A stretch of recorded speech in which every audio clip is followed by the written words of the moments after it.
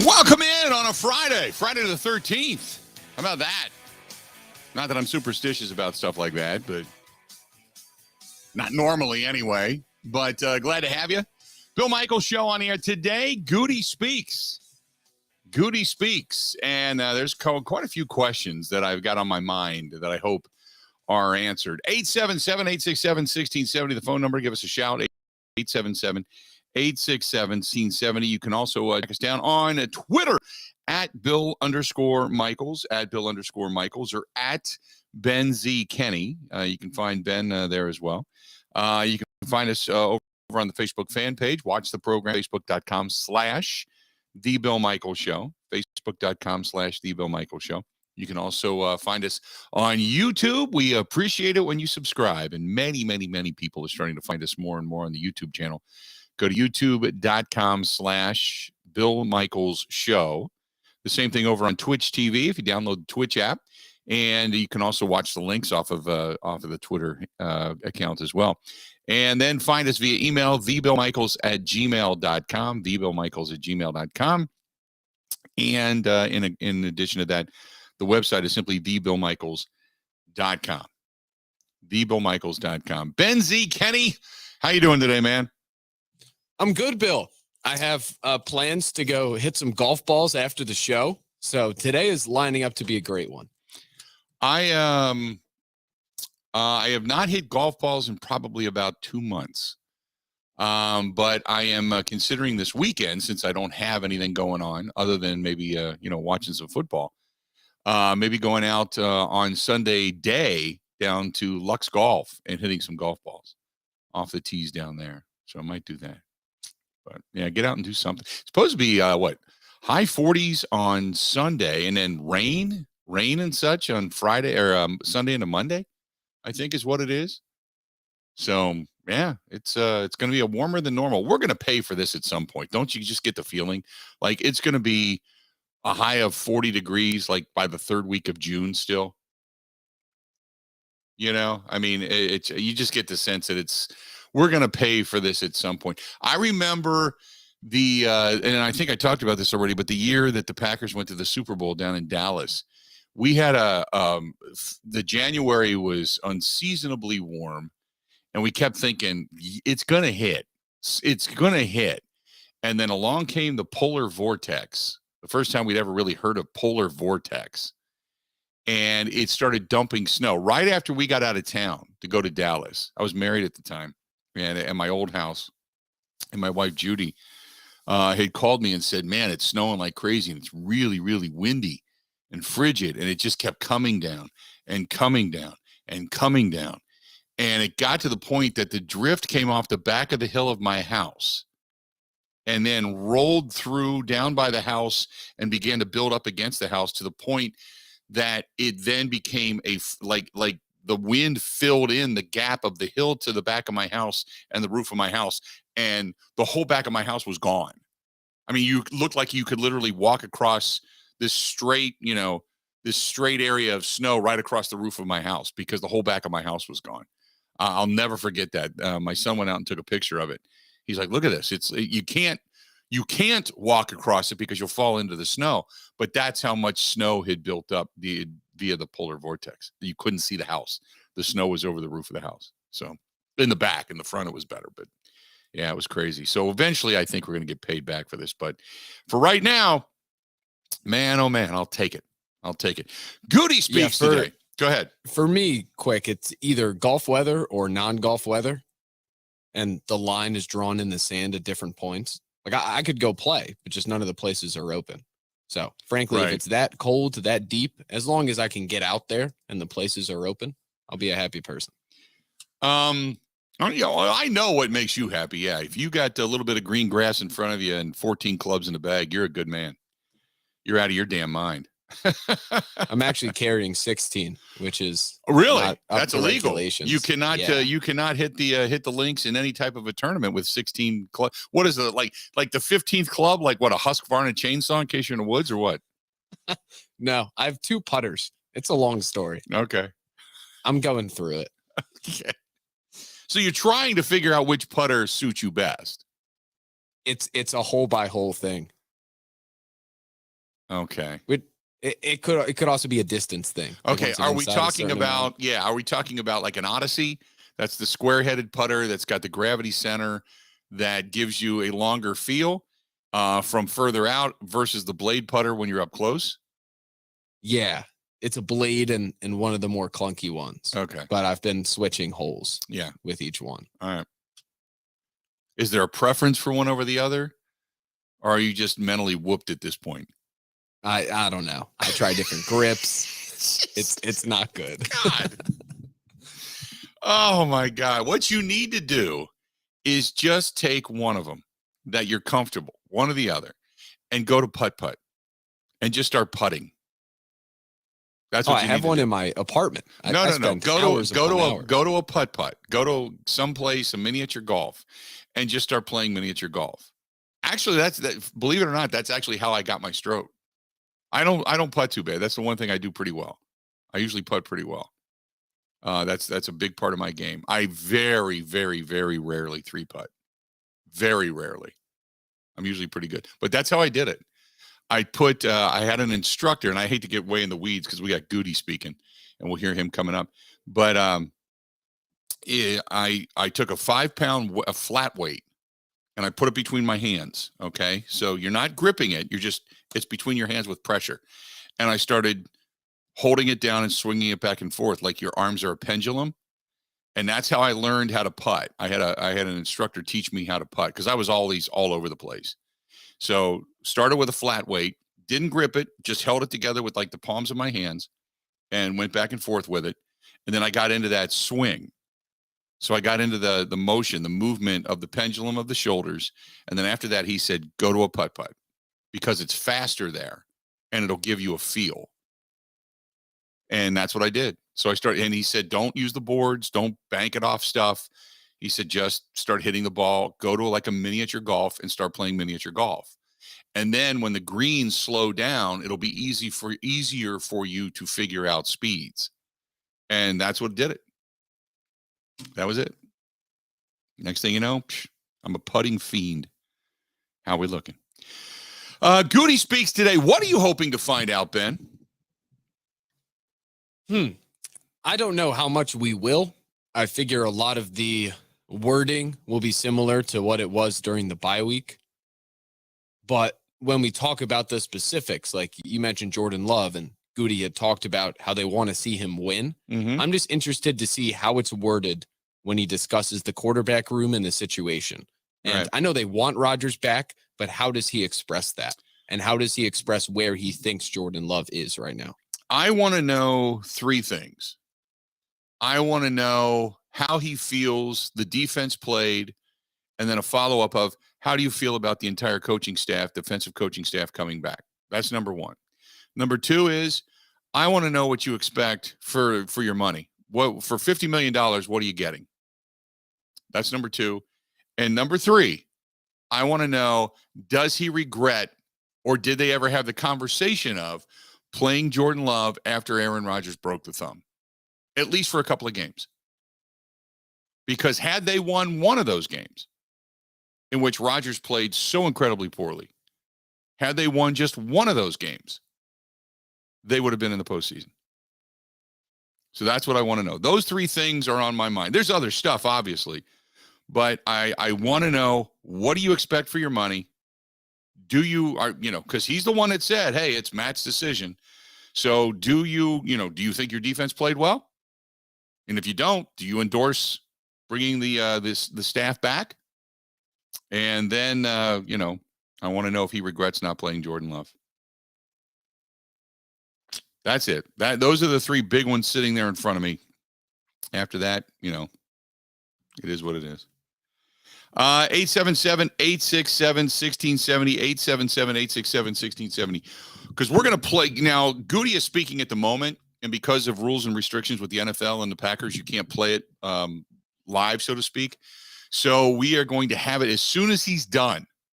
As soon as he's done, we're going to play it back for you. So, but if there's questions you want answered, because I've been texting Mike Clemens, because Mike's in this presser. I've been texting Mike Clemens saying, hey, can you ask this or can you ask that? So I hope Mike is able to get something in to that extent. But if you got a question, let us know, because we do have operatives on the ground in Green Bay. Our guy Mike Clemens. But what are you hoping to hear? What are you hoping to hear out of Brian Gutekunst today as he addresses the media? So that's the big one of the day today.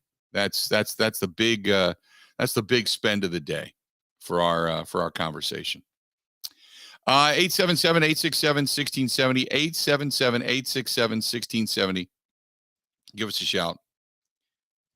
No problem. If you got something, well, I mean, I don't think he's saying, Joe Barry, you're fired, but I want to know what he feels regarding Joe Barry.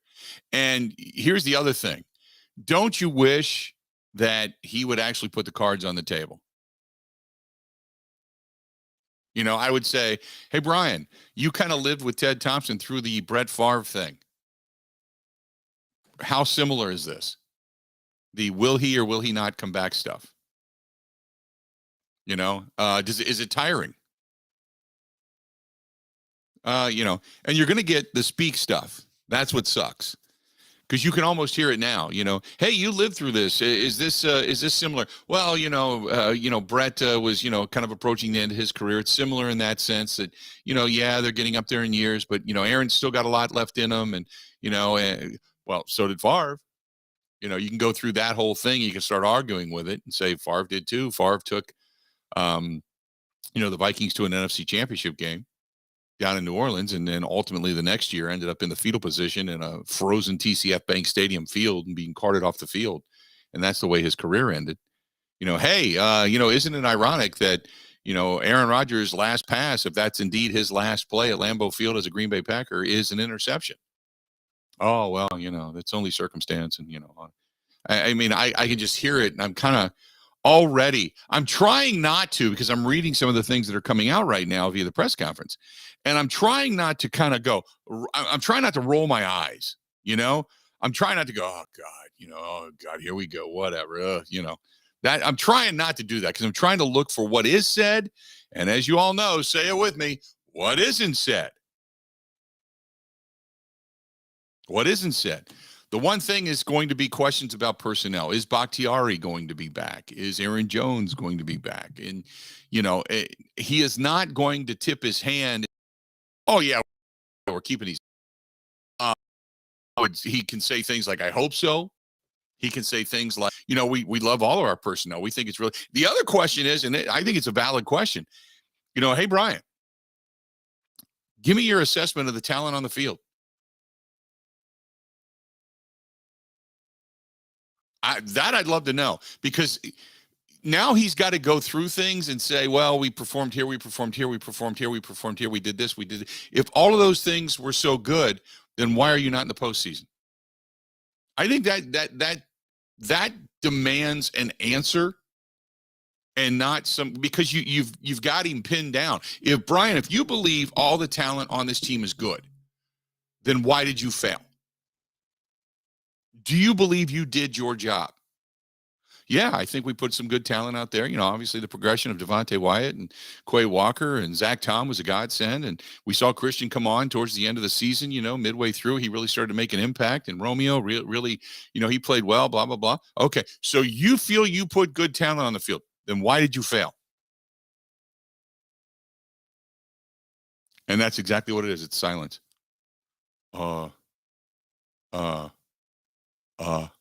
And how can you then endorse the return of a guy that runs the defense soft, and on third and your season runs a soft zone? Please continue. And you're not going to get an answer. It's not going to happen. It's not going to happen. 877-867-1670. Don't forget, coming up next Wednesday night, we're going to be at Root River. We're going to be down in Franklin, Wisconsin, Root River Center, down at the bowling alley down there, hanging out. So come on by. We're going to be there on next Wednesday night, 6 to 8. It's the Bill Michaels Huddle.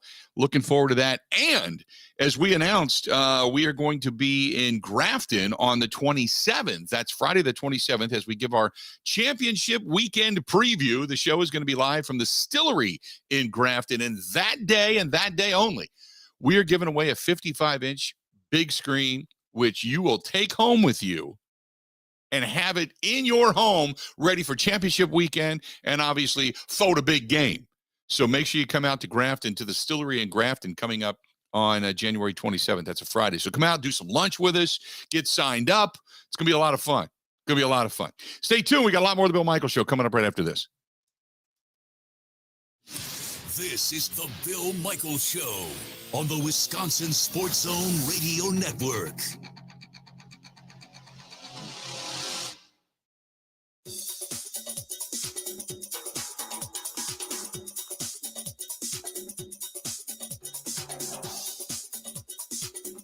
Bill Michaels will resume in 3 minutes.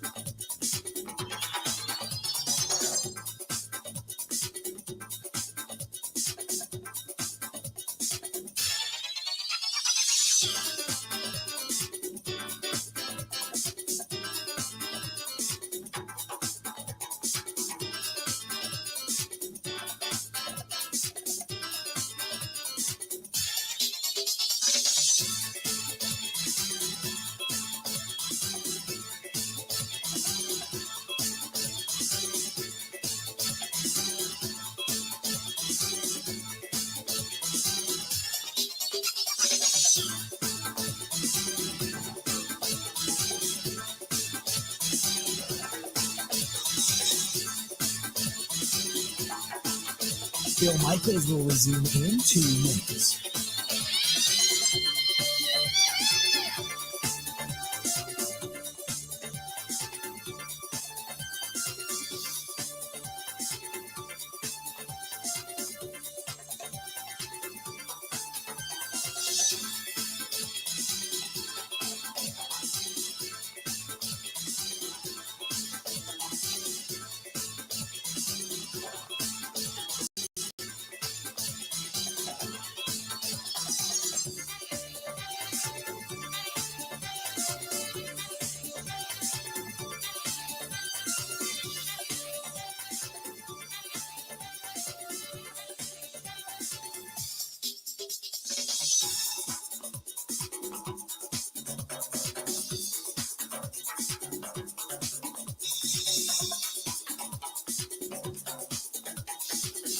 Bill Michaels will resume in 1 minute.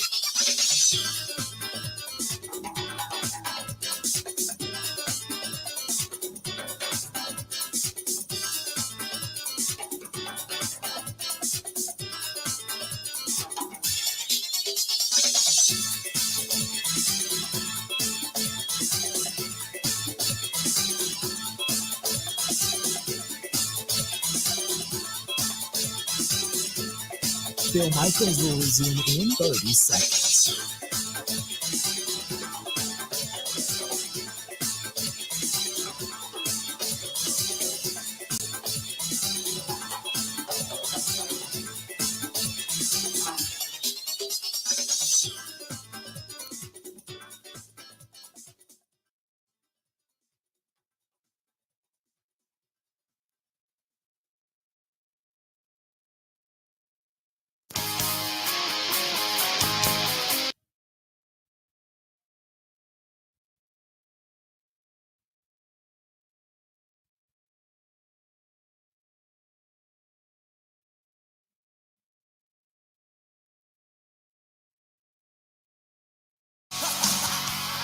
Welcome back to the program. Hey, our friends at Pella Windows and Doors of Wisconsin, reminding you that you can get interest-free.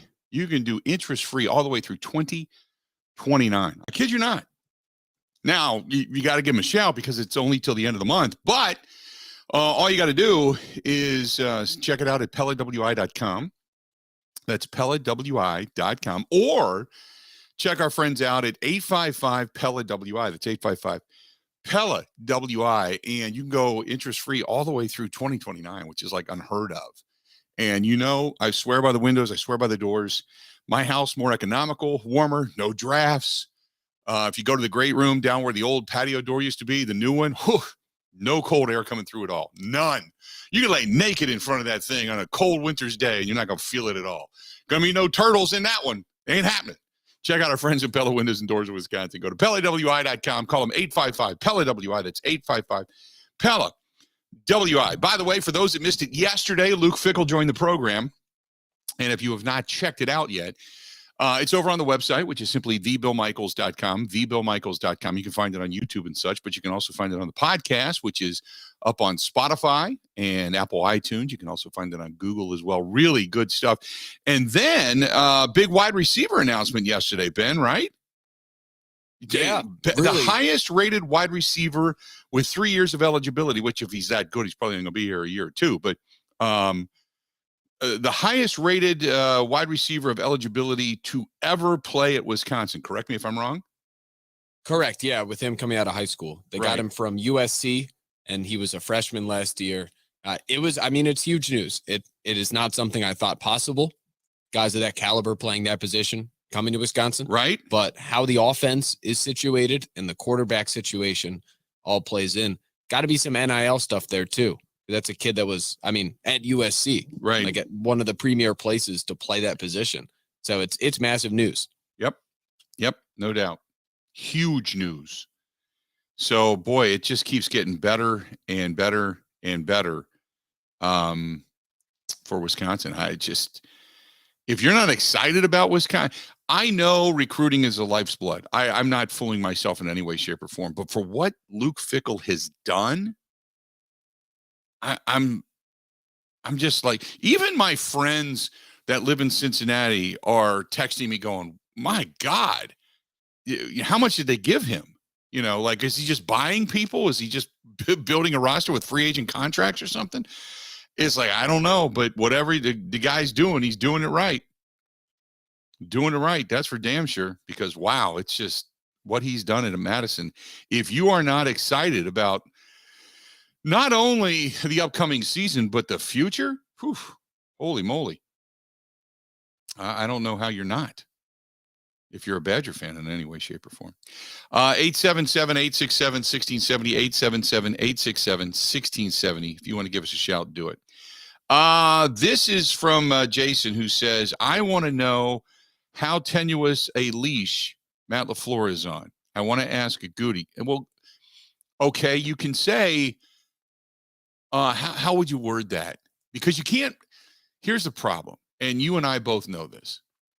You can't just go, Gutey, is this it for Matt LaFleur? Like, he's going to look at you and go, yeah, this is it. We're tired of this crap, whatever. I think what you're going to get is you got to say, this year obviously didn't work out. So if it's the same next year, running it back with a lot of the same coaching staff and personnel, and you believe that you did a pretty good job in putting the pieces together, is Matt LaFleur's job, is he, quote, kind of on the hot seat going into the season next year? And then you're going to get, no, of course not. We never look at a season as, a coach is on a hot seat or not on a hot seat. Coaches are always under pressure to win, and that's what we're all about here. And we're always striving to win championships, and we have our fans' interests, front of mind, and we try to do anything and everything we can to put the best team on the field and the best quality around them and the best support system. So, we're always looking to get better, but we're doing that collectively and as a group, and we're always, going to try to do anything and everything we can to bring the Lombardi Trophy back home. That's the answer you're going to get. So, in other words, we're always looking to get better, and the championship is it. So, in other words, it's what he's not saying, and what he's not saying is, yeah, if you're not winning championships, you're failing, right? If you're not doing things impressively, you're failing. It's that simple. 877-867-1670. Fire up the phone lines. If you got a question, maybe I can shoot it up to Mike Clemens, as they are now in the midst of the Goodykins press conference. You're going to hear it all when we get done here in just a little bit. By the way, he said, Gutey did indicate, he said, we like Jordan, but Rodgers gives us the best chance to win. That he did say. Just an FYI. That he did say. Interesting, because I've been saying that, but You know, he's kind of, and again, he's not going to come out and go, we really like Jordan. It's probably Jordan's time. He's not going to say that. You get still Aaron Rodgers and $50 million, $60 million sitting on the table. What's he want to do? But I would love to say, when are you going to expect Aaron Rodgers to give you a true decision? Because you're either in or you're not. It's that simple. I understand you need a little time to kind of get away, but I'll say this, Tom Brady's not doing this. Tom Brady retired. And then, so wait a minute. Nope, I'm coming back. He's emphatic. Nobody goes through the Brady will he or will he not waffle. Nobody does that. Brady's pretty emphatic. This whole thing about we've had two quarterbacks who every year now, for the last 3 with Rodgers and for 5 or 6 or 7 with Favre, well, I don't know, make a decision. I'll let you know. I don't know, and then, Brady's back. I want to win. I want a championship. I want another one. I'm not going out this way. I want to win. And then comes back and then does it. Puts his body through the rigors, and he's ready to go. Now, he didn't have a great year this year, admittedly. 45 years old. I understand that. But we don't talk about Brady, and we don't have Brady fatigue like we do with Favre and Rodgers fatigue. Correct me if I'm wrong. That's part of the difference. Now, Rodgers said, well, Tom's all about football. He's all football. That's all he talks about, all he eats and breathes. I have other interests. Well, maybe that's the reason you only have one ring. Quite honestly. There you go. Great ones are great, and others try to be. Maybe that's it. Maybe it's as simple as that. 877-867-1670. What else do we have here for you? Keno says, if Matt LaFleur does not come up with a better short yardage offense, I say either he goes or they need to hire a new offensive coordinator. Whatever happened to the idea of 1 or 2 lead blockers on a run play, and why in the hell does the head coach choose to run the ball right up the middle when he does a run play in a short yardage situation? Why not run off tackle or outside? Well, I don't want to get into that, Keno, but remember they ran 4 end arounds. And they tried a 4th and 2 with another end around to Allen Lazard. So they did try to run around the outside. That failed miserably. To me, and Keno, I'll go back to your question. To me, if you have any kind of a run game and you got a decent offensive line, you look them in the eye and you say, guys, we need a yard. Go get it. It's that simple. Now, you don't have to run right over the A gap. I get that. But why are you doing it out of shotgun with a stutter step instead of a downhill run from your running back? And said, yeah, shotgun. Shotgun's fashionable in certain scenarios. And I can't wait for this weekend in 3rd and short and 4th and short. 3rd and short, we'll see. 3rd downs, we'll see. But if you've got a legit run game,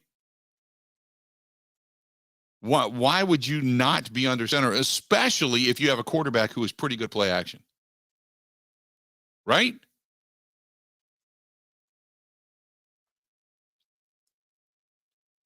There you go. Brad says Brady does quarterback sneaks as well. Rare to the quarterback sneak for Rodgers. He did it in the Detroit game, though. Weren't you surprised? At the end of the game, they needed it. You had to keep the drive going. And Rodgers did it. He's only done 1, 2 quarterback sneaks this year, but it is what it is. 877-867-1670. First out of the chute, Dan, listening to us in Green Bay. Dan, how you doing today, man? What's going on? Oh, pretty good. Good morning. How are you? I'm assuming you're awesome. I'm doing okay today.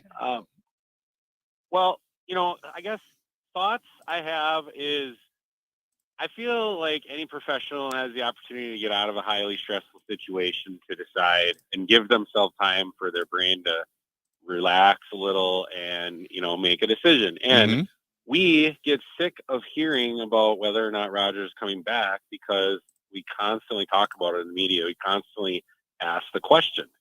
And I just think if we would chill a little and give a guy a little time, we wouldn't have to have him put us off, because that's all he's doing. He's just putting us off. Right.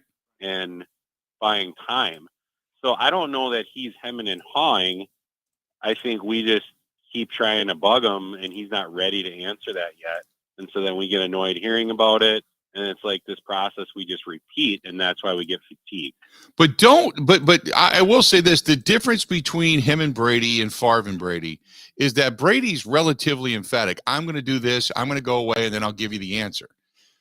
Rodgers will give you veiled answers that don't mean anything, that will lead you in two different directions for speculation. Yeah, I don't think I'd argue that. Yeah, I mean, I'll agree. Yeah, but I still give him the respect to. Absolutely. It's his prerogative.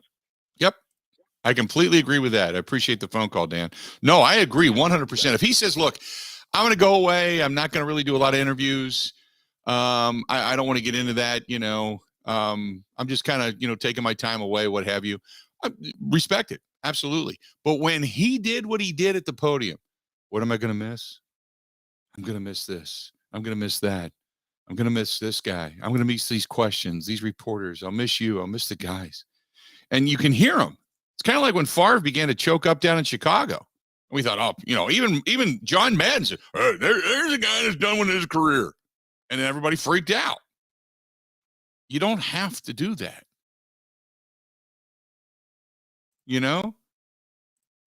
can always say, look, if I'm gone, I'd miss, a lot. I miss you guys asking me questions. I miss the guys in the locker room, but I haven't made that decision. I want to take some time off. You can be more emphatic about it, but when you drag everybody into that cul-de-sac of wonderment because you're so much smarter than they are, and you're going to give this tapestry of words that is just going to leave people saying, what did he say? What did he mean? What does this mean? What does that mean? I think this is, the beautiful mystery stuff. Yeah. That's when people go, oh, come on. Come on. That's the reason Andrew Whitworth on the Rich Eisen show said, I really don't care. I'm so sick of it. I really don't care. I'm really done. It doesn't matter to me anymore. Talk to you later. Stay tuned. We got a lot more of the Bill Michaels Show. It's all coming up right after this. This is the Bill Michaels Show on the Wisconsin Sports Zone Radio Network.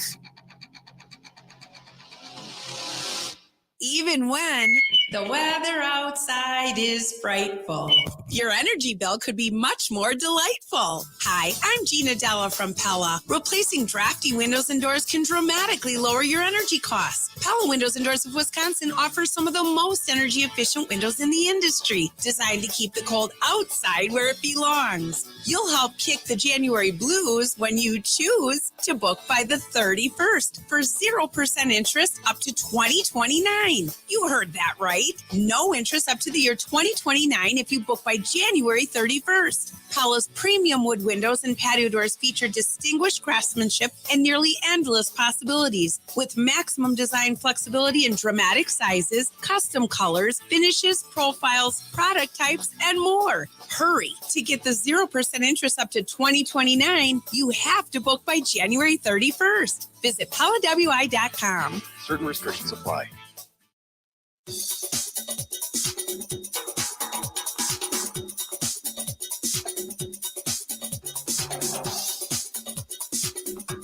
Bill Michaels will resume in 5 minutes.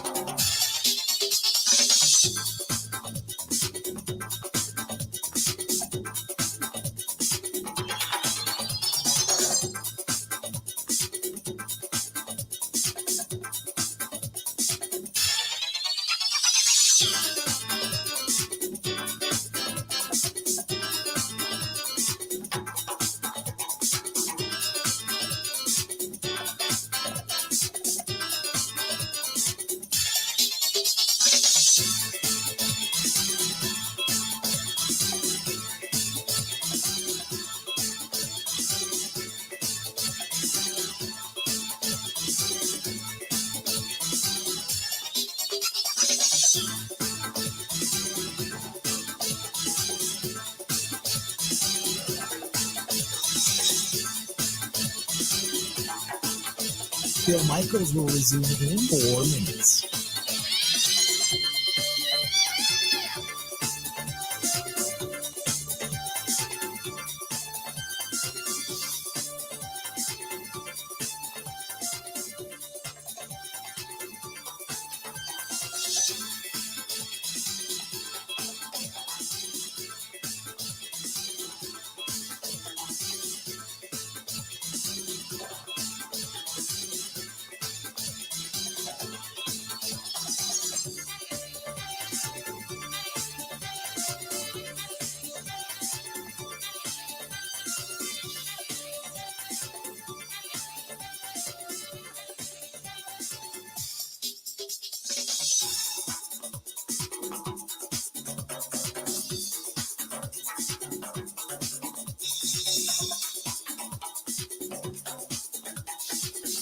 Bill Michaels will resume in 3 minutes.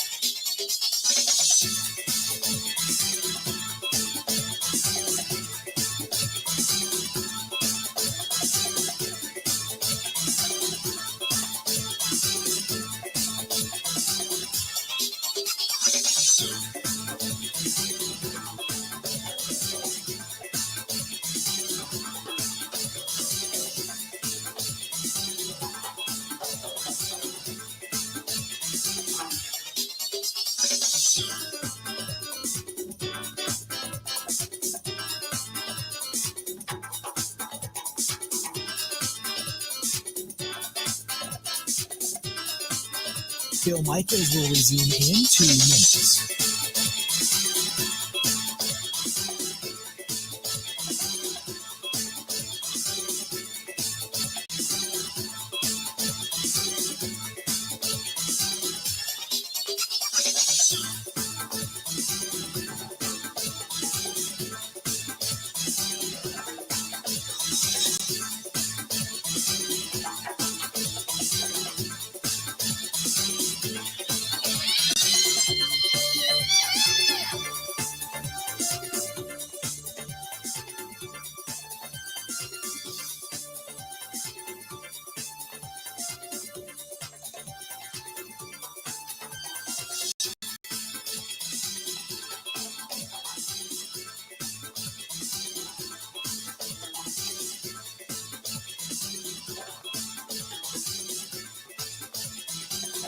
Bill Michaels will resume in 1 minute.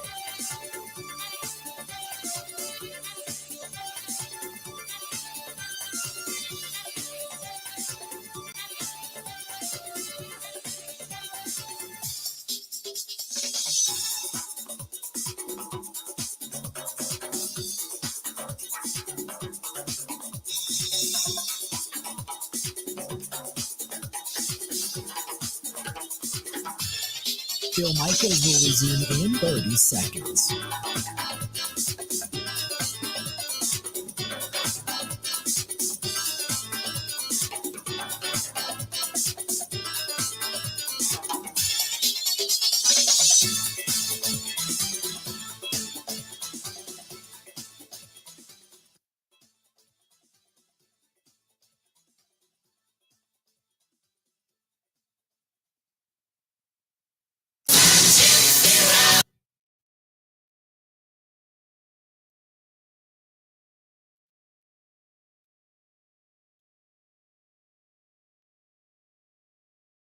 Good to have you back.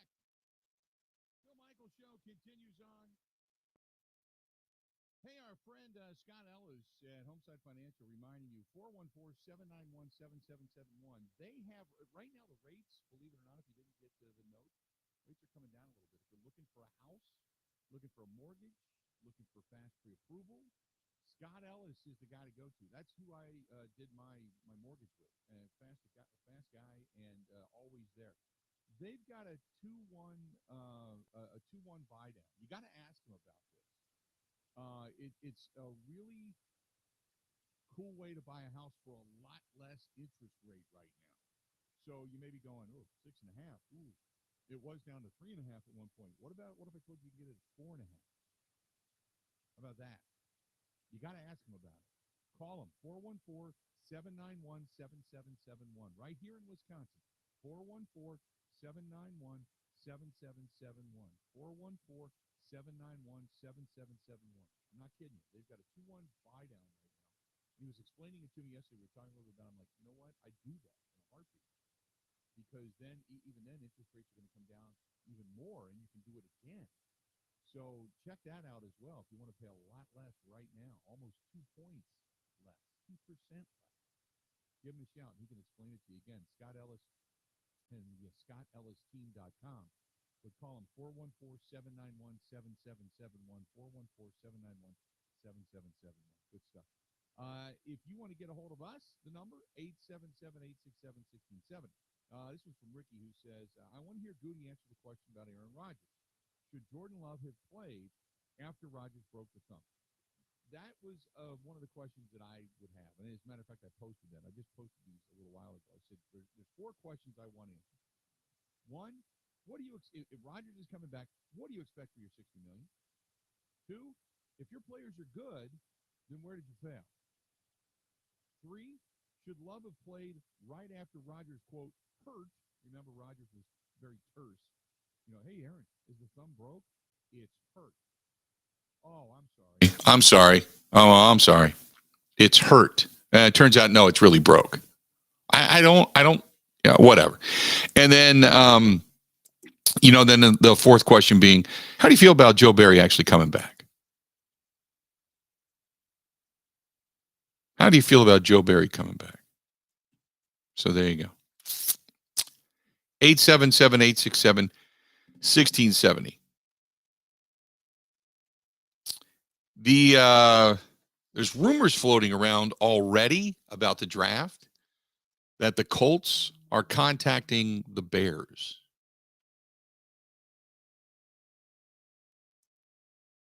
That the Colts are contacting the Bears.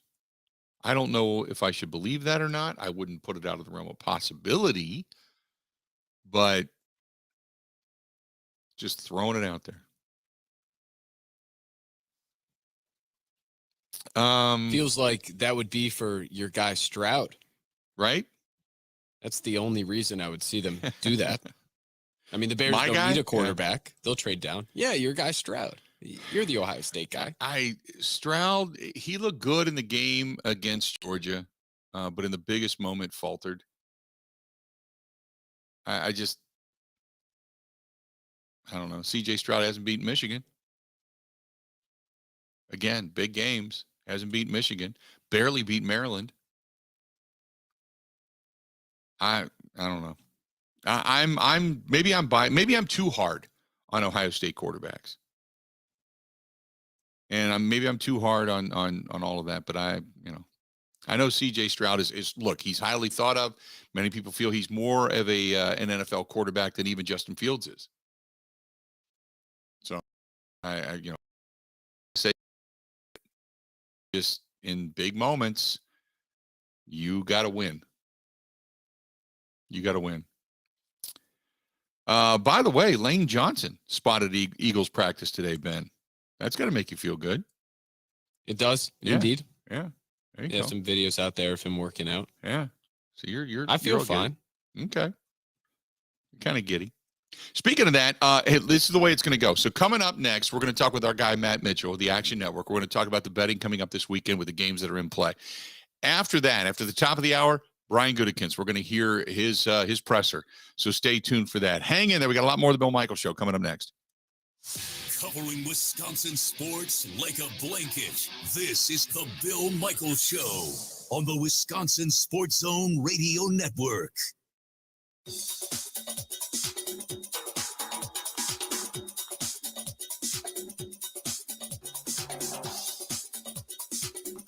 Bill Michaels will resume in 3 minutes.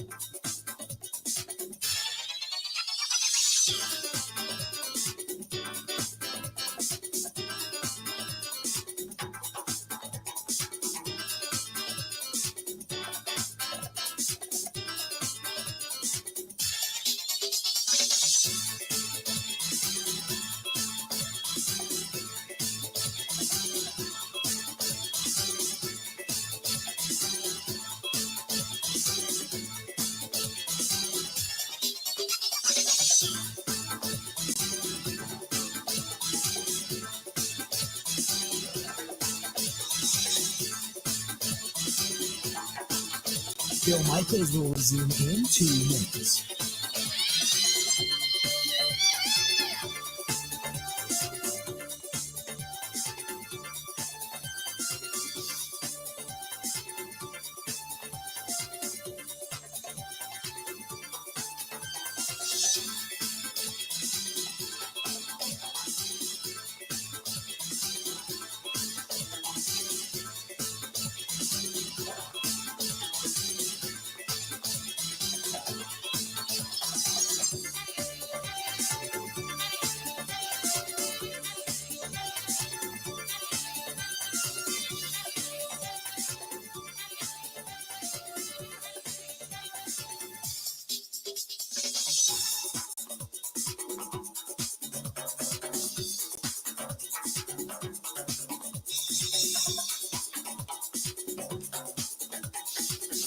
Bill Michaels will resume in 1 minute.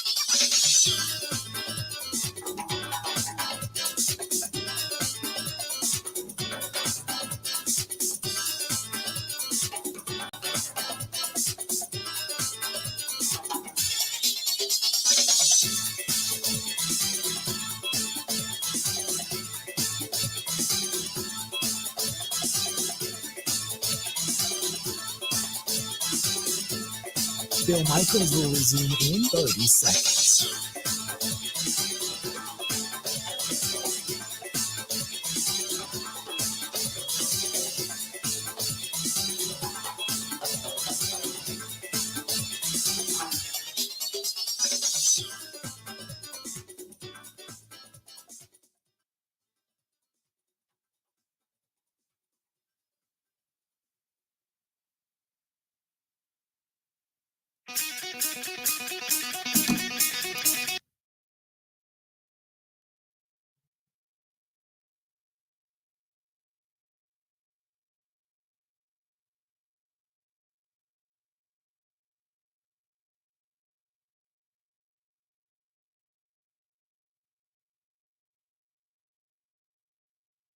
Hey, don't forget, head to Washington County. They have the Greater Midwest RV Show going on, and that's where you can see our friends from Kunis, Kunes, Kunis RV, the home of the big unit cruiser. And we're going to be out and about again this year. Can't wait. Looking forward to a new model, new year. Oh, wonder what they're going to put us in this year. Kind of excited about it, quite honestly. Go to Kunis, Kunes, KunisRV.com. That is KunisRV.com, Wisconsin's fastest growing RV dealer. That is KunisRV.com, and check them out at the Washington County Fairgrounds right now is where you can find them. They're hanging out there. Bring in our guy, Matt Mitchell, the Action Network. You can find his stuff over on Twitter at Old Boy Uncle Mitch.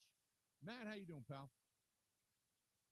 Playoff time, Bill. I'm in high spirits. Yeah, I was going to say it's, well, not only is it playoff time, but your Bills are in the playoffs as well. So you got a noon kickoff on Sunday that you're giddy about, but no Tua, and the line for the Bills keeps going up. Now it's 13.5 is my understanding. Correct me if I'm wrong. That's right, Bill. Here's the deal. So my neighbors, I'm from Buffalo, but I live in Milwaukee. I tell every one of my neighbors, every family, if the Bills win a playoff game, I will drop off a pint of your choice of flavor, Ben and Jerry's, at your door after the game is over. Get the whole block, which is mostly Packer fans, Right. kind of get them to support the Bills. I am so confident at halftime of that game, I got to get on a plane and go to New York. I am going to be dropping off Ben and Jerry's before the game kicks off at every one of those houses. That's how confident I am in a Bills victory. Do they cover the 13.5 points, though? If Skylar Thompson is under center for the Dolphins, they are going to get absolutely horsewhipped, and I'll tell you why. Buffalo, Miami should be in freezing temperatures at kickoff. When temperatures are below freezing, Josh Allen is 8-3-3 against the spread, 12-2 straight up. They've won 10 straight in those same conditions. Dolphins have lost 10 straight dating back to 2011.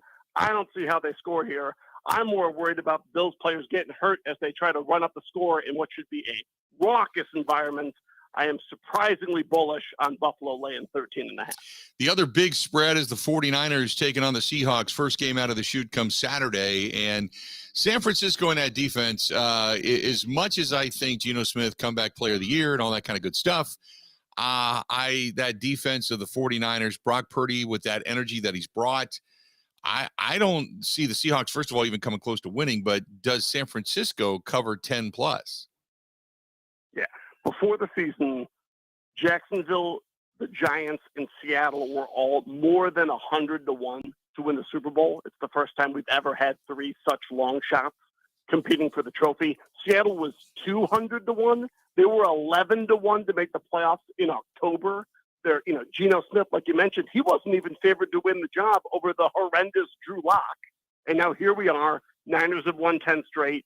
And in the last 20 years, 15 teams have entered the playoffs, winners of 10 or more straight.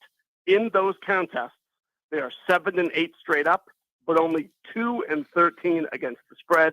The sharp money says Seattle catching 9.5 in what will likely be heavy rains in San Francisco against a late-round rookie QB, regardless of how well he's playing. That's the side you take. It's a lot of points. I cannot blame you if you don't want to bet your hard-earned money on this dreadful Seahawks defense against the steamrolling San Francisco team. But with my money, I'm going to take the 9.5.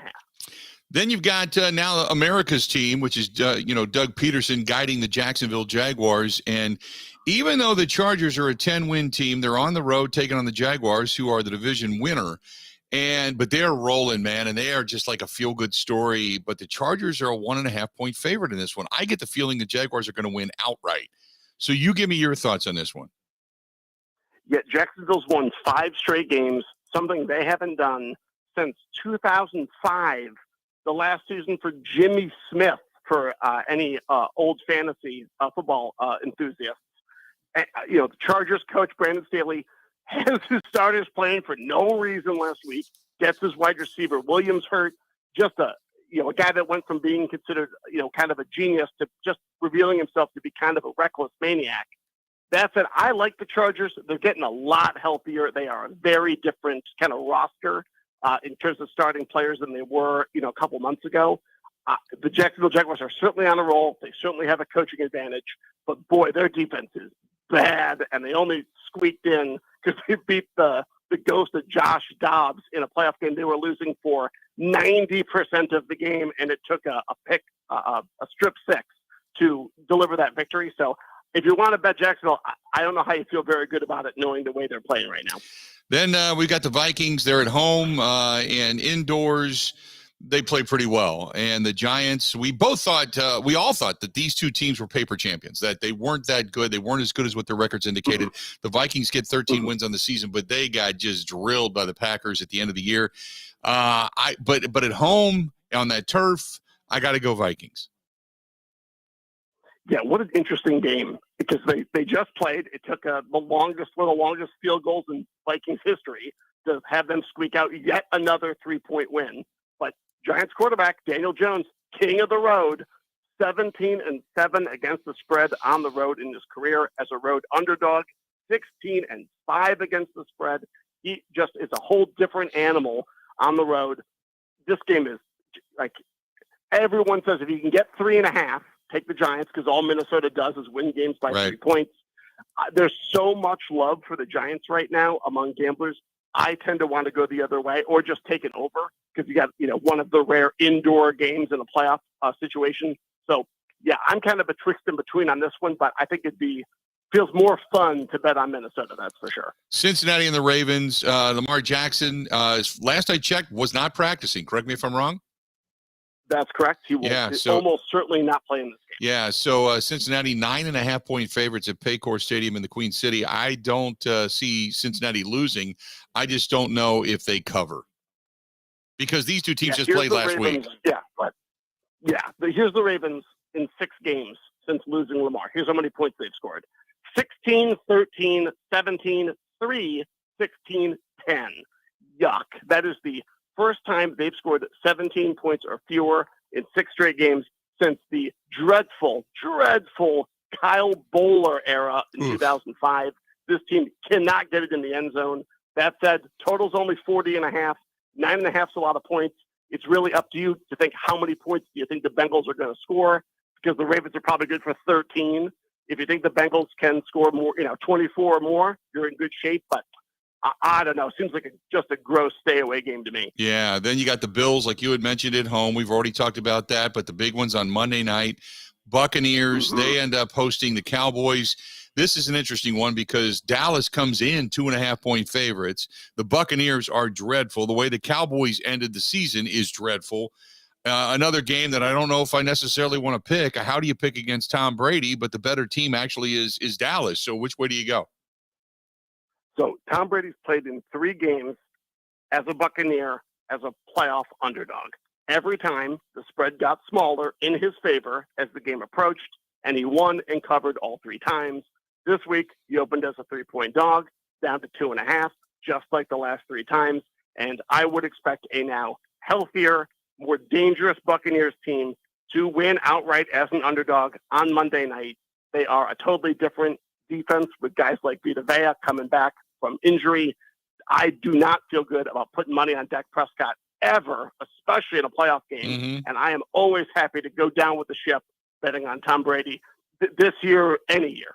Yep. I picked the Cowboys because they're the better team, but because I can't unsee what the Buccaneers did pretty much all season long. It's been ugly, but part of me is rooting for Tom Brady and the Buccaneers because I just want to see the Cowboys go down. Just anti-Cowboy sentiment there. So good stuff, man. Anything, any prop bet that you would take? Any prop bet you would take at this point?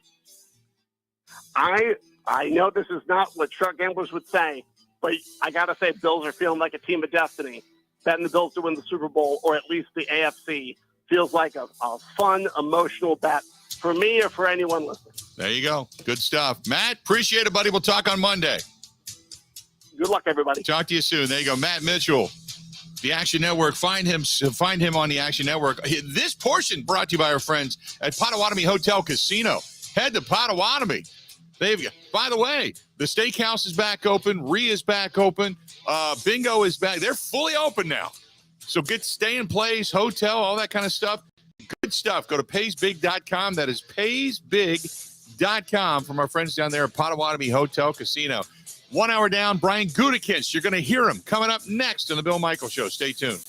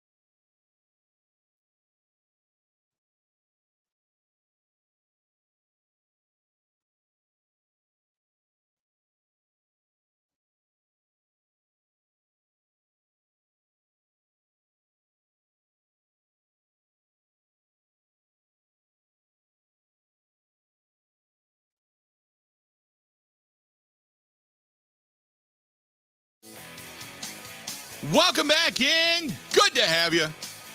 Bill Michaels Show. Hour number 2 on this Friday, in which you are about to hear. We're going to split it up, but you're going to about to hear Brian Gutekunst. So I want you to sit back, relax. The general manager of the Green Bay Packers addresses all of the questions from the media, and a lot to kind of nosh on here. Okay, a lot to think about. Take a listen. Brian Gutekunst answering all the questions that maybe you have coming from the media today. Here it is. Right, it's seen the last 2 off seasons. If Aaron wants to come back, he'll be here. He said multiple times this year that he doesn't think it'll be just his decision. Do you guys want him as your quarterback next year? Yeah, like I said in the bye week, I think I want all these guys back. That's part of that. He's certainly going to take some time. I think that's fair. And as we work through this, I think as he takes his time, kind of makes his decision just on his playing career in general, then we'll get together and move forward that way. Brian, he just had his least productive season of his career. He had 3 different injuries. He turns 40 next year. Why would you want him back? What do you see that makes you feel that way? Well, certainly this year was, I think he was dealing with some moving pieces, some injuries and things like that. It wasn't a great year offensively for us as a whole. But I mean, you guys saw as well, he still can play at a very high level. I really like the way he led us. So, again, I think as we move forward over the next month or so, we'll, start putting these things together and see how that transpires. To clarify, you think it is his decision in terms of coming back if he wants to be back? We made a really big commitment to him, last offseason, so I think as we did that, it wasn't certainly for just this year. So we'll, like I said, he's going to take his time and the communication will be, pretty constant as we move forward. Brian, going into the next season, who gives you a better chance to win, him or Jordan? Well, I mean, you're talking about a 4-time MVP, right? So we are very excited about Jordan and where he's at. There's no doubt about that.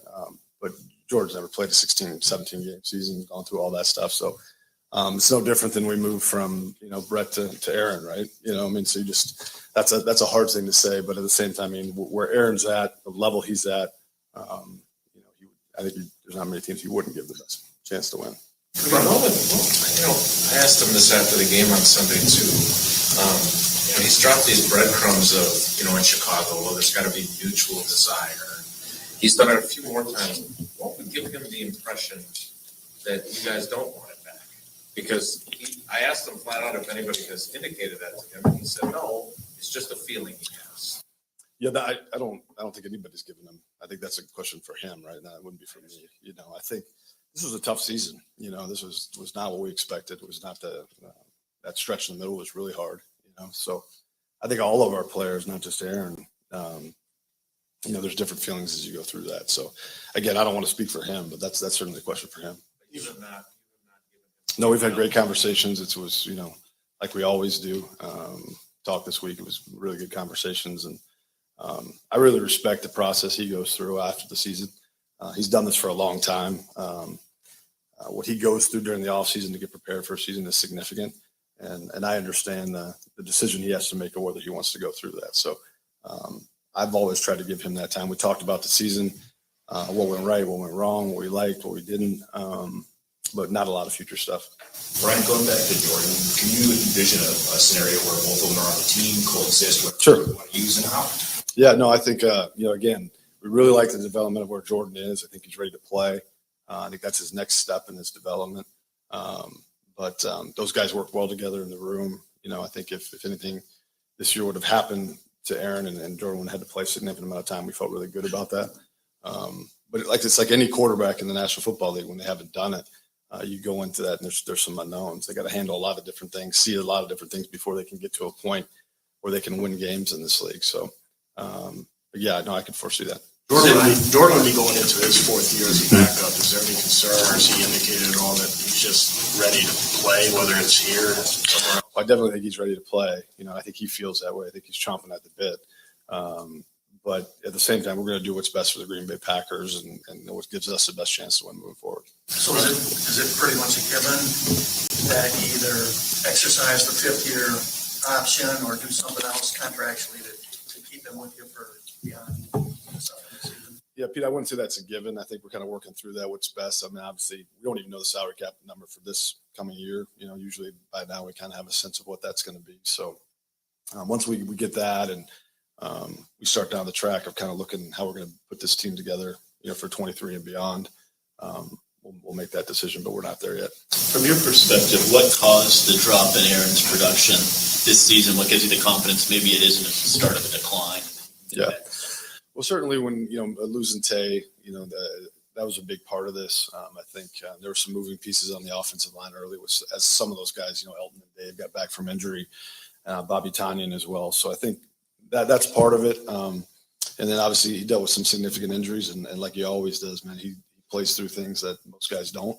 And, but at the same time, I think our offense as a whole just was inconsistent, week in to week out. There were some flashes, there were some glimpses in games where I thought we were getting back to the productivity level that we've seen in the past, but we weren't able to string those things together.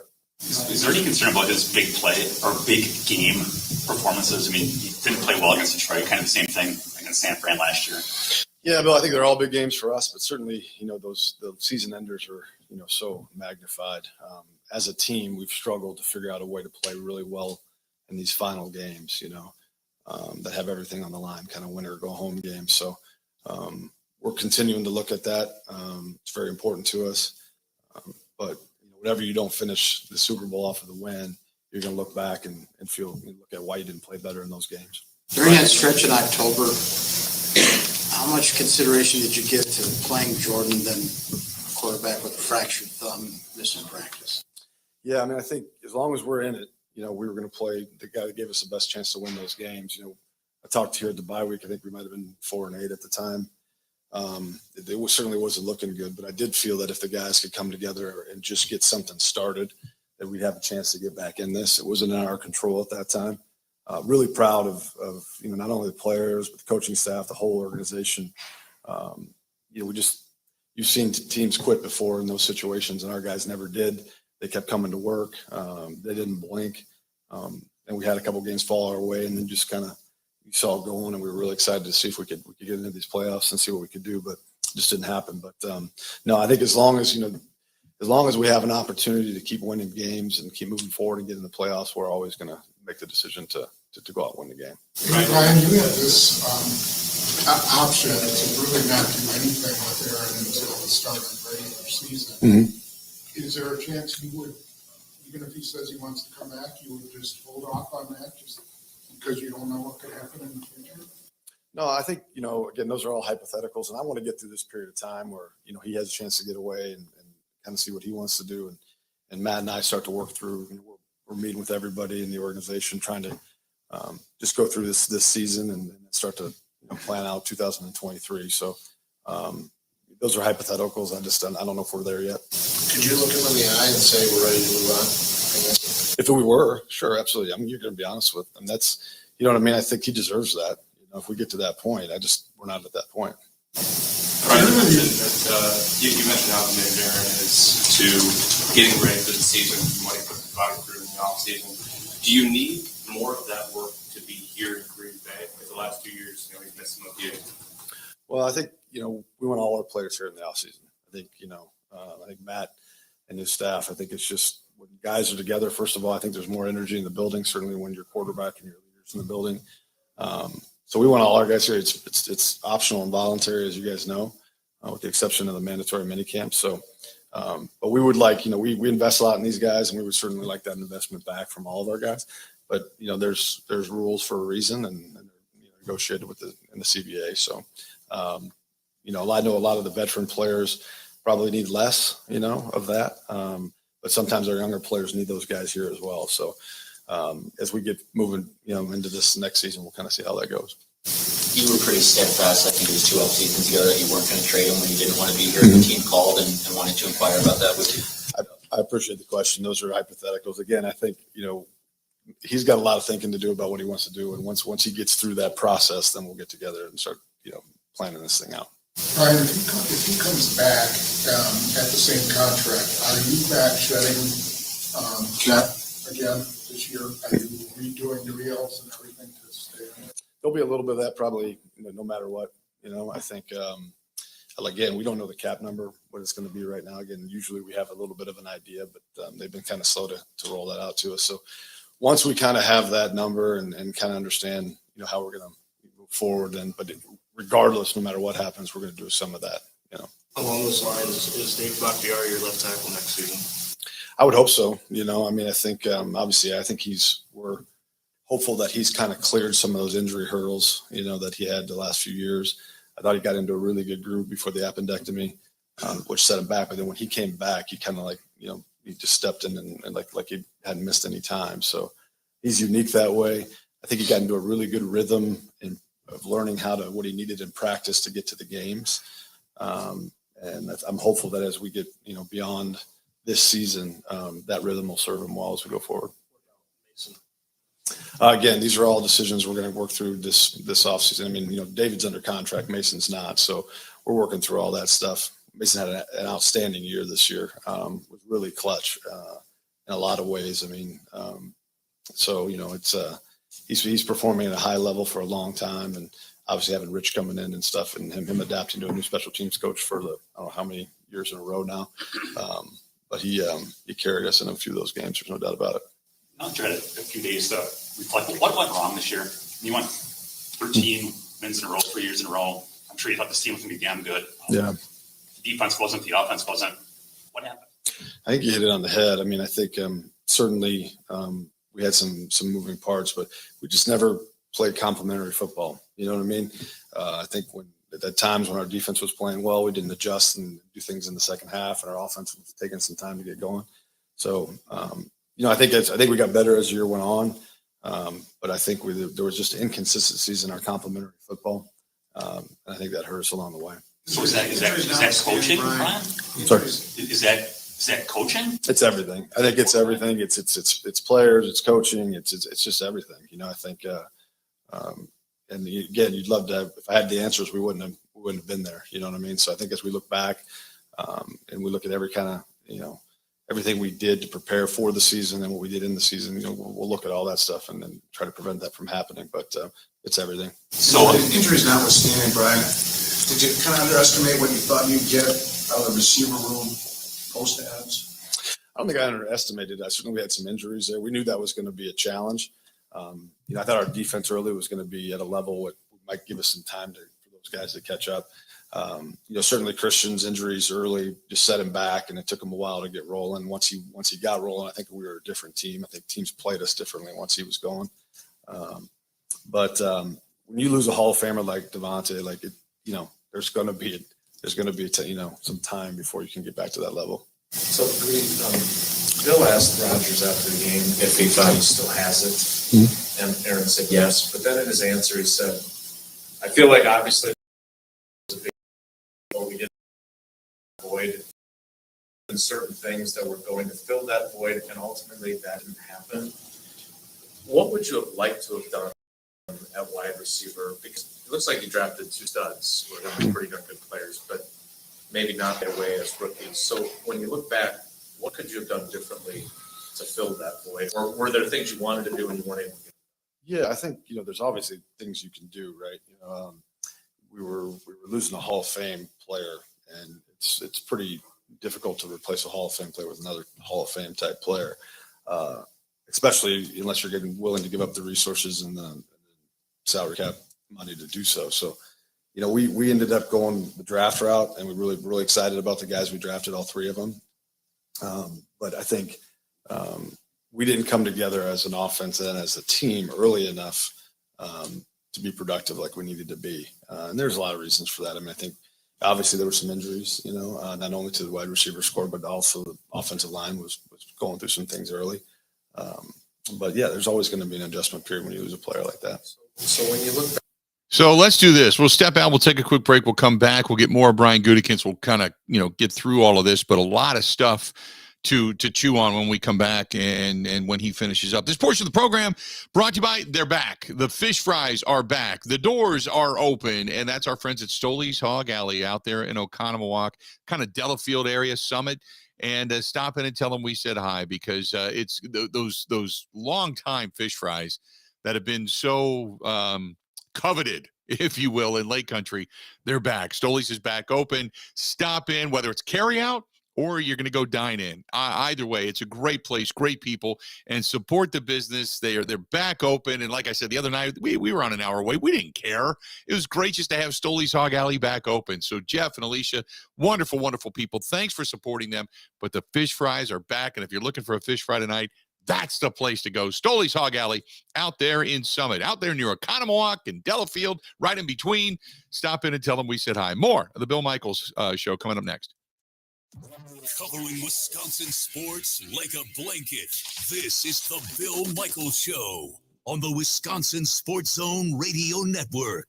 Even when the weather outside is frightful, your energy bill could be much more delightful. Hi, I'm Gina Della from Pella. Replacing drafty windows and doors can dramatically lower your energy costs. Pella Windows and Doors of Wisconsin offers some of the most energy efficient windows in the industry, designed to keep the cold outside where it belongs. You'll help kick the January blues when you choose to book by the 31st for 0% interest up to 2029. You heard that right. No interest up to the year 2029 if you book by January 31st. Pella's premium wood windows and patio doors feature distinguished craftsmanship and nearly endless possibilities, with maximum design flexibility in dramatic sizes, custom colors, finishes, profiles, product types, and more. Hurry! To get the 0% interest up to 2029, you have to book by January 31st. Visit PellaWI.com. Certain restrictions apply.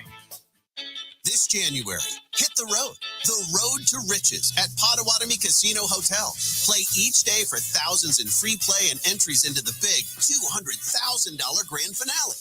The more you play, the closer you get to big money. So hit the road, Jack, or Jill, or whatever your name might be. The road to riches, only at Potawatomi. For more details, visit paysbig.com/road-to-riches. Must be 21 years old to play.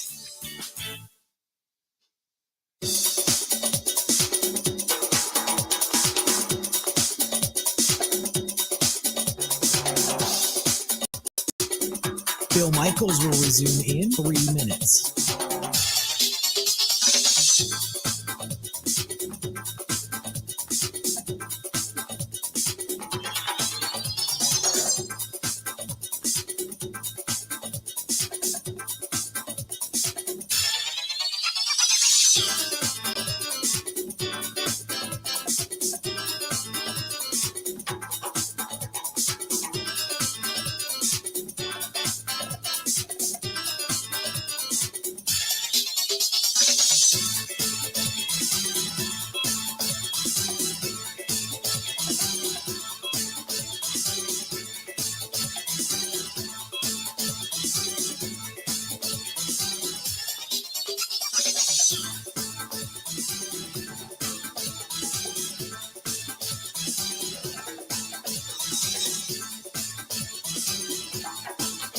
Bill Michaels will resume in 2 minutes.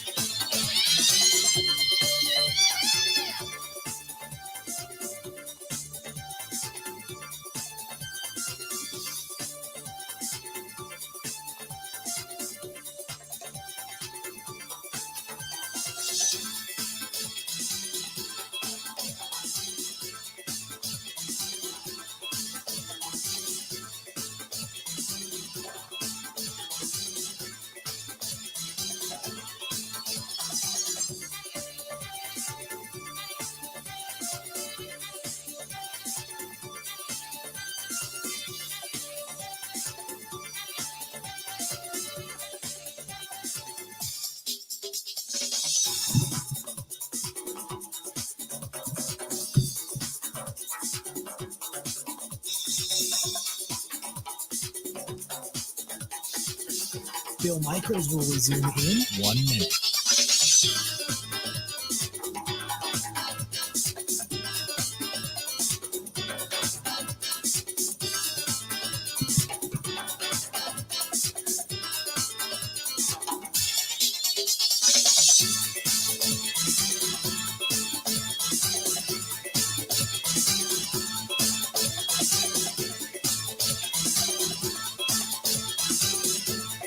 Bill Michaels will resume in 30 seconds.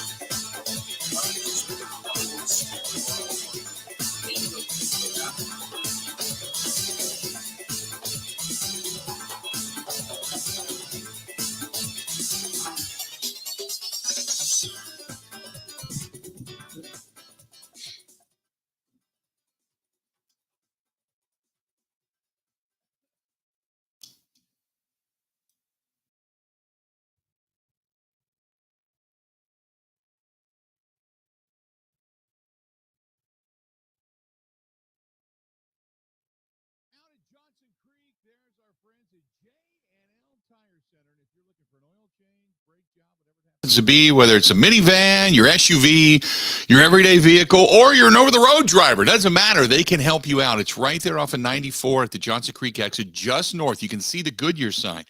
And they deal in tires of all types, but they are a Goodyear dealer, if that's what you prefer. But if you want to go in for some really good service work or just maintenance work or whatever it happens to be, or like I mentioned, you're an over-the-road driver, say the brakes aren't working right, the air brakes aren't working, or you need tires, you need something on the cab fixed, you need something on the trailer fixed, they can help you out. That is our friends at JNL Tire. Go to jnltire.com. Lyle and his staff and his son, Chad, happy to help you. Family-owned business, has been for a long time. And they do, the best part about it is they do so much for the community, for the high schools, for the kids as well. So they also give back. So give to somebody who gives back and does incredibly good work. Good stuff. That's our friends at J&L Tire. All right, let's get back to it. Listening to Brian Gutekunst, General Manager of your Green Bay Packers, talking at the podium. And I'm not talking about on March 17th when you made the trade, right? Because I understand where things were there. But, you know, he didn't hold out before the 2021 season. There was the discussion of the DeAndre Hopkins money and stuff. If you had a do-over, would you have handled that going all the way back there differently with him? Because you've called him a Hall of Fame player multiple times. You used the word losing him, but you did trade him. How do you kind of view if you could have done things differently in Montreal? No, I don't think. Yeah, no. I mean, the way we approached that before the 21 season was, I mean, you know, I was surprised that was a decision on his part. But no, I wouldn't do anything differently. Back to my questioning from a minute ago about what went wrong. So what gives you confidence that you're going to have largely the same group of players? You're going to have maybe the entirely same coaching staff, that a group that couldn't find any answers for 6 months is going to find them in 2023. You know, I believe in our group. I really do. I think every year is new. And, you know, this is a hard league. But I believe in the players. Certainly there's going to be change within our roster. There's no doubt about that. But I believe in kind of the organization, how we do things. I believe in the process. Sometimes things don't go your way and you kind of look at it and you got to be able to tweak things. But I believe in the people in this building, and I'm excited for 2023. You mentioned the defense feeling like it would be strong enough to hold water early in the season. They finished in the bottom half in yards, points. It sounds like Joe Barry's going to be coming back as defensive coordinator. Did you miss some evaluations on players there? 7 first-round picks, a lot of free agents, not to be able to have the expectations. Yeah, I mean, there's always misses and evaluations at times, but this particular year, I don't know if I would say that. You know, I think we had some young players that started coming on late really well that we were counting on, and that's kind of what we expected. You know, I just don't think we came together and played consistent enough football with that group early on. There was, like, if you guys remember back in the beginning of the season, especially some of the first half, we were really, really good. But we just didn't carry that through the game, and we weren't good enough for where our offense was at the time to win the games we needed to win. So, but no, I think, you know, you're always going to have hits and misses in the evaluation part of it, and you're going to look back on that and see, and there's always different reasons for that. But like I said, I think that's a very talented group, but we did not play like a very talented football team at times. Why is that? Why do they not on defense come together and play to the level? It's a variety of things. I think it's never one thing. Some guys didn't play as well as they had in the past. And that could be because of injuries. It could be because of a lot of things going on in their lives. But, we're going to have to do better, and we're going to have to keep working at it if those guys are going to continue to be in their roles. Brian, you're on the hook for a decent chunk of change for Savage. Where do you think you guys should play him? How should you use him next year? Well, I think he's very versatile. I think when we brought him, we kind of in the middle of the season, we sat him down for a little bit, and he came back. We played him a little bit more in the nickel, which I think allowed him to get closer to the ball and make some plays. Certainly saw more urgency out of him, and once he came back, which was good to see, kind of more like he was in his first few years. So he can really do anything. He has so much speed and range to cover in the back end.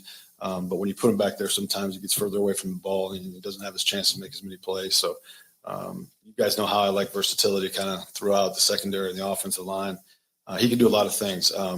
I think, there were some reality checks as he went through this season, and I'm hopeful as we go into next season that we're going to see the best.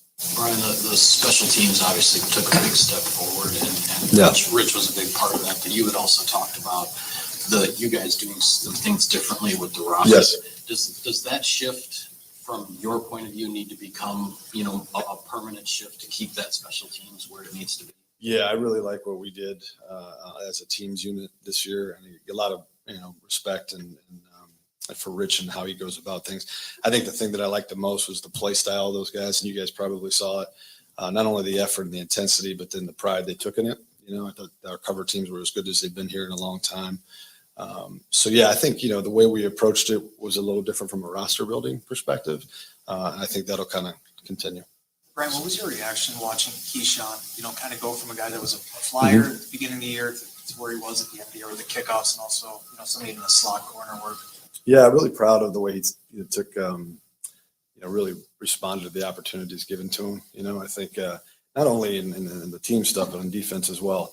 When we kind of identified him in the middle of last season as a guy that, as a nickel corner type player that we knew we were losing Shandon at the end of the year, and we were going to have to kind of fill that spot. We were really excited about him as that, and knew he was a good teams player, good gunner, good cover guy. Obviously, none of us knew what kind of returner was going to come out of that, and that was a pleasant surprise. And again, when the opportunity came, was just really proud of how he attacked it. Brian, you have a franchise record number of legs on your payroll right now. How delicate you got to be in the deliberation about Mason, whether time to go to a younger. Say the first part of that question again. You got a lot of kickers under contract. Oh, right, yeah. Franchise record. Yeah. How delicate you got to be in the deliberation whether to consider moving on to a younger leg. Yeah. Considering Mason's stature. Yeah, I think we're all going to always want a competition whether we bring Mason back or not. So we're always going to have multiple kickers. I think that's the way Rich wants to do things. So not only kickers but punters and snappers. We'll probably see a lot of those guys come through as we go forward. For us, in the personnel department, it's nice to have guys in your own building and take a look at them that way.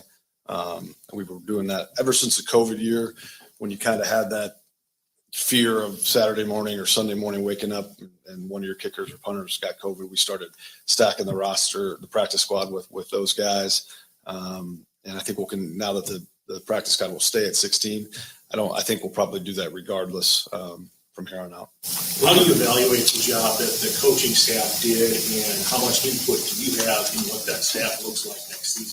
Yeah, as far as the input, I'll take the second part of that question first. That's Matt, and he'll make all those decisions. I will support him in any way that I can. Obviously, we were talking every day about things and the way he chooses things, and research and things like that. When he's putting his staff together, we certainly will help. But I think we got a very good coaching staff.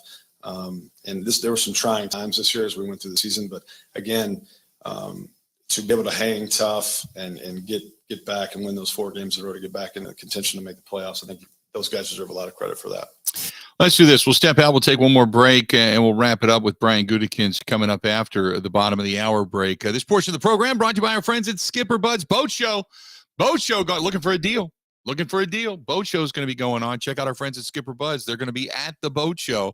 Going in to Skipper Bud's, see Todd. Todd's the general manager of the one in Pewaukee, but they're all going to be down at the boat show in Milwaukee. If you want to get a hold of them and call directly, 262-544-1200, 262-544-1200, or specifically look for them at the boat show, whether it's, pontoons, yachts, cruisers, sport and deck boats, fishing boats, whatever it happens to be, ski boats, Mastercraft, Taiga, whatever it is you're looking for, they've got it. And the best part about it is they have a bunch of trades out there as well. And pontoons keep rolling in. I see them all the time. So check out our friends at Skipper Bud's out in Pewaukee. Give them a call, or they will look for you at the boat show. Brian Gutey, wrapping things up with him coming up next on the Bill Michaels Show. Ready? This is the Bill Michaels Show on the Wisconsin Sports Zone Radio Network.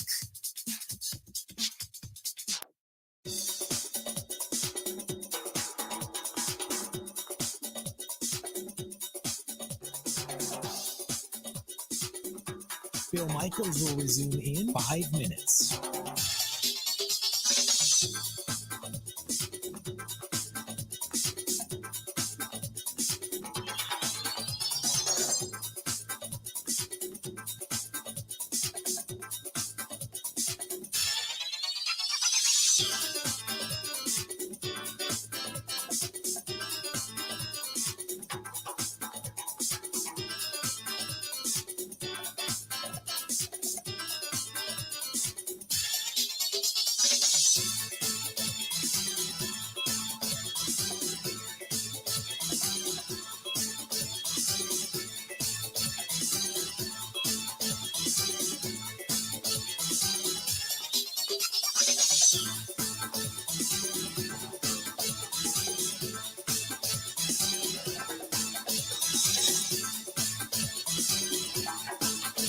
Bill Michaels will resume in 4 minutes.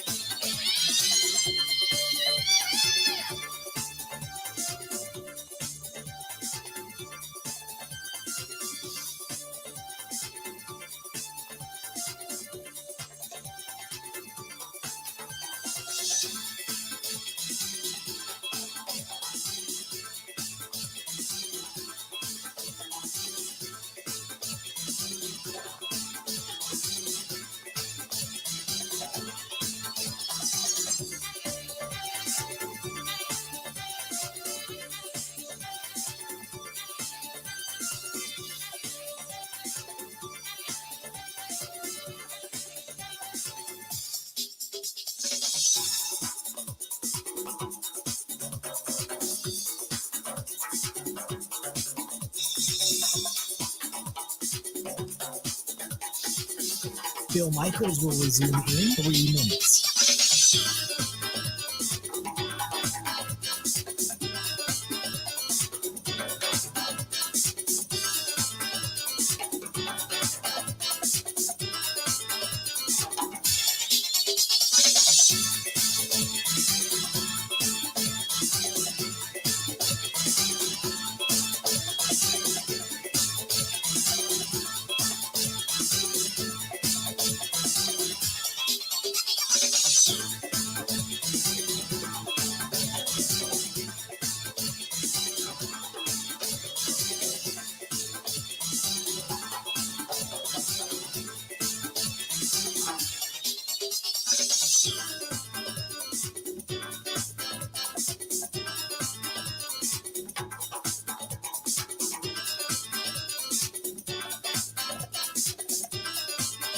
Bill Michaels will resume in 2 minutes.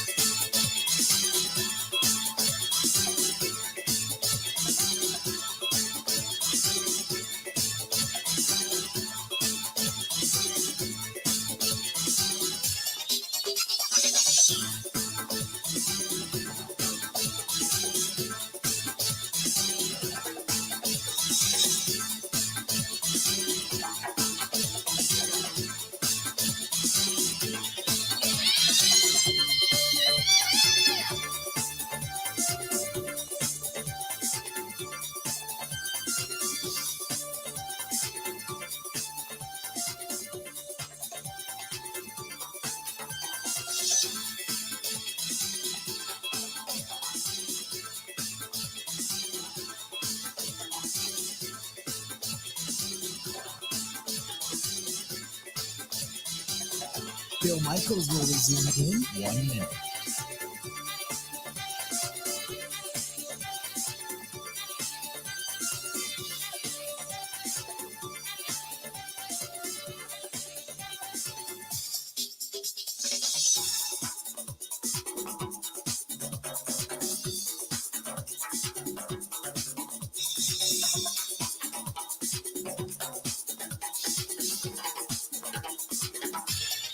Bill Michaels will resume in 30 seconds.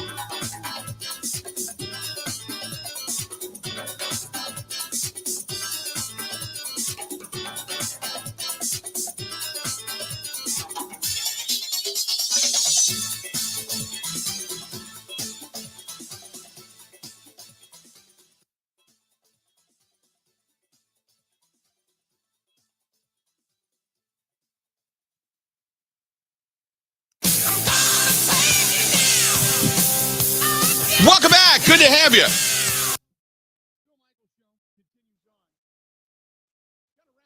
Brian Gutey, in a long season-ending press conference. I want to go back to that, take a listen to kind of how things finished, and then we'll discuss. This is Brian Gutey talking to the media. Back to Wes's question about Keyshawn, you know, there's so much focus on what you do with the draft or the big ticket free agents, but you look at him, you look at Rasul last year, Devondre. How important is it to hit on those type of guys, the kind of under the radar guys, and how vital are they to that kind of life for your team? Yeah, it's vital. I mean, I think every part of roster building is important to us, and we spend a lot of time on it. And obviously, the draft gets a lot of attention. Free agency, those few days, gets a lot of attention.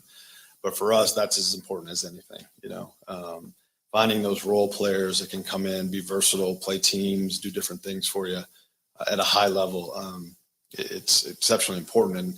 And the way this league is that most of the time, those guys, if they come in and do a good job, you're going to have to replace those guys as well, right? Just because of the way the cap is and stuff. So we have to be able to do that every year. Our pro personnel staff does a fantastic job of kind of tracking those things. And it's never those things where like, hey, it just comes out of the blue one day. I mean, we might be tracking a guy for a year and a half, and liking him. And then all of a sudden the opportunity comes where the price and everything makes sense, or he gets released and we claim him, or we have an opportunity because of roster numbers to go steal a guy from the practice squad. Alan Lazar is a perfect example, right? We were out of it in 2018. So we kind of started taking like, who's the best practice squad guys out there? Let's go get them. And that's a big part of what we do and those guys do. They do a fantastic job, and they're constantly bringing me guys to look at and say, hey, here's an opportunity. And those guys are, the amount of hours and time those guys put in, and it's a little bit unheralded at times, but they do a great job. So on the flip side of that, is there the challenge of when a guy is on, for lack of a better term, a prove-it deal, right? That then you have to factor that in. I mean, you re-signed Devondre, you re-signed Rasul, but you never. Is there a little bit of a peril there that maybe when they're not in the situation that they have to prove themselves, that maybe they're not quite gonna? Yeah, I think across the National Football League, when guys are in contract years, right, so to speak, you can sometimes count on getting their very best. It's not always the occasion. A lot of guys play that way no matter what, but. I think it's no different than competition, right? It brings out the best in you. Are you concerned about Quay? Are you concerned about Quay? Obviously, he played well, but if the guy gets kicked out of one game, well, maybe it's a young mistake. But if you do it twice, then you got to think, what, he's got a problem, don't you? Yeah, I don't think he's got a problem. No, certainly he can't do that. That's unacceptable, and he knows that. We love Quay. We love everything he's bringing to our squad right now. For a rookie to come in and do what he did. Not only on the field, but I think he's done some good things leadership-wise. He's got a really bright future ahead of him. I'm excited for him. Those are things he's going to have to clean up. He's got a lot of energy and passion on the field, and those reactionary things. He's got to learn and grow from that. I think he will. The thing that I was most proud about, even though that was a big mistake on his part, you guys saw he responded the way he should respond. And that's the man. That's who he is. And again, it can't happen. But I was proud of the way he responded to it.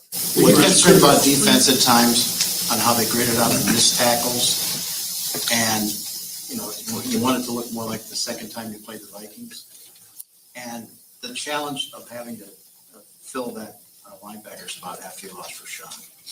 Yeah, losing Rashawn again, it's, we were talking about Tay earlier, losing a guy like that. When you take a guy out of your defense like that, it's, that's tough to replace. It's tough to adjust. I did think the defense did a nice job when he was out because he's such a dynamic player, you wondered how that was going to go. And I thought Joe and his staff did a nice job of adjusting once he left. First part of your question, to me, and this, I'm getting old, but tackling is almost an epidemic in our league right now, especially late in the year. But I think the best defenses are good tackling teams. You got to be able to tackle in this league. It's got to be consistent. And I thought at times actually we were pretty solid. And then we hit some spots where we weren't, and it certainly affects your wins and loss column for sure. Hey Brian, do you think the three rookie receivers could anchor your room next year? Let's say everything's equal and you don't get your veterans back. Mm-hmm. Those three guys do it, and what do you think each guy has to do in the offseason? Yeah, I think they could, Tom. I think at the same time they're going to be second-year players, right? And so there's, I think if there was a veteran in that room that does things the right way and can help lead that room, that would be good. But I'm very excited about those guys and their ability, what they can do in the future, not only as players, but in leading that in that room. But Coach Vrabel does a great job in there. But whenever you have the guys like Randall Cobb or Alan Lazar, guys that have been there and done that, it's very helpful to those young players and allows them to play freer, so certainly that would be more ideal. But as far as what they need to do, I think, the NFL game's different, and I think all of them need to kind of continue to get better at learning how to get off press, and then just, play where they're not thinking. I think, and that's not just them; it's all young players, But certainly in the National Football League, your releases are much, more important than maybe you were in college. So, but for rookies, they both dealt with some injuries along the way. But when they were out there consistently, they were very productive, and that's exciting moving forward. What did you think of the year Aaron Jones had, and do you expect to have him back? Yeah, certainly we expect to have him back. Obviously he's a dynamic player. It's amazing. I think this is year 7, maybe going into year 8, whatever it is. But he's, for a guy his size to kind of bring it every day, he rarely misses a practice, rarely misses a rep. The way he leads our football team, it's just his consistency is amazing. It's in this league you can't have just one. And obviously having AJ and it's nice to have kind of that 1-2 punch, but Aaron just kind of, when we first got him, you're kind of thinking, hey, this probably won't last long because of the way he's built and his size, and he just keeps defying the odds. Running backs can. What do you look for from that position? Indicators that I don't really think it's just that position, but I think it's like your legs. I think you're always looking at guys, and when they start to lose their legs, their flexibility in their lower body. I think that's when you start seeing things start to break down. But again, he's continues to be dynamic for us, and hopefully, that continues for a while. Do you think more likely Jones plays out his current contract as it is now, or is he a candidate for another restructure, especially with Dylan coming up on a contract? Yeah. Well, with the way we're doing things lately, we'll probably restructure everybody to keep, trying to keep making some room. But we're working through all those things. And there's all those dominoes, right? So like you're looking at everything, when the timing of those things, there's certain things you might do that then you don't have to do that. So we'll work through that over the next month or so. When you got the gig, Mark changed the structure of how things are here, and then obviously you guys hired Matt. Structure. You talked about how there were silos and whatever else. I'm curious the way that Mark kind of learned through the hard times this year, some things that maybe you guys have to do a little bit better, whether it's communication wise or because adversity usually brings out maybe some of that kind of stuff. Did you guys get a feel for where you guys need to improve? I think it's a good question, Jason. I think we learned a lot of that maybe prior as we were going through things, about communication and staying together on things. And so this year, we're pretty consistent in how we meet and how we communicate those things. So I wouldn't say this year we would learn any major lessons, so to speak, because I think we've already been through that. So was it somebody's summer of discontent that helped you learn that? Or A lot of things back then. Yeah. Thank you, guys. There you go. That's Brian Gutey, general manager for the Green Bay Packers. So let's do this. We're going to take a break. We'll come back and we'll start to talk about a lot of the stuff that he had to say. And I want to see what you think for some of the stuff that he had to say and some of the response. Some of it, I appreciated. Some of it, the questions were direct and the answer was not even on point. It was in a completely different direction. We'll talk about that coming up here over the next couple of segments. Bill Huber asked the question, and I loved it, and he didn't get an answer, and it sucked. And we're going to talk with Bill coming up here at the bottom of the next hour, then Mike Clemens to take us home in the last hour of the program. But a lot to get to. Stay tuned. More of the Bill Michaels Show coming up. This is the Bill Michaels Show on the Wisconsin Sports Zone Radio Network. Even when the weather outside is frightful, your energy bill could be much more delightful. Hi, I'm Gina Della from Pella. Replacing drafty windows and doors can dramatically lower your energy costs. Pella Windows and Doors of Wisconsin offers some of the most energy efficient windows in the industry, designed to keep the cold outside where it belongs. You'll help kick the January blues when you choose to book by the 31st for 0% interest up to 2029. 2029. You heard that right. No interest up to the year 2029 if you book by January 31st. Paula's premium wood windows and patio doors feature distinguished craftsmanship and nearly endless possibilities. With maximum design flexibility in dramatic sizes, custom colors, finishes, profiles, product types, and more. Hurry. To get the 0% interest up to 2029, you have to book by January 31st. Visit PaulaWI.com. Certain restrictions apply.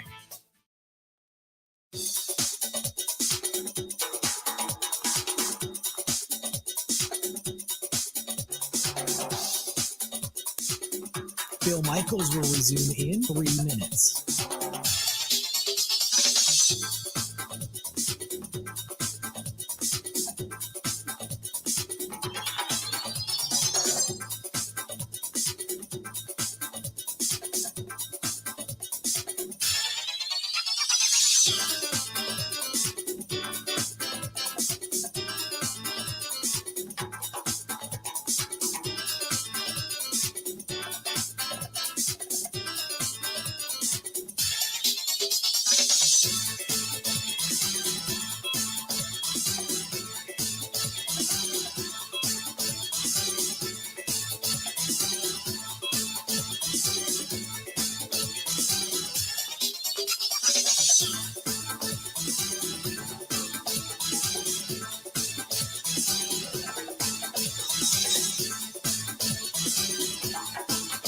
Bill Michaels will resume in 2 minutes.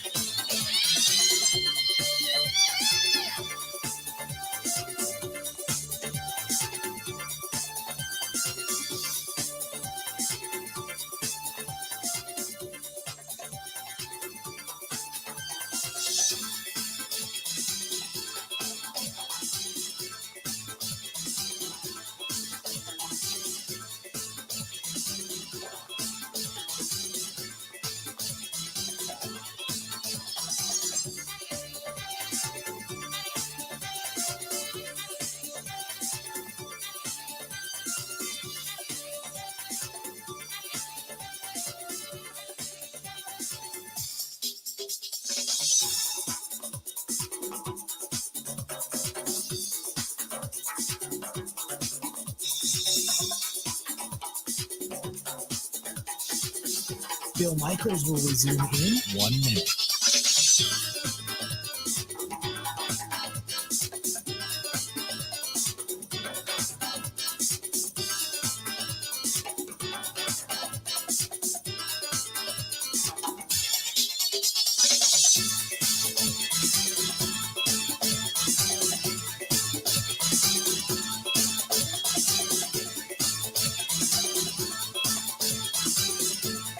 Bill Michaels will resume in 30 seconds.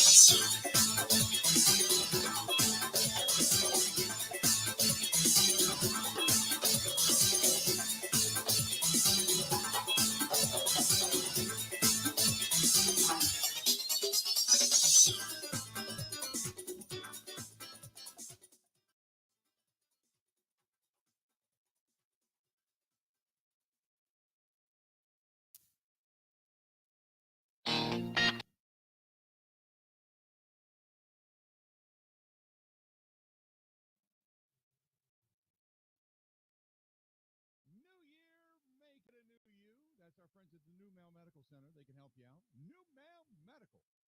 Treating guys with ED all over the state of Wisconsin, well beyond the borders as well. And one phone number to call from anywhere. Call them 414-455-4451. That is 414-455-4451. That's the New Mail Medical Center. They can help you out. If, say, you're out of the area, still the same number. If you're suffering from just being moody and tired and sluggish and just dragging and starting to put on weight, they can help you out. If you're over the age of 30, it could be low T, and it only takes maybe 10, 15 minutes tops. Stop in, get your numbers checked, and they can let you know kind of the course of action if indeed you are low. Otherwise, maybe they can put you on the all-in-one weight loss program, give you more energy and such that. Plenty of things they can do to help you, but only if you decide to help yourself. Only if you decide to help yourself. Call my friends over at the New Mail Medical Center, 414-455-4451. That's 414-455-4451. 414-455-4451. There you go. call our friends at the Email Medical Center. So we just heard Brian Gutey. And we just heard Gutey, who was asked a lot of specific things. And remember, I had said there's a number of things that I want specifically. One, what do you expect for $60 million? Two, and if your players are good, then where did you fail? And three, should Love have played after Rodgers hurt or broke the thumb? And how do you feel about Joe Barry coming back? You know? Well, first and foremost, the answer when you talk about the defense, and he was talking about the evaluations of players, and he talked about the young guys, but I give Bill Huber credit. I think it was Bill Huber that basically said, look, if you evaluated the players correctly, your defense last year was pretty good. Your defense this year wasn't. What was the problem? This was Gutekunst's answer.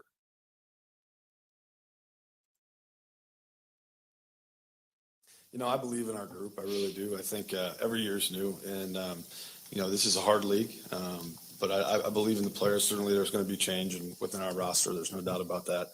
But I believe in kind of the organization, how we do things. I believe in the process. Sometimes things don't go your way, and you kind of look at it, and you got to be able to tweak things.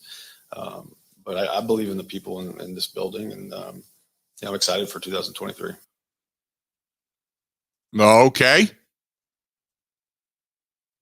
Okay. Which really didn't amount to anything.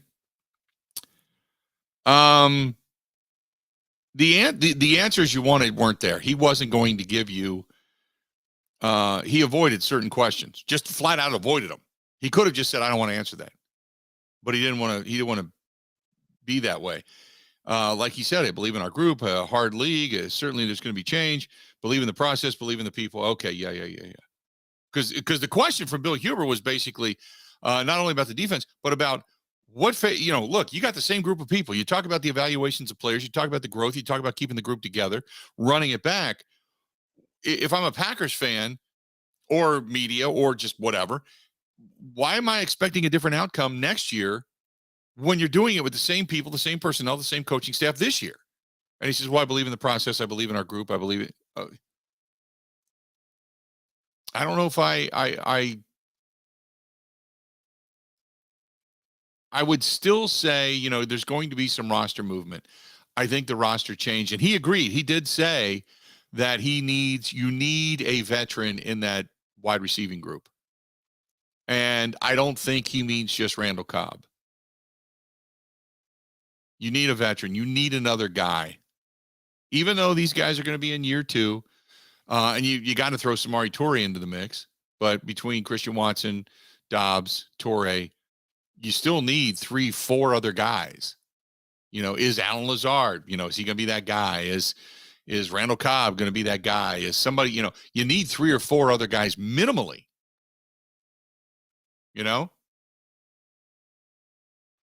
Minimally.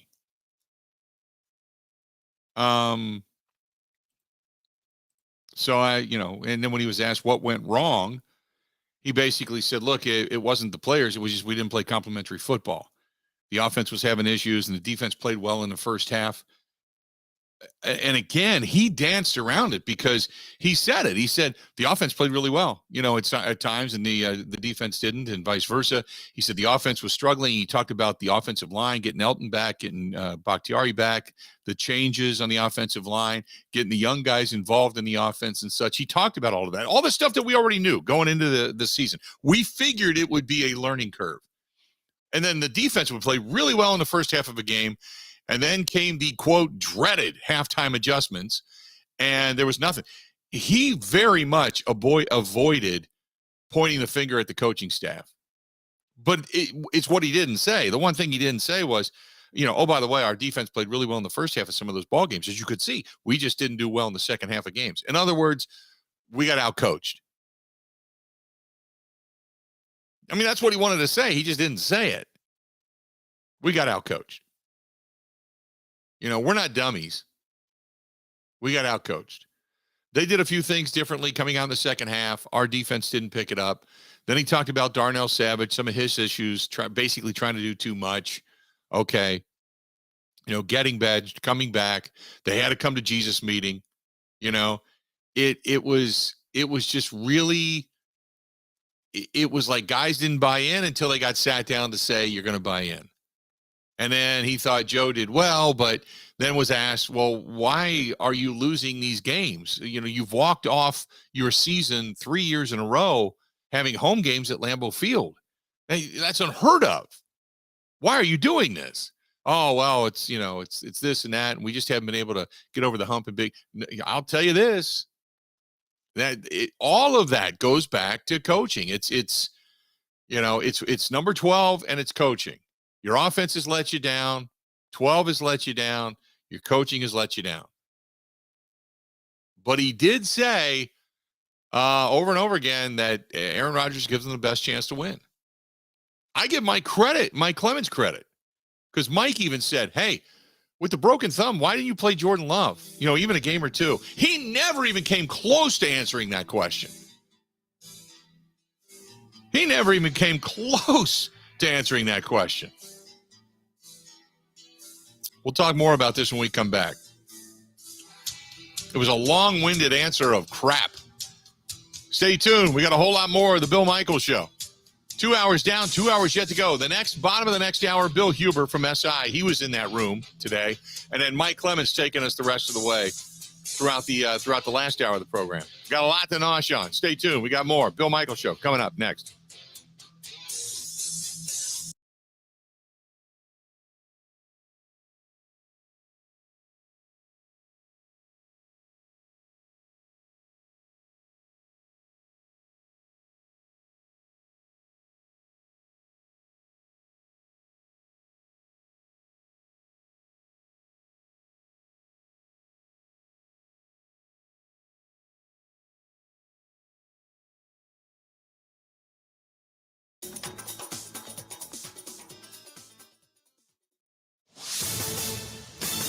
This is a Wisconsin Sports Zone update. Well, Packers GM Brian Gutey said today that they're in wait-and-see mode with quarterback Aaron Rodgers and whether he'll be back for another season with the club. Speaking at his end-of-the-season press conference this morning, Gutey was asked if he wanted Rodgers back. Yeah, I want all these guys back. That's part of that. He's certainly going to take some time. I think that's fair. As we work through this, I think as he takes his time, kind of makes his decision just on his playing career in general, then we'll get together and move forward that way. Gutey was then asked whether he could look Rodgers in the eye and tell him they were ready to move on. If we were, sure, absolutely. You're going to be honest with, you know what I mean? I think he deserves that. If we get to that point, we're not at that point. Gutey said they made a commitment to Rodgers' last off contract, and here Jordan Love, but hasn't done it for a 17-game season and thinks Rodgers gives them the best chance to win. Meanwhile, he also said he expects tackle David Bakhtiari and running back Aaron Jones to return next year, despite some of the salary cap issues they are facing. Turning to the Badgers, they added another big piece from the transfer portal yesterday with the commitment from former USC wide receiver C.J. Williams, the former four-star recruit, going to be the highest-rated wide receiver to play for Wisconsin in the recruiting rankings era. Fleet Farm is your winter auto headquarters. Be ready for snow and ice as you hit the road this season with brand new tires. Going on now. Buy 3 Goodyear tires with installation and you get the 4th free. Plus, get up to $100 back after rebate. And find even more deals in our ad online at fleetfarm.com. Be ready for whatever winter may throw your way with Fleet Farm. Well, the shorthanded Bucks were 108-102 losers in Miami last night. Drew Holiday led the way with 24 points. Giannis Antetokounmpo held out of the second game of a back-to-back. They'll face Miami again tomorrow, and Wisconsin going to be at Indiana tomorrow as they look to snap a 2-game losing skid. With this Wisconsin Sports Zone Network update, I'm Zach Heil.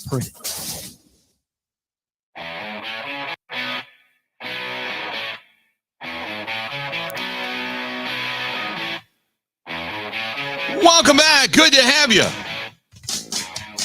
Bill Michaels Show, up and running. Glad you're here with us today. As always, this portion of the program brought to you by our friends at Stenny, Second and National in Walker's Point. And if you're going to the Bucks game, Marquette game, Admirals game, UWM Panthers game. Panthers won last night, too, by the way. They beat Northern Kentucky for the top spot in the Horizon League. Even UWM playing some good basketball. You got Wisconsin playing good basketball, Marquette playing good basketball, UWM playing good basketball. So got a lot of good college hoops in the area. But if you're going to go to anything, including Brewers games and Packers games, Badgers football games, stop down to Stenny's. They run shuttles to all of those games. Not to mention they've got great food. Best Bloody Marys around. By far, best Bloody Marys around. But as they say, you should be here. So I want to go back, and I want to get your thoughts on everything that Gutekunst was that he kind of stated. Okay. I want to know if there was anything you got out of that. Is there anything you've got out of that? And did he answer questions for you, or did he give you an insight that gives you confidence? Did he give you an insight that makes you go, yeah, this is not good? But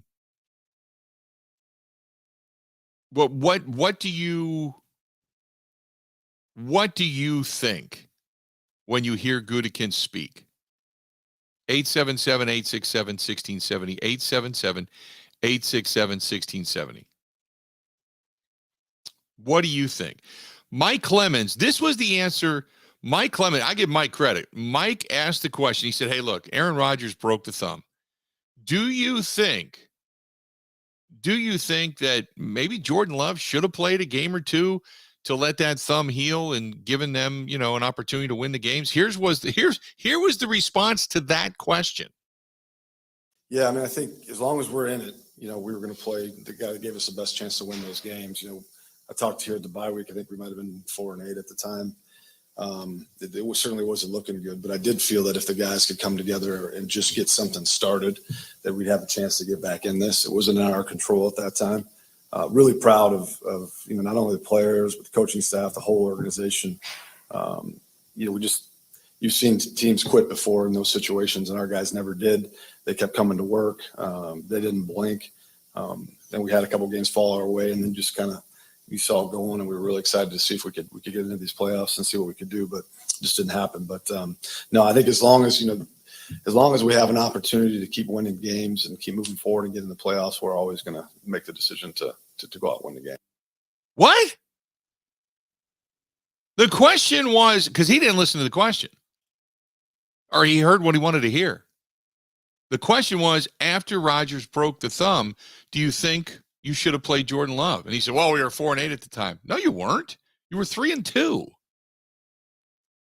Had you beaten the Jets or beaten the Commanders, you're in. Had you beaten the Bills? Had you beaten the Lions? You're in.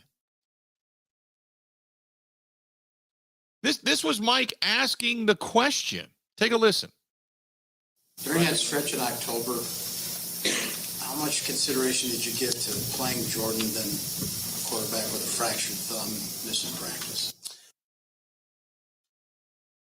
So September was the Vikings, the Bears, Buccaneers, and Patriots. You get into October, he breaks the thumb against the Giants. You're over in London. During that stretch in October, you had a quarterback with a broken thumb. Well, we're 4-8 at the time. No, you weren't. Or 8-4, or 4-8. No. Never listen to the question. Never listen to the question. All right, which was disappointing because I wanted an answer, but he wasn't going to give the answer.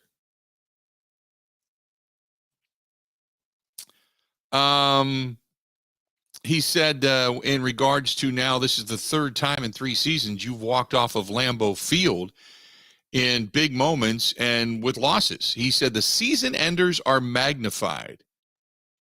As a team, we haven't figured out how to play well in those games.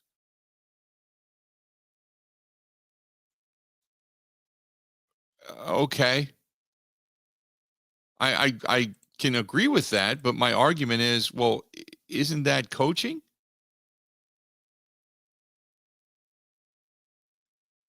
Isn't that coaching? And then prior to that, he had said Jordan Love's ready to play, but we're doing what's best for the team. Okay.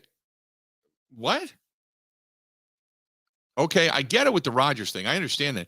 But then the question came up after that about, hey, your quarterback broke his thumb. Should you have played Jordan Love? Well, we're going to play who gives us the best chance to win. Okay.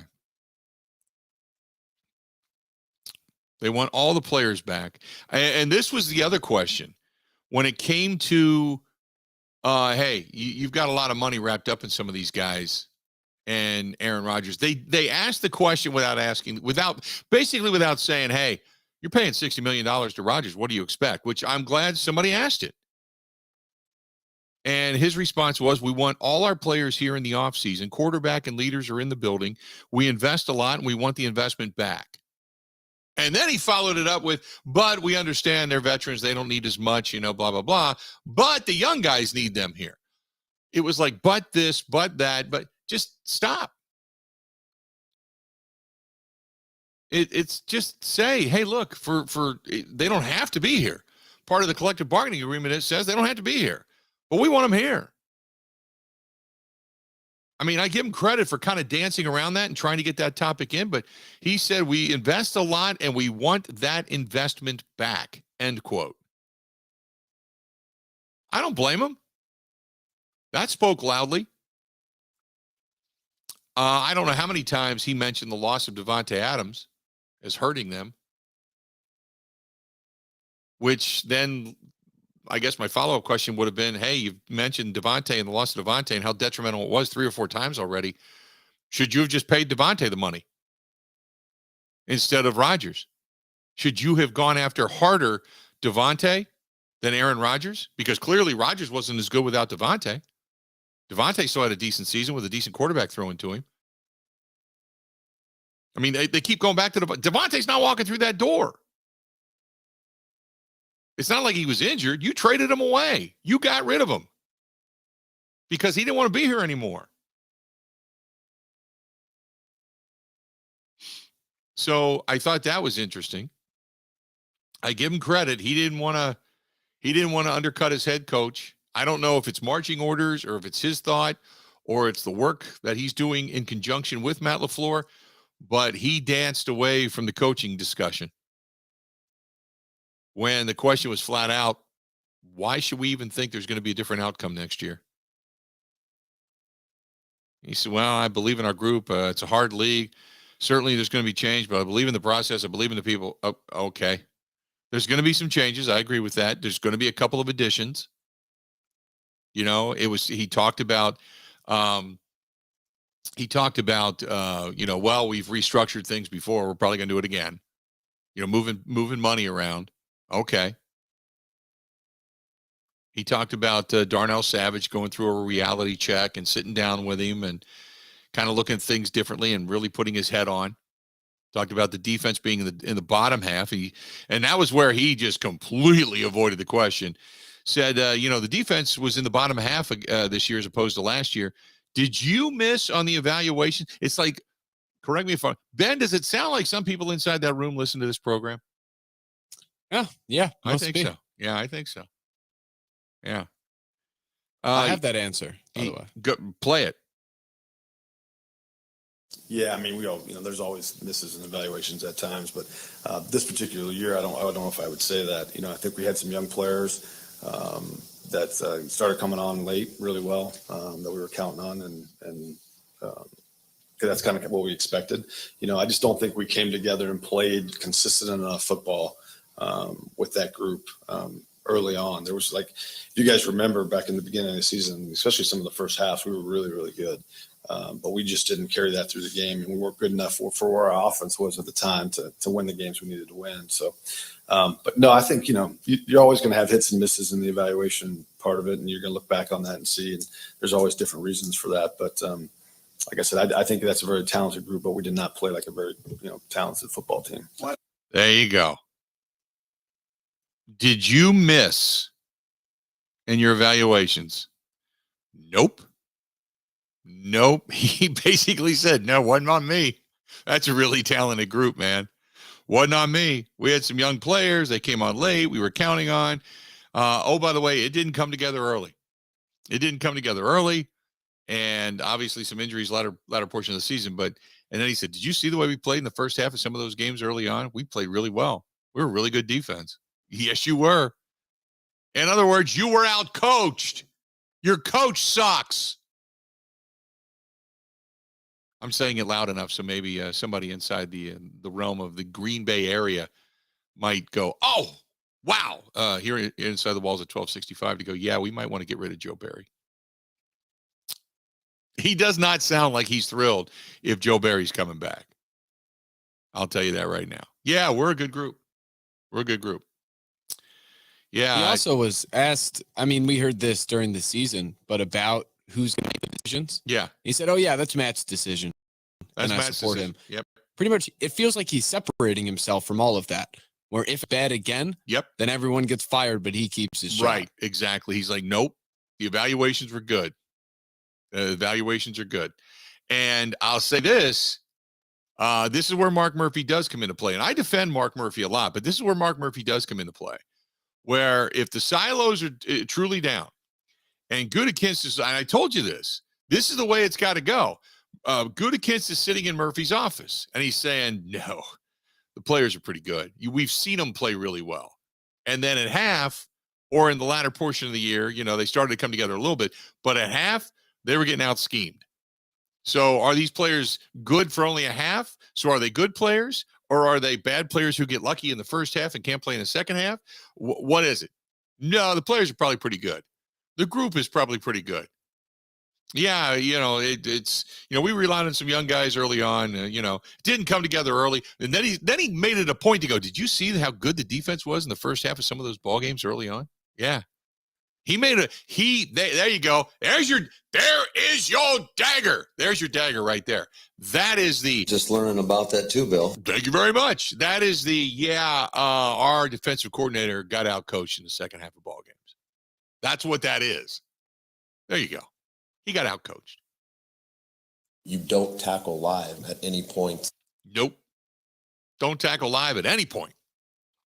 At any time. We don't tackle. Nothing. How about that? Would you go as far as to say, after listening to that and knowing everything we know, that Gutey himself wants LaFleur to fire Barry, but knows that if he, as you say, attaches himself to that anchor, then it could bring him down? Absolutely. Absolutely. The more I listen to that, and the more, because I sat here and basically transcribed things in my notes as I was listening to all of that. And when he said that and said, did you see how good we were in the first half of some of those ball games? I'm like, wow. Wow. In other words, we were really good. In the second half of those games, we weren't. Why? We got out-coached. That's exactly what he's saying without saying it. It's not, like I always say, it's not what he's saying. It's what he's saying about what he's not saying. And he didn't say, we got out coached, but he just said it without saying it. Yeah. Did you see how good we played in the first half of those ball games? If you guys remember back in the beginning of the season, especially some of the first halves, we were really good, but we just didn't care. For where our we weren't good enough for where our offense was. Our offense, we knew would be a work in progress. Did you see how we played really, really good in the first half of those ball games? We just didn't carry it through the game at halftime. Why? Joe Barry. That's why. Just got to listen sometimes. I don't think he wants Joe Barry around. I don't think he has faith in Joe Barry. I don't know what kind of pressure there is on Matt LaFleur to say, hey, Matt, you got to get rid of Joe. That's soft zone. It cost you in the first half of the season. It cost you in the second half of a lot of ball games, and it cost you on your third down in season. But you go ahead and keep that guy around. You go ahead and do it. Keep him. There you go. Yeah, keep him. You know why? Because you are gripping a boat anchor, pal. Because when this fails next year, and I add even more talent to this team, and I keep a lot of the talent that's here that we believe in, I'm not going down. Russ isn't going down. You're going down because you held on to that dude. Let's do this. We're going to step out, take a quick break. Bottom of the hour, Bill Huber, Sports Illustrated. He was in that press. Asked a couple really good questions. I'm proud of Bill. Proud of Bill for what he asked. He didn't get the answers we were looking for, but I'm proud of him that he at least asked a damn question because the media gets criticized all. Why don't you ask the question? He asked the question. He got a craptastic answer. Stick around. Stay tuned. We got a lot more of the Bill Michaels Show coming up next. Covering Wisconsin sports like a blanket. This is the Bill Michaels Show on the Wisconsin Sports Zone Radio Network. Even when the weather outside is frightful, your energy bill could be much more delightful. Hi, I'm Gina Della from Pella. Replacing drafty windows and doors can dramatically lower your energy costs. Pella Windows and Doors of Wisconsin offers some of the most energy efficient windows in the industry, designed to keep the cold outside where it belongs. You'll help kick the January blues when you choose to book by the 31st for 0% interest up to 2029. You heard that right. No interest up to the year 2029 if you book by January 31st. Pella's premium wood windows and patio doors feature distinguished craftsmanship and nearly endless possibilities, with maximum design flexibility in dramatic sizes, custom colors, finishes, profiles, product types, and more. Hurry. To get the 0% interest up to 2029, you have to book by January 31st. Visit PellaWI.com. Certain restrictions apply.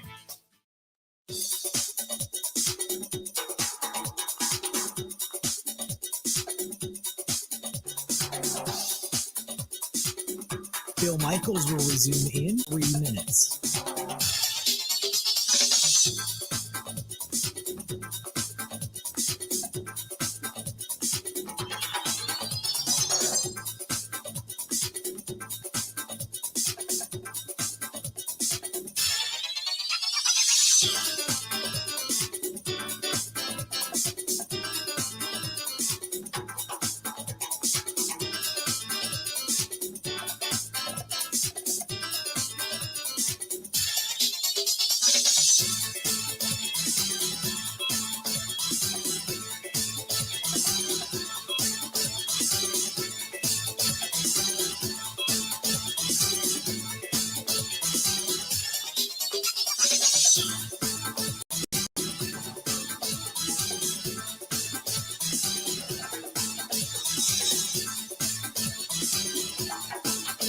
Bill Michaels will resume in 2 minutes.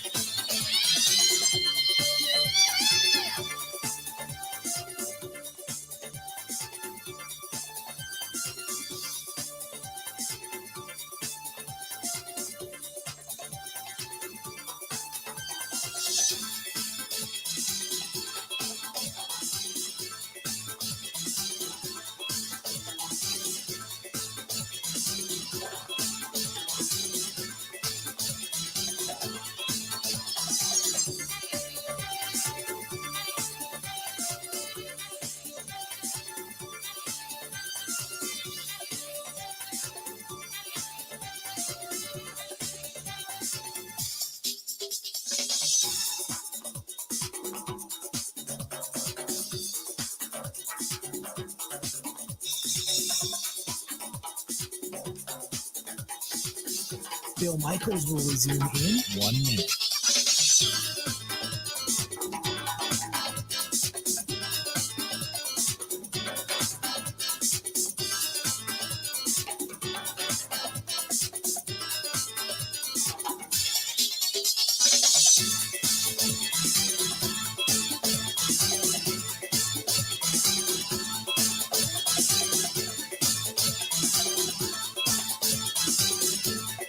Bill Michaels will resume in 30 seconds.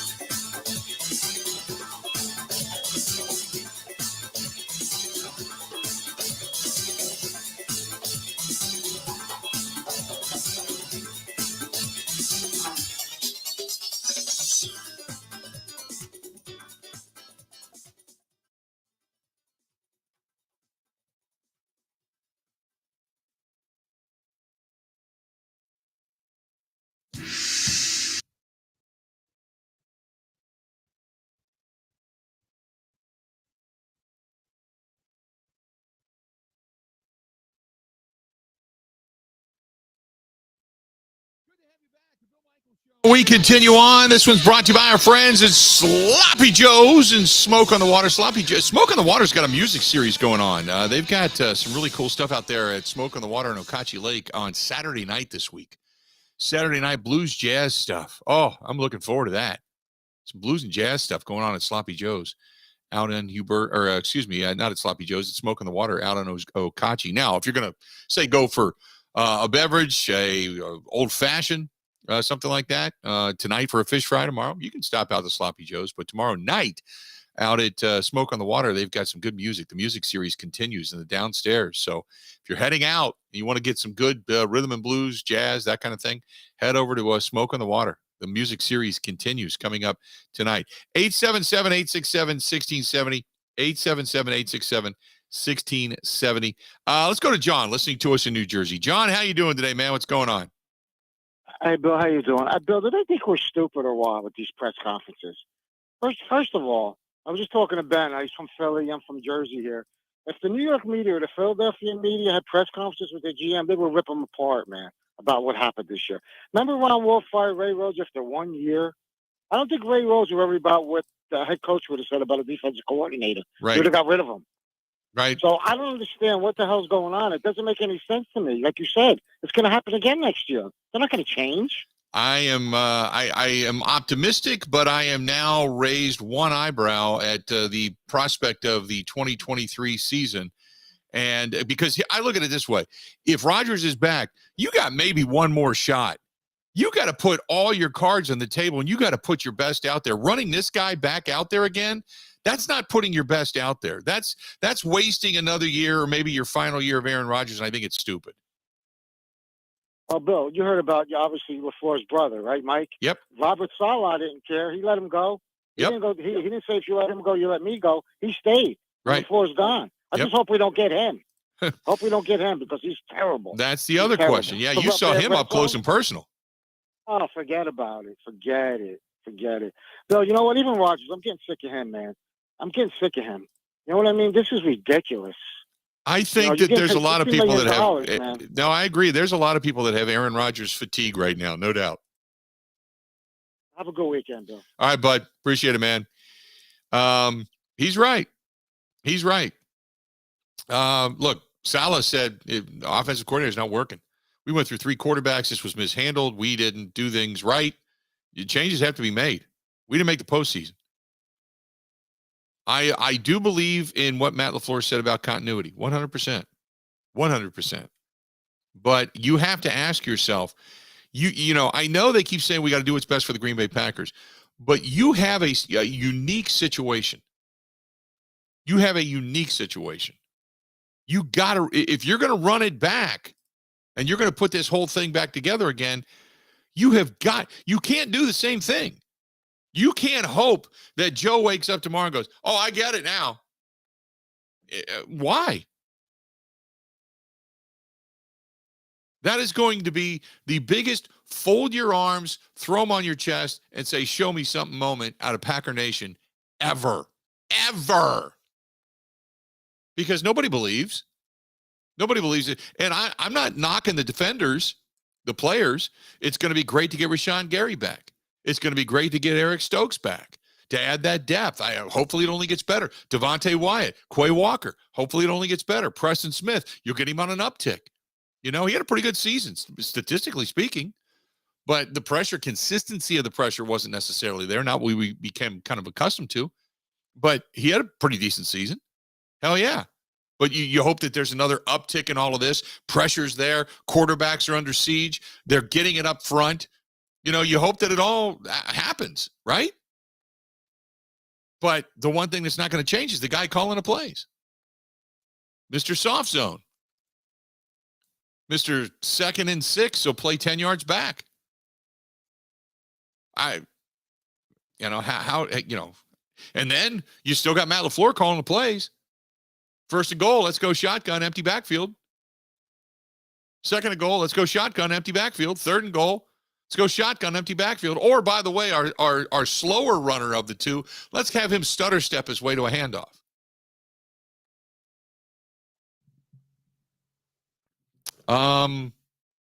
ESPN Steve says, is LaFleur another McCarthy in that he has to be the smartest one in the room and not hire somebody who is smarter than him?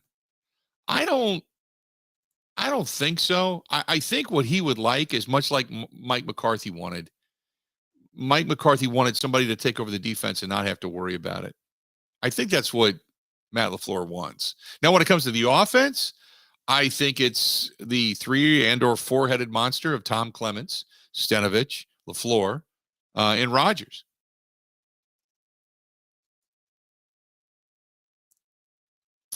Our buddy Dwayne says, let's look at it like this, like a business.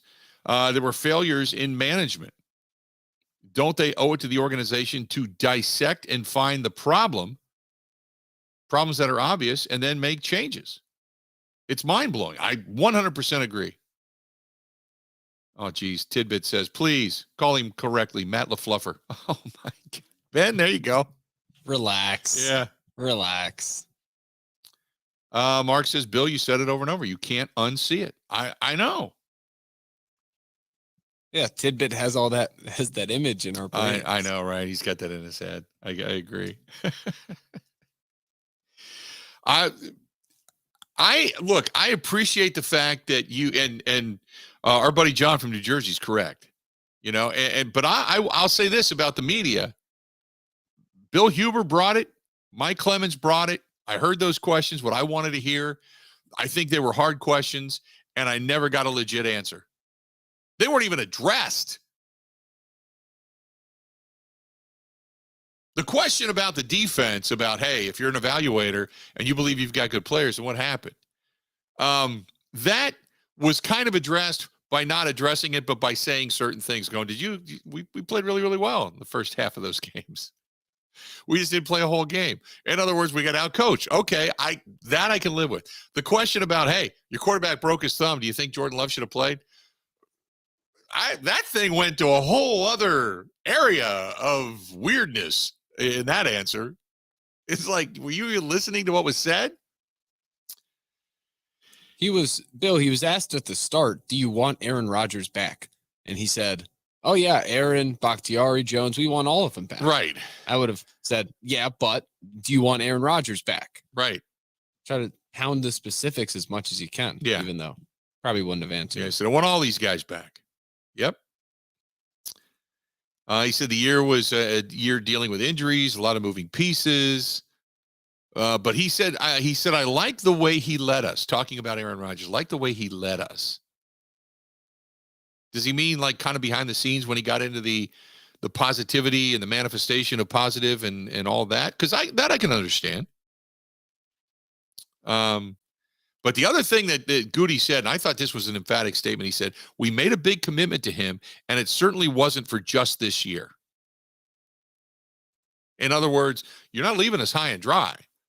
You wanted it. You wanted the money. We didn't commit to you for just a season. You wanted the money. Go take your time, but come back. And then when he said we invest a lot and we want our investment back, that was a loud statement too. And I applaud him for that. So there was some areas that I kind of actually went, oh, okay, I get it. 877-867-1670. Stay tuned. Bill Huber, he was in that room. Big kudos to Bill. He asked some good questions. Stay tuned. We got more. He's going to join us coming up next. Covering Wisconsin sports like a blanket. This is the Bill Michaels Show. Wisconsin Zone Network.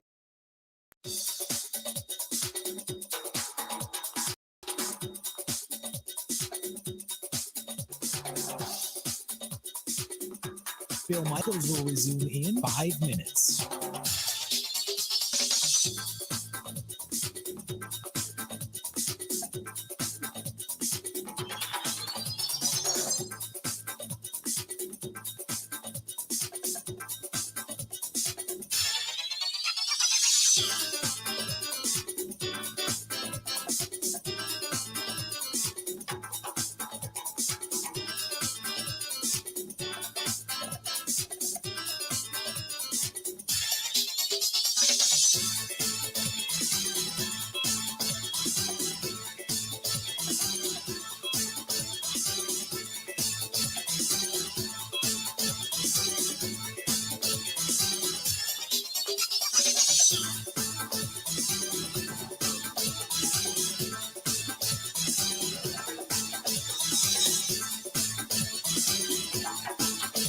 Bill Michaels will resume in 4 minutes.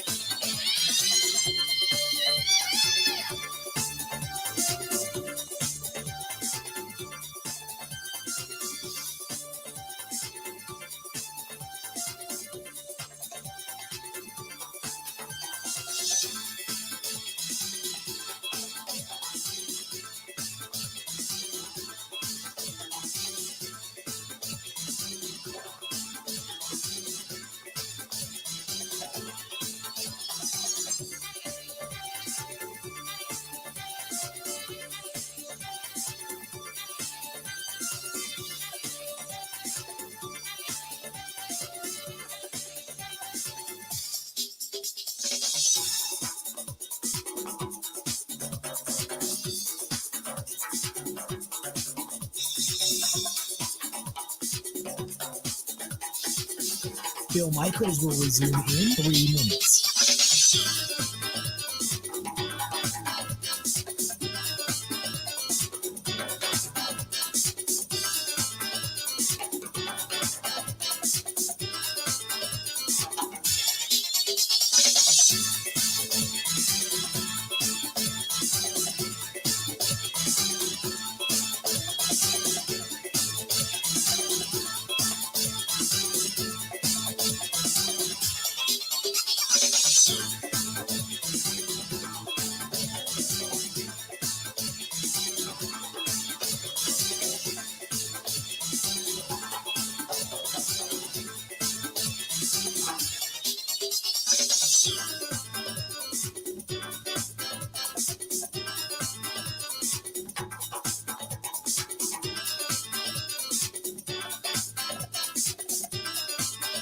Bill Michaels will resume in 2 minutes.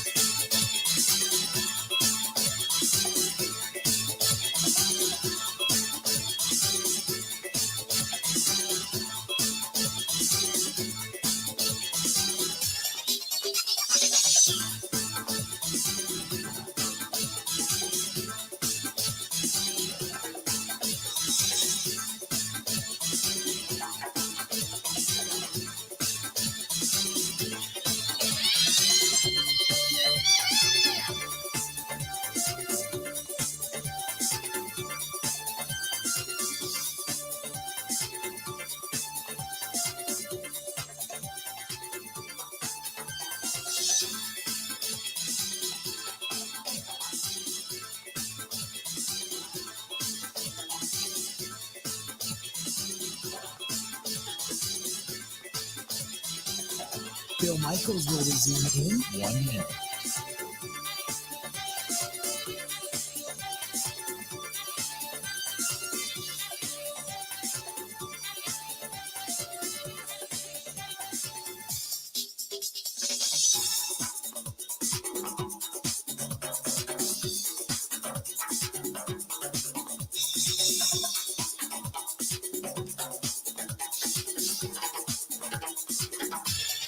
Bill Michaels will resume in 30 seconds.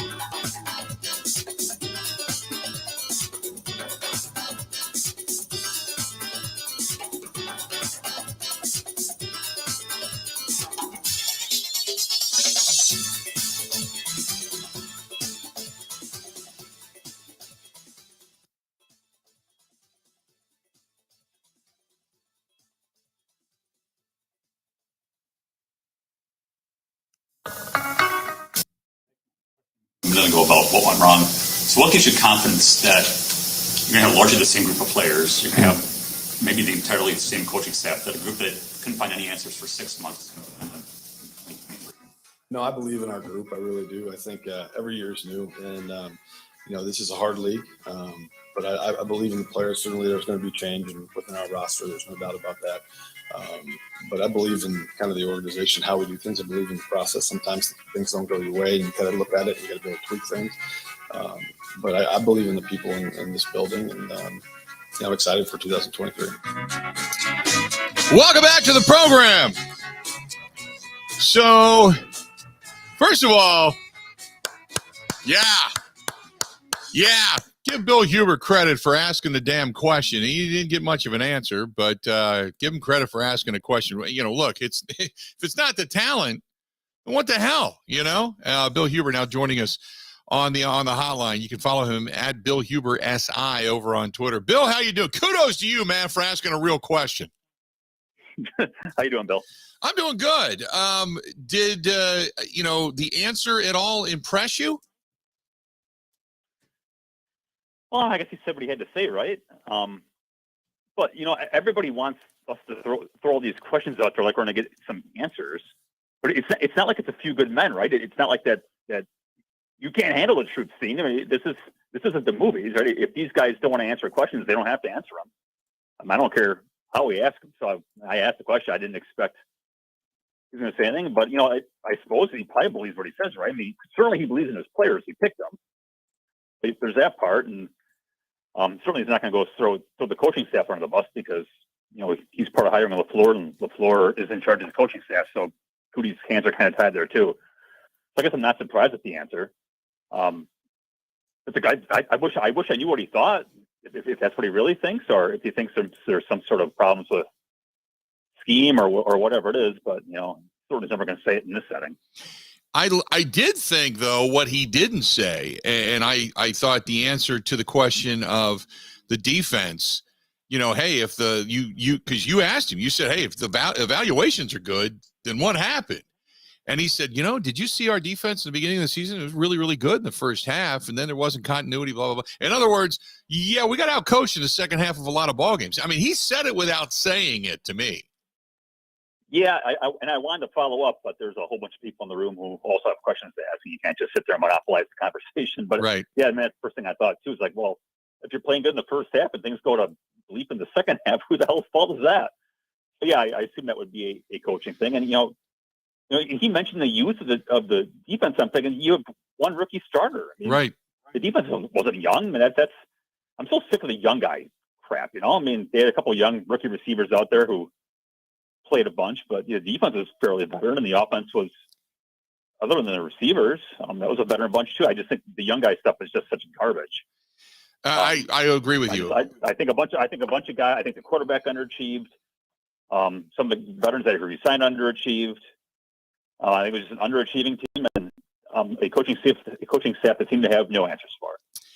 The big giant, pink elephant in the room is the Joe Barry question. And we all know that Matt LaFleur has already indicated he doesn't expect any changes, maybe additions, but not necessarily changes to his coaching staff. Are they making a mistake? Because the whole thing was, well, Darnell Savage had to have a reality check or a come to Jesus meeting, and then why did the guys underachieve? And the first halves were good, but the second half wasn't. And, it all points to coaching. I mean, without saying it. So it seemed like Gutey kind of distanced himself today from Matt LaFleur, because if you run this back and you have the same guys and the same results, Gutey kind of made it clear, like, look, I'm evaluating the talent. And I said that meeting was probably relatively awkward with him and Mark Murphy saying, hey, I picked some pretty good guys this year. Christian Watson started to show up. Romeo Dobbs started to show up. Devontae Wyatt, Quay Walker, they played significant roles. The guys that I've re-signed started to show up. Don't blame me. And so he kind of separated himself a little bit today, I thought, from Matt LaFleur. Yeah, I mean, this wasn't anything new, but it is LaFleur's coaching staff. So to that extent, Gutey's not going to go over his head. That's just not how it works. So, yeah, I guess probably did point the fingers there, I would say. But of course, the GM is never going to point the fingers at his personnel decisions either. Right. So by and large, I mean, as much crap as Gutey's taken, and I get it for the receiver stuff to some extent, but the draft class looks really good, right? Right. There wasn't a whole lot of money to spend in free agency, and you spend it on Keyshawn Nixon and Rudy Ford and Jaron Reed. Those three guys played pretty dang well too. So I thought, for as much crap as Gutey's taken for the personnel, I actually thought he had a pretty dang good year. Just that the rest of the guys didn't play very well. I thought the offense, I understand it took them a little while. They had some shuffling up front. They didn't start out very well, but they never got on track. And this whole thing, he used Devontae Adams' name, or Tay, 4 times in this presser. Well, we lost Tay. Well, Tay was gone. Well, they traded him away. I mean, it wasn't like he quit or he decided to go to another team and took a free agent offer. They traded him away because he was pissed. He didn't want to be here anymore. That's on them. So my argument is nobody brought up Sammy Watkins because it's like, dude, you missed on Sammy Watkins. You brought in a guy that's perennially, all the time injured, hamstrings, the whole deal. Same thing happened. He wasn't very good. All of this falls partly on, I'll say, the shoulders of the quarterback, but you made a bad choice. So when he said we need veteran voices in that room, I got the sense that either Cobb or somebody like that is coming back, or they're going to go out and find another guy or two to help them satisfy that wide receiver room, right? Yeah, I would think so. I mean, Lazard probably jumps to the forefront there too. Lazard is. Oh God.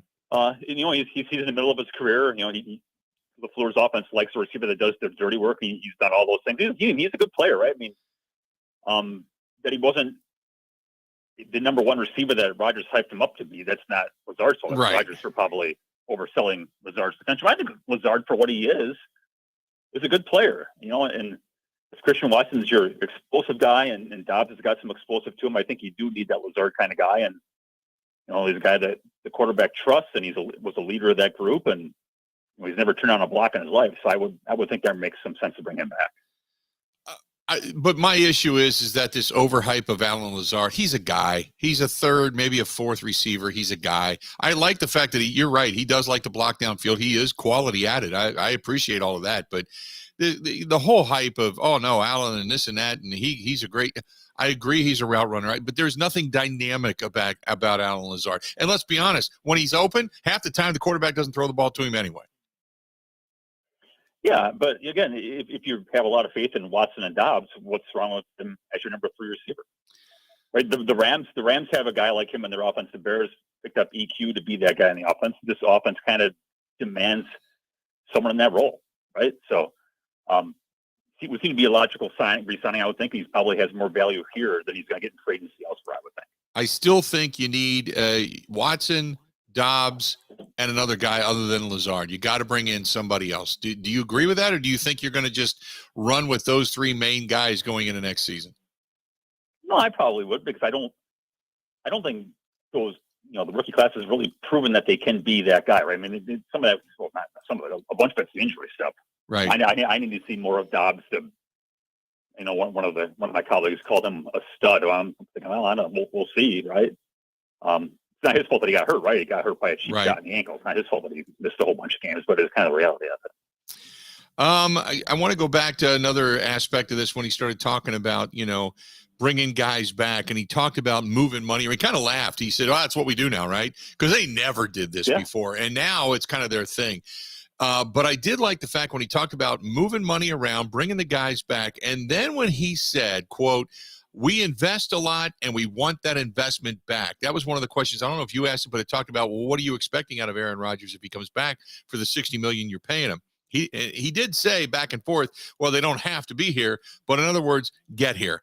The young guys need you here. We need you here. We're paying you a lot of money. We expect a lot back on our investment.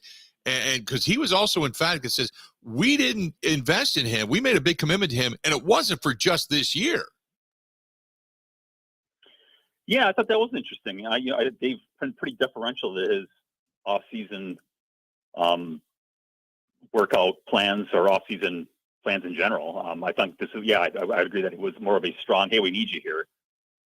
Look, I don't think him being absent really impacted Dobbs and Watson at all. Like he said, and I agree with what Rodgers said at the time. They need to learn the regular offense before they learn the rest of it. So, right, putting the whole thing as being here, I don't know that it's a big impact, but I would say if you're being asked to be a team leader, you probably should be here. Exactly. And I think that's what Gutey was trying to say too. If you're a team leader, we need our leaders here. So what do you think happens? Well, if you're going to put a crystal ball together and you're going to say, hey, by the end of June, this is what's gone on. Give me your crystal ball, Bill. I have no idea, Bill. You do. Come on. I listened to what Gutey said today. I've read it over twice trying to write a story. I have no blessed idea what I assume he's going to be back, right? I mean, but shoot, 3 days ago I thought he'd be gone. I honestly have no idea. If you're Rodgers, I realize he's got more money than God, but can you walk away from a $55 million option or whatever the hell the amount of money is? That's a lot of money to not play for. So I assume they'll be back and they'll resign as many of these guys as they can and hope that Watson and Dobbs can stay healthy. And those guys take off. You hope that Bakhtiari can stay healthy, which I think they're going to be fine there. So your O-line can have continuity all through training camp and go from there that they didn't have this year. Hope Rashawn Gary can get back. Hope you hit on a couple of draft picks. Look, there's a lot of hoping here, right? Right. And you're so far behind the Eagles at this point. I mean, it's all you guys wishing and hoping because they're not going to enter free agency with $20 million of cap space. You can go buy 2 or 3 impact guys. That ain't happening. Yeah, I was going to say, you're not going to go out and spend a ton of money. It's just because it's not going to be there. But right, they just don't have it. Right. If you have to spend money somewhere, would you buy more beef up front in the defense, or would you buy a wideout and try to add an additional weapon for Aaron Rodgers. Because I always go back. I still hear Ron Wolf in numerous interviews he and I had together telling me I didn't do enough. I didn't do enough. I didn't do enough. I needed that extra guy. And that was one of his regrets. Which one would you go with if you're Gutekunst? Yeah, I'd go with Keyshawn Nixon first of all, and I would go big guys. My quick glance at a free agent list of receivers the other day made me think, man, these guys all suck, and they sucked last year too, right? I mean, so I think I probably go hope your young guys get better and hope you hit one in the draft. Find big guys who are generally less expensive, but get Keyshawn Nixon first. Yeah. All right. Good stuff, Bill. Bill, great question. I'm proud of you, my friend. You asked a New York style question. You got a horse crap answer, but I'm proud of you for asking the damn question, man. I appreciate it. Good stuff, Bill. All right, take care. Appreciate it. There you go. That's Bill Huber. He asked the question. He asked a couple of them like, hey, dude, if you weren't a bad evaluator of talent and the talent's here, what the hell? Gutey went, well, you see the first half? Well, the first half was really good. We played really, really well. Wink, wink. Bill asked the question. What do you expect for $60 million? We expect a lot back on our investment. Wink, wink. I'm not sure, Bill. I wish I had the answer there. Right? It also helps. His name is Bill. Yeah, I know, right? He's obvious purposes. He's been gifted the intellect of the gods. Sure. Oh, I love it. I love it. What do you do? You can only deal with what you got, and he's right. You got to let others ask. But, when he just says, we never played complimentary football, Gutey. In other words, yeah, your offense sucked and your defense needed to carry the team. We all knew it coming into the season. Why didn't your defense carry the team? We played some really, really good first halves. We had a good first half of games. We played well. Did you see that? First halves were great. Then something happened. We went in at halftime, and our defensive coordinator got stuck in a John. And what happened was somebody went into the John prior to the team coming in at halftime. Somebody just took a massive, left a catfish in that thing. They were trying to plunge it out. Joe ran in there at half, sat down backwards, didn't even look in the bowl. Boom, sat on a plunger. I have no idea. Took him about 45 minutes after the second half got started, getting the splinters out of his colon. And by then it was too late. I don't know what happened. Is that a little more graphic than you needed? No, that was good. Was it? Okay. Sometimes it just comes to me. Again, you can't be proven wrong. This is true. Nobody's ever going to admit, no, he never took a plunger to the colon. I agree with that. Sometimes I listen to this and I think this is just so easy. You really want to just go, hey, Brian, let's sit down here. What the hell? And then have Brian kind of look around. He's like, Joe Barry, man. Soft coverage, outcoached it. Second half adjustments are somewhat overrated, but if you look at the numbers in the first half versus the second half, we got our ass kicked. Okay, thank you very much. What do you think about Joe coming back? Don't even ask me. We knocked down all the silos, Russ Ball and me. We just kind of sit up there and go, what the hell? And, Bill, you were there. You were sitting behind us down in Chicago. We were looking at each other. Nobody wanted to talk to me. I was in such disgust. And, Mark Murphy and I were sitting there and, eating in that crappy press box, sitting there like commoners, like you media commoner people. We don't even have a place to go in that giant toilet bowl that is a dump of Soldier Field. God, we can't wait till we get it. So, and then finally he says, Joe Barry. It's like, okay. I get it. 877-867-1670. Stay tuned. We got a lot more of the Bill Michaels Show. It's going to be coming up. Mike Clemens coming up in the next hour as well. He also asked some good questions. We'll be back after this. This is the Bill Michaels Show on the Wisconsin Sports Zone Radio Network. Even when the weather outside is frightful, your energy bill could be much more delightful. Hi, I'm Gina Della from Pella. Replacing drafty windows and doors can dramatically lower your energy costs. Pella Windows and Doors of Wisconsin offers some of the most energy efficient windows in the industry, designed to keep the cold outside where it belongs. You'll help kick the January blues when you choose to book by the 31st for 0% interest up to 2029. 2029. You heard that right. No interest up to the year 2029 if you book by January 31st. Paula's premium wood windows and patio doors feature distinguished craftsmanship and nearly endless possibilities. With maximum design flexibility in dramatic sizes, custom colors, finishes, profiles, product types, and more. Hurry. To get the 0% interest up to 2029, you have to book by January 31st. Visit PaulaWI.com. Certain restrictions apply.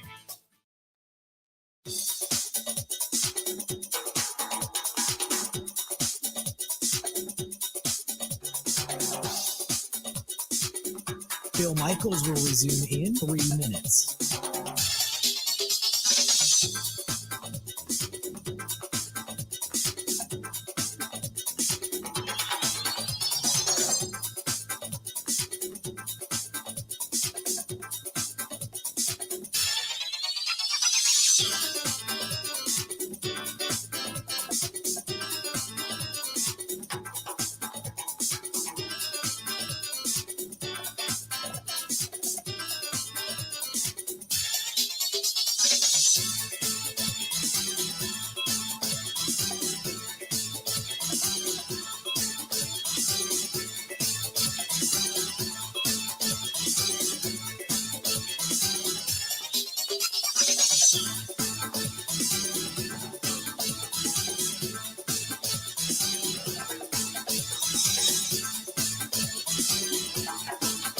Bill Michaels will resume in 2 minutes.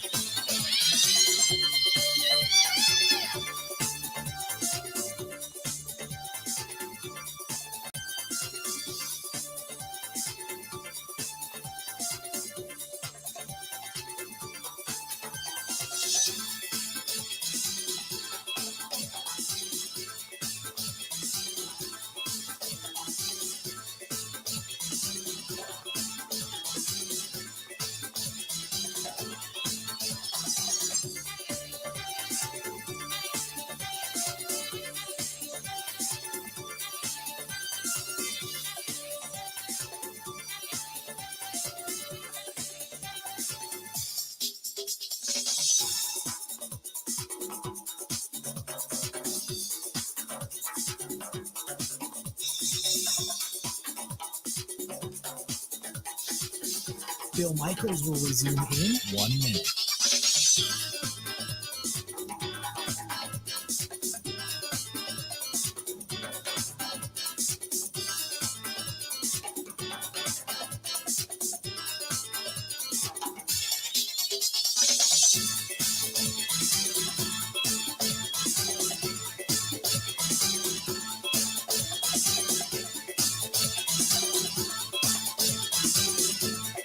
Bill Michaels will resume in 30 seconds.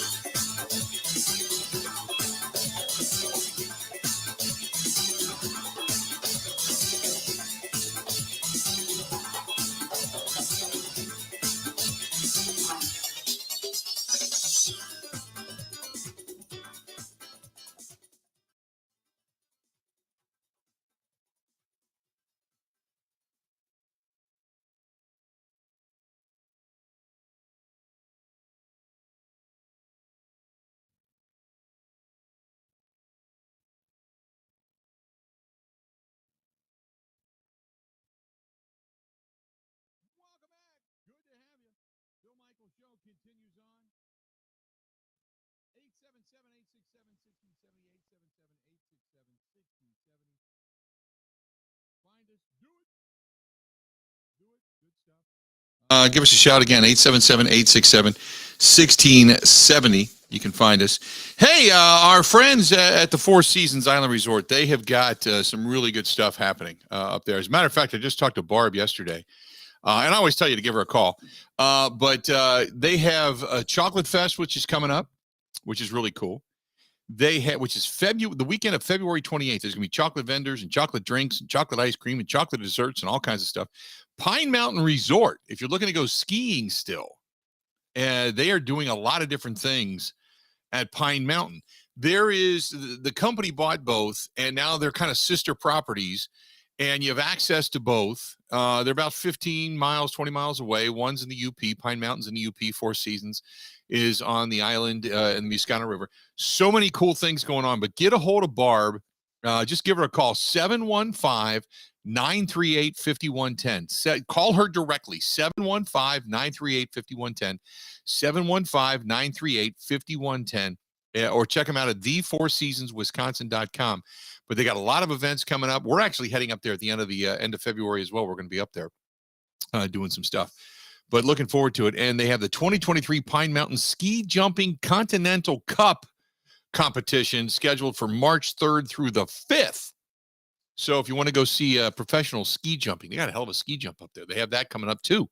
So a lot of good stuff at Pine Mountain and the Four Seasons, and you can go in there and check it all out for yourself. 877-867-1670, 877-867-1670. If you want to find us, please feel free. Give us a shout. Coming up in the next hour, we're going to have a conversation between you and I, and then Mike Clemens is going to join us. We'll talk with Mike. He was there again, and he was inside 1265 today as the discussion with Brian Gutekunst took place. So we're going to talk with Mike about all of that. Stay tuned. A lot more of the Bill Michaels Show. It's all coming up right after this.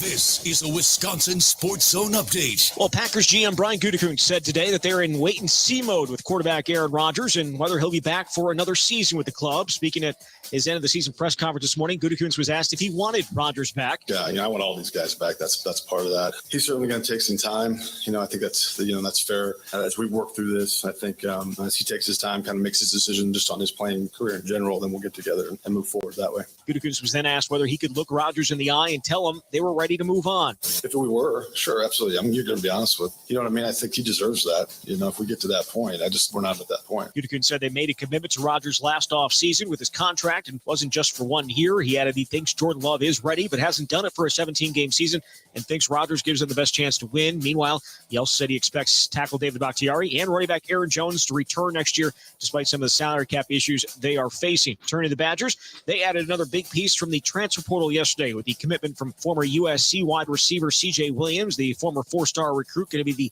highest-rated wide receiver in Wisconsin rankings.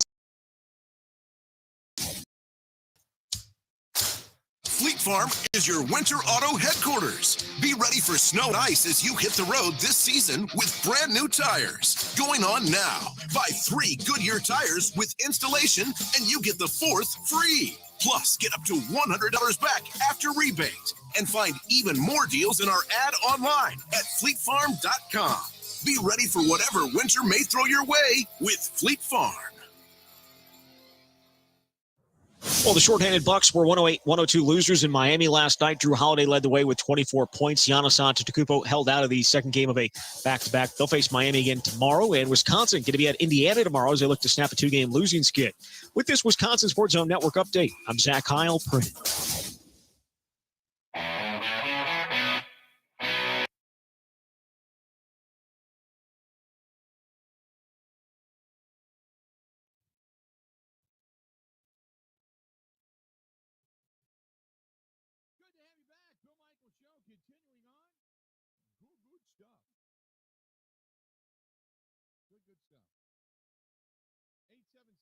877-1670. Hit us up. This is you and I for the next segment, and then we're going to bring in Mike Clemens coming up here in about 15 minutes, so stay tuned for that.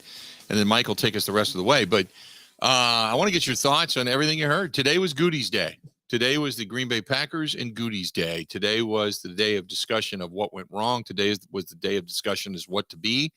What did we learn from this? Have you got some bullet points out of this thing? One is they're going to give Aaron Rodgers some time, but they have had really good conversations.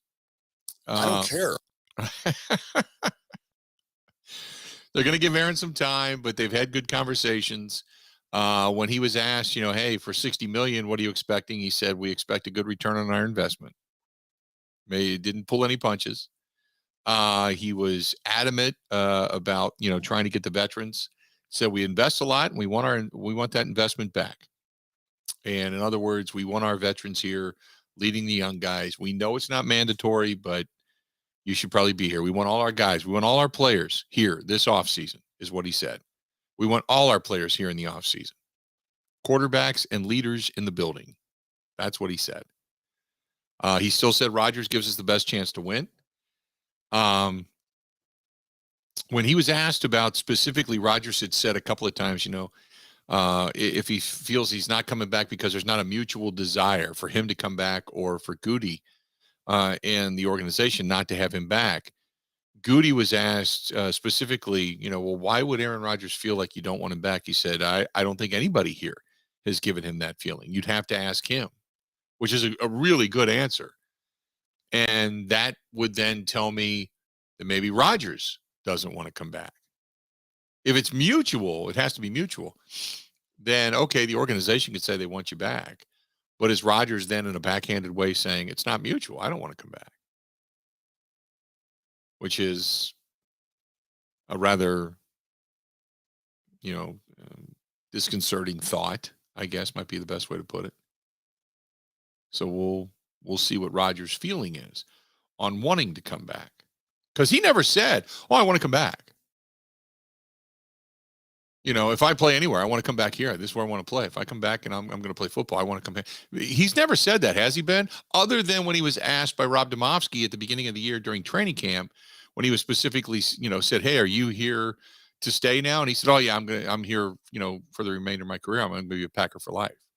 Other than when he said that, he has never said, I want to come back to the Packers. Did he? I wish I had an answer. All of his comments have completely morphed together in my brain. I know that he has stated it a couple of different occasions where he talks about this whole, it's got to be mutual. Well, okay. That's my next question. Is it not mutual? Because even Gutey said, I don't think anybody here has given him that feeling that we don't want him back. You'd have to ask him what he's talking about. And then my first thought was, well, maybe it's Rodgers who doesn't want to come back to this organization. Which would be weird, because why would you have taken $50 million a year if you thought maybe you'd want to go somewhere else? Right. Because no team can trade for you. It's impossible. Right. It's challenging. So that would be my question. And again, if you're making legitimately 20 to 25 million a year and not the amount of money you're making, it makes it easier to say, hey, we'll go out and get a couple of different pieces. Maybe we could trade for something. Maybe we can do this. Maybe we can do that. Maybe we'll trade a draft choice and pick a guy up. Who knows? But to sit here and go, yeah, it's got to be mutual. That gave me pause for thought. And again, we're sitting here deciphering the Aaron Rodgers isms of, I'm not going to give you an answer, but I'm going to give you a preponderance. I'll give you a preponderance. I'll give you something that you can try to figure out what it is I mean, to see if you're on my level. I'm just having a good time out here with Tom. Yeah. If I was ever in an Aaron Rodgers presser, unfortunately they hold it when we're on the air, but I just say, hey, can you just give us a straight answer? Do you want to come back to the Green Bay Packers? Yes or no? And I'm not talking about you making a decision where, hey, I'm ready to play again. I'm talking about, if you come back to play football, is the Packers home? Yes or no? Is this where you want to be? And then wait and see if you get into this, again, the woven spun tapestry of crap that is going to lead everybody to talk about it and make him the center of conversation. And I know people get tired of it. Well, why don't you leave him alone? We had a caller earlier today. Leave him alone. Leave him alone. Don't ask the question if you don't want to know. Well, you got to ask the question. But what you get is the vague, woven answer of nothingness that is going to make you think, what does he mean by that?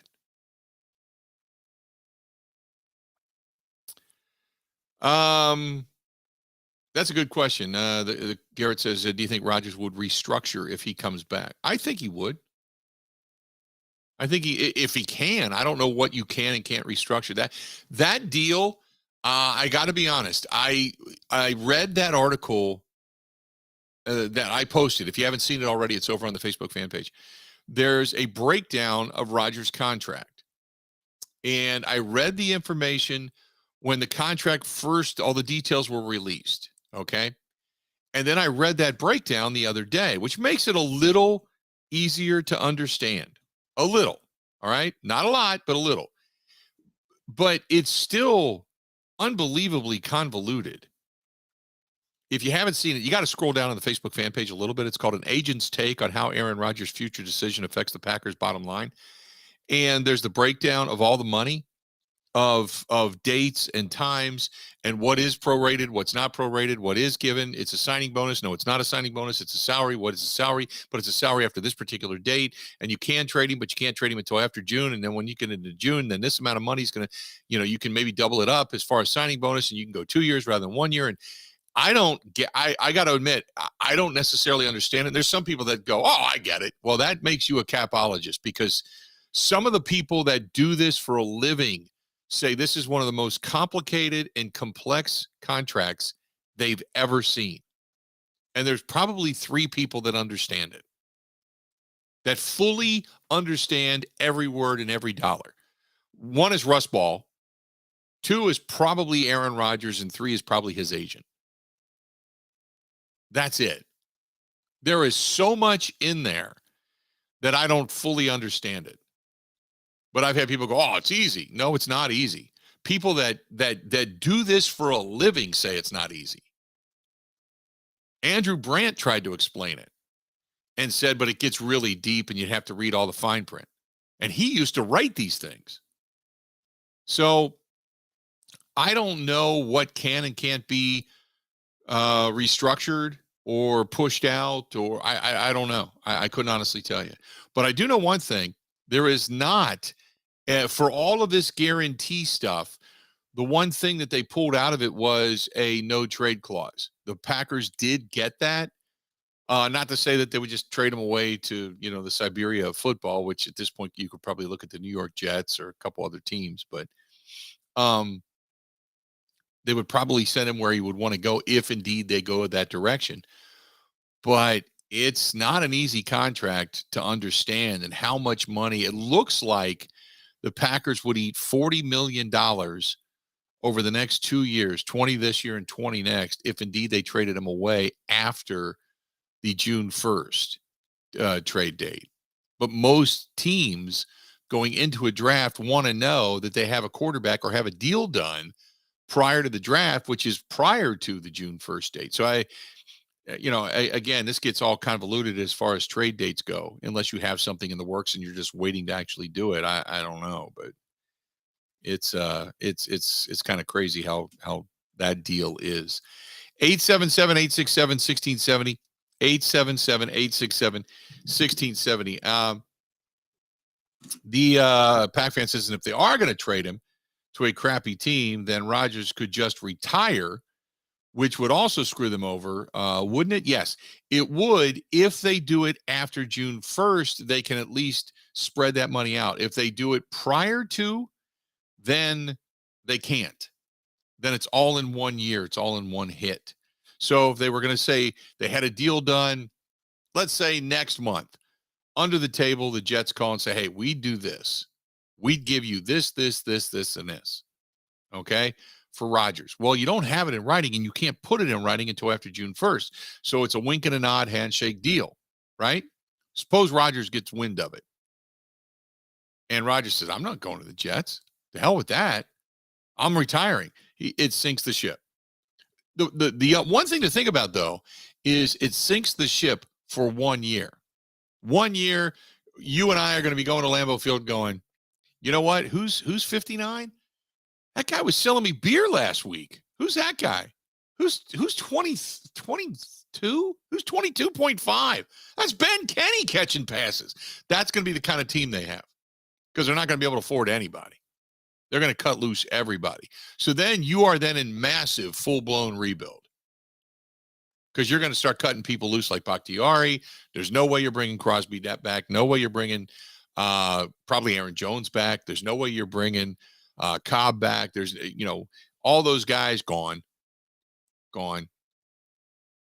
So I think I could hold my own, by the way. I bet you could. You got that knee issue fixed now. I think you're good. Yeah. No, that's my left knee as a squib kickoff specialist. Okay. I know how to place a football. Sure. If I only have to kick it 10 yards. Okay. I was thinking more of you as a slot, but okay. I do have some sneaky shiftiness. I will say. Yeah, when people look at me, they just think I'm grossly unathletic. We can't. It's not the case. We can't play you with Detroit though. You'll go down with a knee injury and you're not good to anybody. Yeah, that's true. I don't know how much wear and tear yeah. these guys have left. But that'll be the kind of season we have next year. After that, then it's a utopia of money. After that, then everything comes off the books. Then you go from a team that, may have some competitiveness in some way, shape, or form with some young guys, but then you're going to have just a boatload of money to spend. So in other words, Jordan Love's going to get his brains beat in for a 17-game season. And then after that, then you're hitting the ground running. Okay. But at least we know that, Oh, the spin's already written then. Yeah. Jordan Love comes out. He's not great. Right. Oh, but look at the team around him. Yeah. It stinks. The team around him stinks. Ben Sometimes Kenny's the dropping spin writes passes, itself. No, I would get hurt and then sue.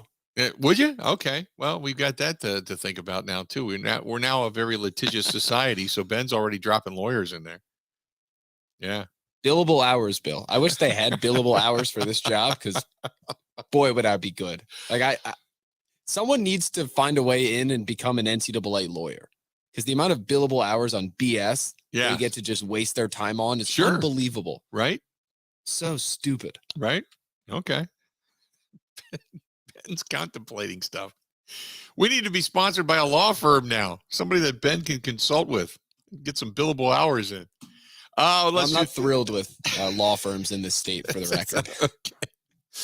Let's do this. We're going to step away. We're going to bring more sanity to the program. Mike Clemens is going to join us. Stay tuned. This portion of the program brought to you by our friends at Boondocks Barbecue Burgers and Brews. And they've got a bacon mac and cheese. I just saw them post, which looked delectable, and I just wanted to drool all over it. So if you're looking for something to do, out there on County Road K in Oconomowoc, that is Boondocks Barbecue Burgers and Brews.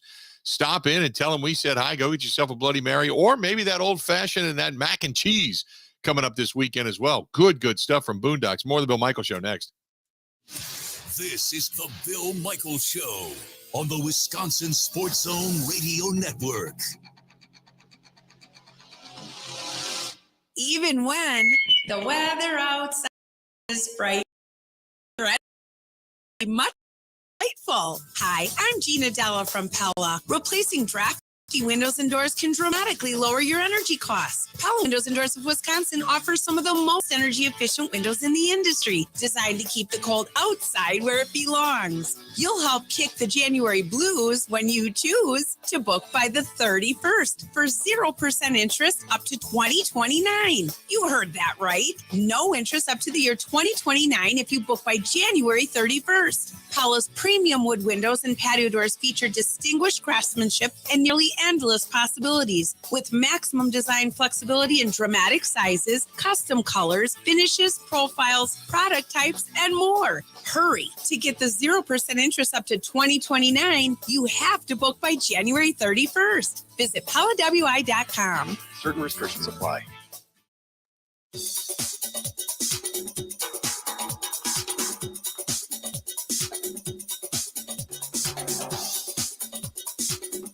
Bill Michaels will resume in 3 minutes.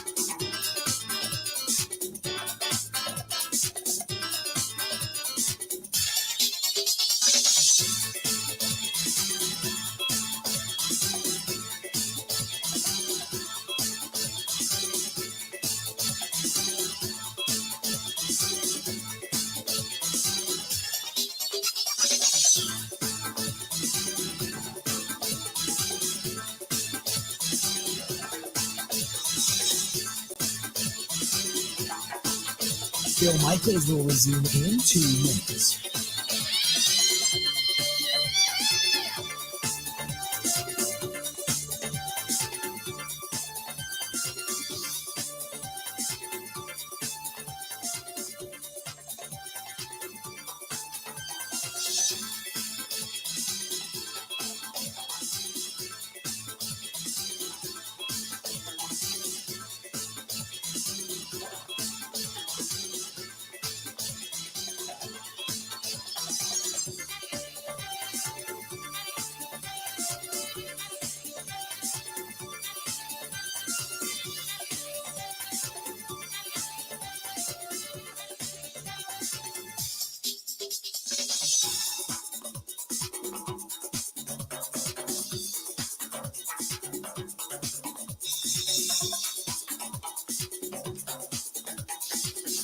Bill Michaels will resume in 1 minute.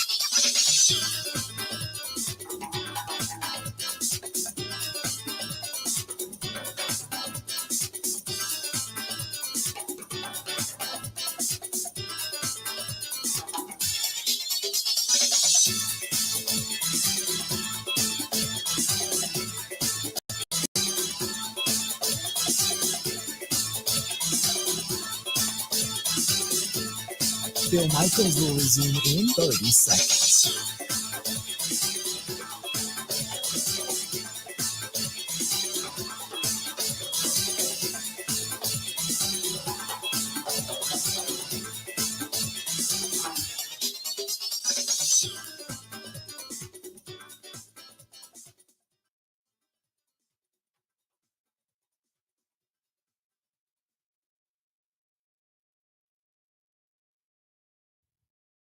I said in the bye week, I think I want all these guys back. That's part of that. He's certainly going to take some time. I think that's fair. And as we work through this, I think as he takes his time, kind of makes his decision just on his playing career in general, then we'll get together and move forward that way. I don't care. Welcome back. Good to have you. The Bill Michaels Show. Continuing on, and this portion of the program brought to you by our friends at Calderon Club, downtown. Calderon Club, San Giorgio, good people down there. They pair up all of our specials with Point Brewing and Cider Boys, and go down. I got a couple of friends that are actually going down to Calderon Club tomorrow night, and then another couple of friends that are going to San Giorgio tomorrow night. So everybody's kind of doing the melting pot of Italian food downtown Milwaukee. That's Calderon Club, San Giorgio. Tell Gino and the staff we said hi. Bring him in now. Our good buddy Mike Clemens is joining us on the hotline. And Mike, kudos to you, man. You asked the question I thought was interesting when you said, hey, after the quarterback broke the thumb in October, did you have any thought of starting Jordan Love? And he did everything but talk about his car getting washed. He didn't really answer that question at all. The man knows the pivot, doesn't he? Yeah, he did. Big time, no doubt. He maybe he should be working on the floor of the house or something like that. Mm-hmm. Yeah. Well, listen. Again, though, my overall impressions of Brian is he has really got a fast processor. He's 49 years old. He's at the peak of his career, frankly, in terms of just all the information that he's got stored in that mind, and you can see how quickly it works. You can sort of get halfway through a 20-word question, and he already knows where it's getting, and almost cut you off. But and maybe that's also a defense mechanism. But you can ask him point blank, Bill. You could say, all right, after the year you just had, why would you want a 40-year-old Aaron Rodgers back next year? Well, certainly this year was, I think he was dealing with some moving pieces, some injuries and things like that. It wasn't a great year offensively for us as a whole. But I mean, you guys saw as well, he still can play at a very high level. I really like the way he led us. So, again, I think as we move forward over the next month or so, we'll, start putting these things together and see how that transpires. I know he talks about moving pieces. Mike, he said 2 or 3 times in that interview, he brought up Davante Adams. I think actually 3 or 4 times. Davante wasn't here. Losing a Hall of Famer, Davante. And I kept thinking to myself, it's not like he retired. They traded him away. You knew this was coming. So I get it. You lost Davante. That's a fact. But, if it was all Devontae, then why didn't you pay Devontae? You know what I mean? Well, I'll tell you what, coming up in the next segment then, let me pull some of those quotes because he was asked about that. He'll say that the reasons that the offense didn't look like it should have, that it was less than what they thought that maybe they could put together. I think coming out of camp, they thought that, all right, we'll still have a lot of good options at offensive line. Well, they didn't. You know, Elton Jenkins, it took him longer to get back than it did. And Royce Newman, failed them, and so they eventually had to replace him. And David Bakhtiari was on and off in terms of the knee. So it took half the season for the line to settle down.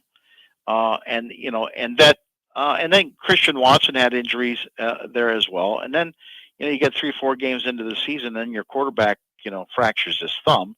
But I think they thought that maybe they could have been a better run team at the start of the season, and then let that passing game come along a little bit later, and it just didn't. Now, I thought this is a good one though, just in terms of evaluating Aaron Rodgers. And here's a key point that they made today, Bill. Yes, Brian Gutekunst, the GM, did meet face to face with Aaron Rodgers this week. They didn't talk about the future. He just went over the season. They just did a review of what happened, because right now they don't know if Aaron Rodgers is a player, and that's apparently what Aaron Rodgers has told them. Whether he wants to play here, whether he wants to play for the Raiders or like that, Aaron Rodgers doesn't know if he wants to be a player yet. So you take it to the next thing is, why would this team want Aaron Rodgers back when you think about how there you got the ball and you're against Jared Goff and the Lions are beating you in a stinking, win and you're in playoff game, or like you couldn't beat the 49ers last year at home, move the ball, or against the Buccaneers and Tom Brady, your defense gets 3 picks and you still can't, outscore the Buccaneers. And here's what Gutekunst had to say about that. They're all big games for us, but certainly, the season enders are, so magnified. As a team, we've struggled to figure out a way to play really well in these final games, that have everything on the line, kind of winner go home games. So we're continuing to look at that. It's very important to us. But, whatever you don't finish the Super Bowl off of the win, you're going to look back and look at why you didn't play better in those games. During that stretch in October, how much consideration did you give to playing Jordan than a quarterback with a fractured thumb missing practice? Yeah, I mean, I think as long as we're in it, we were going to play the guy that gave us the best chance to win those games. I talked to you at the bye week. I think we might have been 4-8 at the time. It certainly wasn't looking good, but I did feel that if the guys could come together and just get something started, that we'd have a chance to get back in this. It wasn't in our control at that time. Really proud of not only the players, but the coaching staff, the whole organization. You've seen teams quit before in those situations, and our guys never did. They kept coming to work. They didn't blink. Then we had a couple games fall our way, and then just kind of you saw it going, and we were really excited to see if we could get into these playoffs and see what we could do, but it just didn't happen. But no, I think as long as we have an opportunity to keep winning games and keep moving forward and get in the playoffs, we're always going to make the decision to go out and win the game. Which, you're kind of saying, hey, at the time in October, you were actually 3-2. You weren't 4-8. So I understand the decision not to play Jordan Love at 4-8, and you're starting to make a run, but you were 3-2 and your quarterback just broke his thumb. Why didn't you go with Jordan Love? He never really addressed that. But when you talk about, the best ability to win, Mike, I don't even know what to take from all of that statement. You know what I mean? It just, there was just a lot of words there, Well, no, I think what's going on is Aaron Rodgers is flying home from London. The right hand starts to throb. They look at it. They know that he's got this fracture in there, the separation of the muscle and the bone. But he, proves to them and convinces them I'm still good to play. And then, of course, the losses to the Jets and the Commanders, these are and even the Giants game. These are close games, and so the fact is Rodgers getting a little bit older, and yes, he's out there with a fractured thumb, but still he's your best chance to win because of 18 years of experience. They think that Jordan Love is a good athlete, but he basically said today he's a new quarterback. And so like Justin Fields, down in Chicago, it's going to take a year for him to find his game, to play week in, week out. And they're not ready to do that. So that's why they, if it's Carson Wentz with a bad hand, they bench him in a heartbeat. They put out Taylor Heineke and they win a couple of games. Right.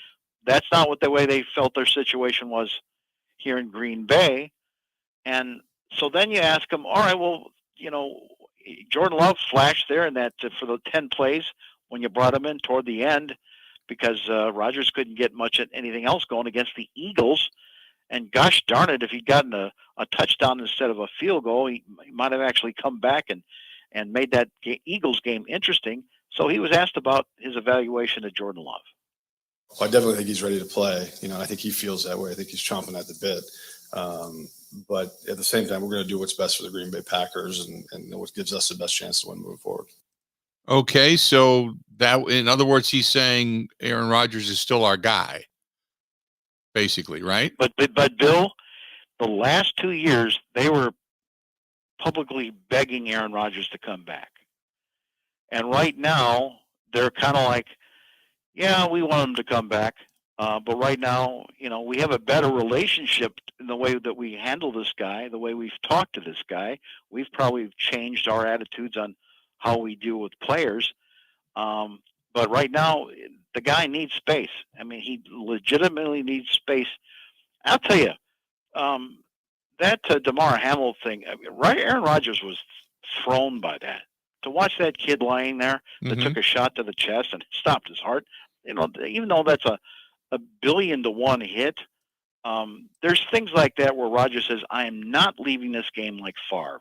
Right. Where it looks like, they got a chalk line around me and I'm laying there face down in the icy fields of Minnesota, hit by a Chicago Bear. I'm not going to come back and get permanently hurt, but I still think I can play. I still know I can play, blah, blah, blah. He's got that good cop, bad cop discussion going on in his head right now. And he just needs some time away to recharge his batteries and figure out how he can play better and have to apparently work harder at age 40 in the NFL. Yeah, I know Gutey alluded to his workouts and such, and which, I know it's a little bit down the road for that, but I know he talked about, really respecting how, he worked, how hard he works in the off season is up. And I just remember Tom Brady saying over and over again, as every year went by, I started a week earlier on working on my legs, and some quotes from and Steve Young, and maybe we could do it before the show's over with. I could play those at the end of the hour. They had some really, really interesting things to say about what Rodgers is going through right now, considering leaving football. Let's do this. We're going to step away, take a quick break. We're talking with Mike Clemens. He was there inside at 1265 talking to Gutey a little bit earlier today. We got more of the Bill Michaels Show coming up next. Covering Wisconsin sports like a blanket. This is the Bill Michaels Show on the Wisconsin Sports Zone Radio Network.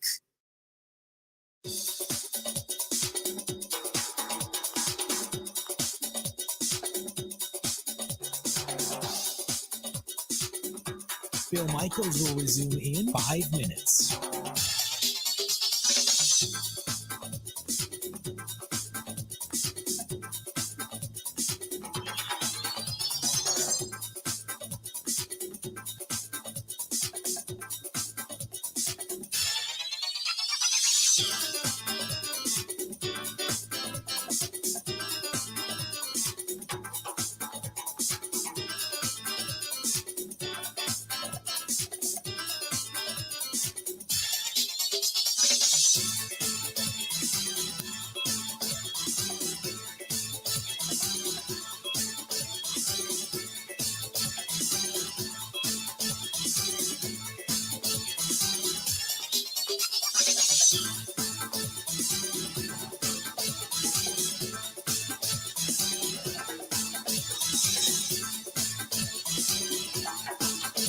Bill Michaels will resume in 4 minutes.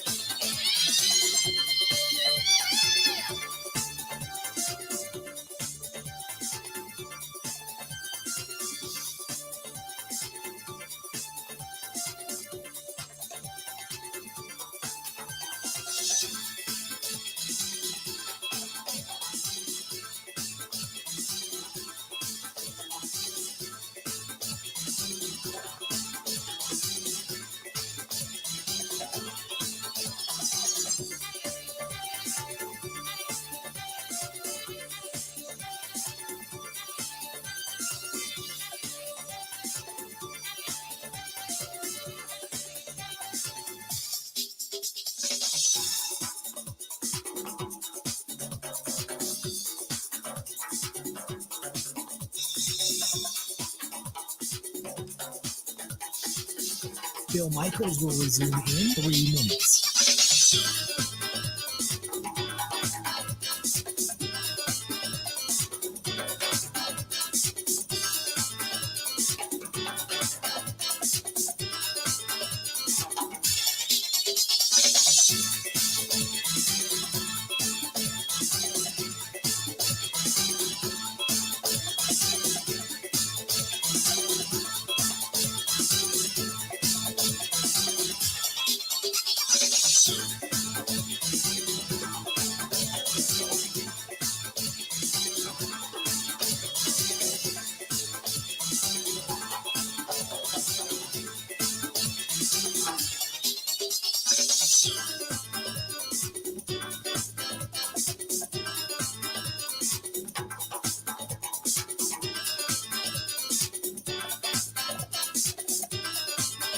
Bill Michaels will resume in 2 minutes.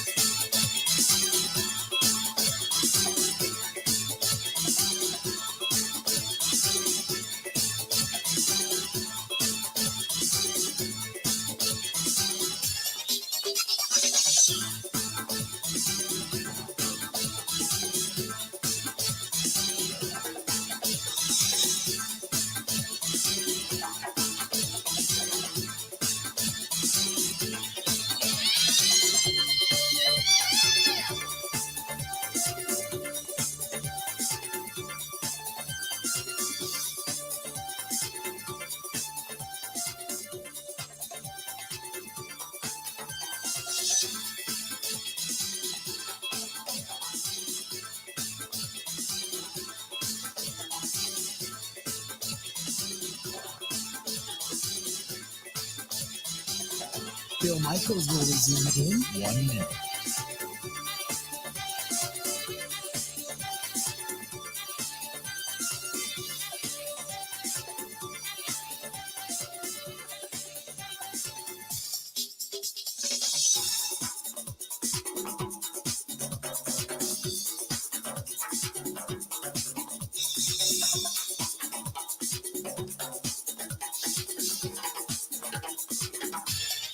Bill Michaels will resume in 30 seconds.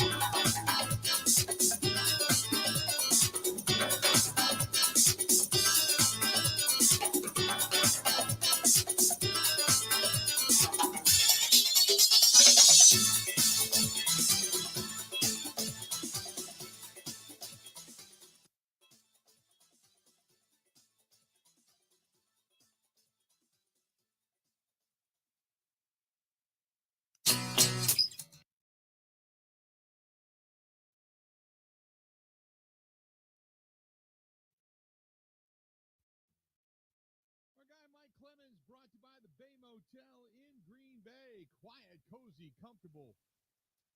And that's your place to stay in the Bay Family Restaurant featuring homestyle cooking 7 days a week right there on South Military Avenue in Green Bay. Call them today for reservations.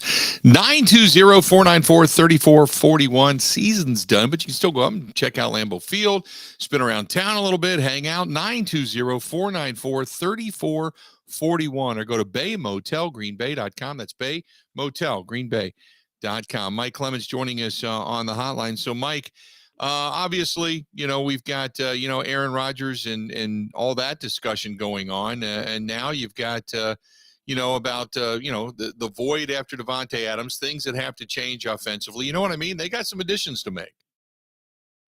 Yeah, Bill, now a lot of people are asking or writing about it and saying, well, see, the Packers screwed up. They let Davante go to that dysfunctional Raiders team. Oh, my God. And look, now the poor guy is stuck there with no Derek Carr. But, let's not have revisionist history. Davante Adams is this tremendous performer who was, missing 4 or 5 games here and there with toe injuries, with hamstrings, but whatever, this outstanding performer. And then they set it up. Everything was sort of set up in 20 and 21 to make this guy the number 1 receiver in the NFL, to make him the highest paid receiver. Aaron Rodgers is feeding him the ball over 50% of the time. They're helping each other out. They're getting numbers for themselves, or they're helping each other get into the Hall of Fame, etc. And winning games. So there was a moment that people say, well, no, wait a minute. See, if the Packers had done a better job of getting Devontae Adams locked up in 21 or 20 the year before that he'd still be here on a 4-year deal. And there was that thing that where Devontae was telling us during that what turned out to be his last training camp was, yeah, we had some talks, and then at some point I just broke it off, and let's focus on football, and we'll see how it goes from here. So in other words, he was a guy that's like, why am I waiting? Why aren't you guys running down the hallway to sign me up now? And you know what? That's it. I've moved on. Well, I also know that a conversation I had with Mark Murphy, the Packers CEO, was at the end of the day, he got involved and he went to Devontae like, we've offered what the Raiders are matching. What am I missing here? And Devontae gave him details of his family and his father and why he wants to move to Nevada and start setting up his life post-football and all kinds of other things like that that has nothing to do with the timeline of his role as a player with the Green Bay Packers and contracts and that kind of stuff. And, of course, remember, when you got Aaron Rodgers says, well, maybe I'll be back. And he, the Derek Carr thing's like, well, Derek Carr and I can play together 3 or 4 years. I don't want to be around for Jordan Love. So there's all that. So Gutey was asked point blank today, are there things that you could have done differently to fill the void left by Devontae Adams and secure him so that he would have still been here? Yeah, I think, there's obviously things you can do, right? We were losing a Hall of Fame player, and it's pretty difficult to replace a Hall of Fame player with another Hall of Fame type player, especially unless you're willing to give up the resources and the salary cap money to do so. So, we ended up going the draft route, and we're really excited about the guys we drafted, all 3 of them. But I think we didn't come together as an offense and as a team early enough to be productive like we needed to be. And there's a lot of reasons for that. I mean, I think obviously there were some injuries, not only to the wide receiver score, but also the offensive line was going through some things early. But yeah, there's always going to be an adjustment period when you lose a player like that. Now they've got to figure out as well that receiver room. I mean, do they have enough, or do they need to go out and find more? And I still think they need a veteran or 2, Mike, in that room. Something stronger than Sammy Watkins, right? Yes. So, let's go back here to the depth chart.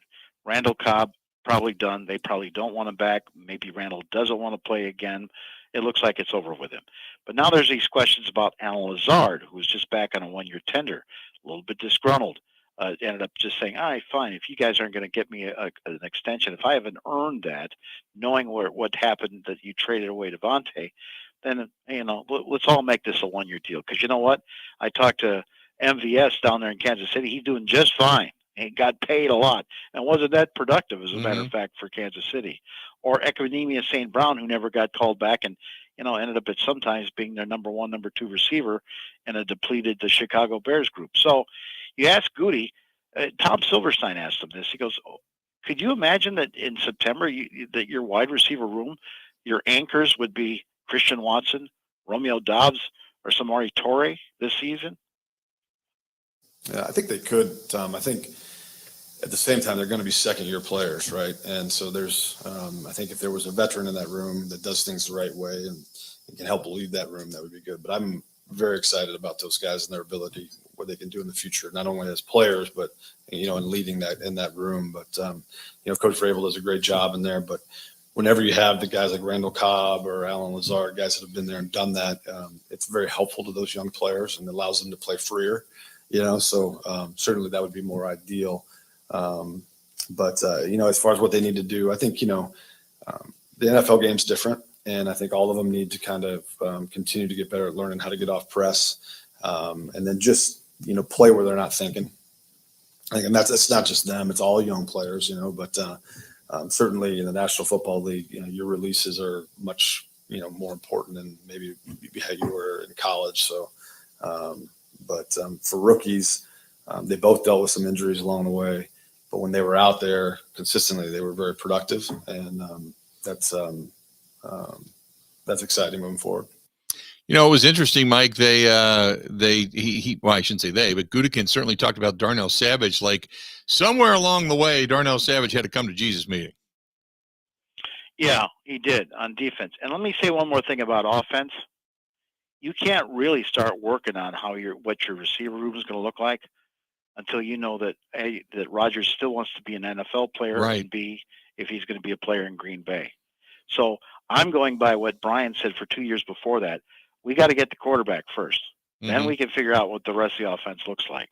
So that's going to, once again, they're going to have to wait on Rodgers to decide if he's going to be a player and if he's going to be a player here before they can decide we can do either what they can afford to do or what, he feels comfortable with moving forward. Now, taking it to the defensive side, yeah, there's nothing that was more of a head scratcher and somewhat dysfunctional than why Darnell Savage, a kid that came as a high draft pick, and you thought that by this time, he could take over that defense so that if you move on from Adrian Amos, who ain't getting any younger on the back end there, and instead you're benching him. You got Rudy Ford in off the street playing for a couple of games there. So Gutey was asked, with the Packers owe Darnell Savage big money this year. I mean, what does his future look like?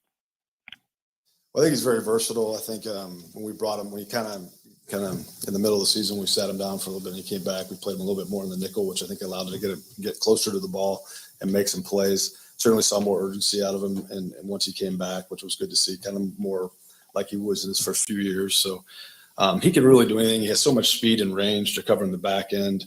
But when you put him back there, sometimes he gets further away from the ball and he doesn't have his chance to make as many plays. So you guys know how I like versatility kind of throughout the secondary and the offensive line. He can do a lot of things. I think, there were some reality checks as he went through this season, and I'm hopeful as we go into next season that we're going to see the best. The other loss, defensively speaking, Mike, obviously they lost Rashawn Gary. That hurt them. So, I mean, defensively, you can understand a little bit of a downturn, but still, I mean, they had a lot of fundamental things that just didn't work out. Yeah, the fifth-round pick Kinsley and Nigbari, I thought did a nice job filling in. But, Rashawn Gary was your best player on defense, and you lose him in the Lions game. And then I was saying to finally, Vikings game here at Lambeau Field, that was guys flying around. Or in that fourth quarter against the Bears where you see the defense getting a pick, you see special teams getting a nice return, you see offense coming up with some creative plays and scoring, sort of the turning point. And I asked them, what was the problem with the defense and all the missed tackles? Hell, you had your head coach out there saying, yeah, we missed 22 tackles in yesterday's game. And how big of a loss was Rashawn Gary? Yeah, I mean, losing Rashawn again, it's, we were talking about Tay earlier and losing a guy like that. When you take a guy out of your defense like that, it's, that's tough to replace. It's tough to adjust. I did think the defense did a nice job when he was out because he's such a dynamic player, you wondered how that was going to go. And I thought Joe and his staff did a nice job of adjusting once he left. The first part of your question, to me, and this, I'm getting old, but tackling is almost an epidemic in our league right now, especially late in the year. But I think the best defenses are good tackling teams. You got to be able to tackle in this league. It's got to be consistent. And I thought at times actually we were pretty solid. And then we hit some spots where we weren't, and that certainly affects your wins and loss column for sure. Let's do this. We're going to step away. Final segment coming up. Mike Clemens joining us here on the program, listening to Brian Gutekunst talk a little bit earlier today. What does it all mean? We got more coming up next. Covering Wisconsin sports like a blanket. This is the Bill Michaels Show on the Wisconsin Sports Zone Radio Network. Any season is grilling season, and you can get your favorite cuts delivered right to your doorstep. Go to ScholzingFamilyBeef.com. That's ScholzingFamilyBeef.com.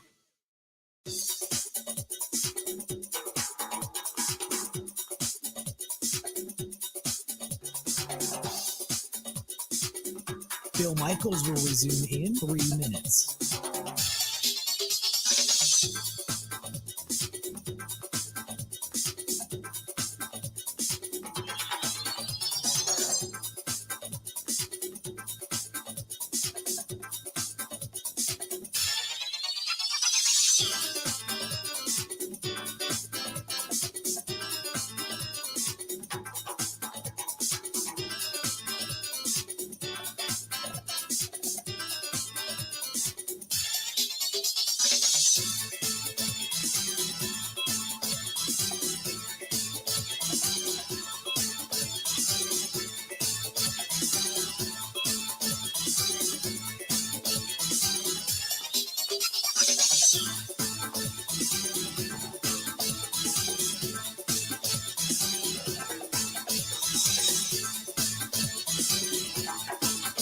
Bill Michaels will resume in 2 minutes.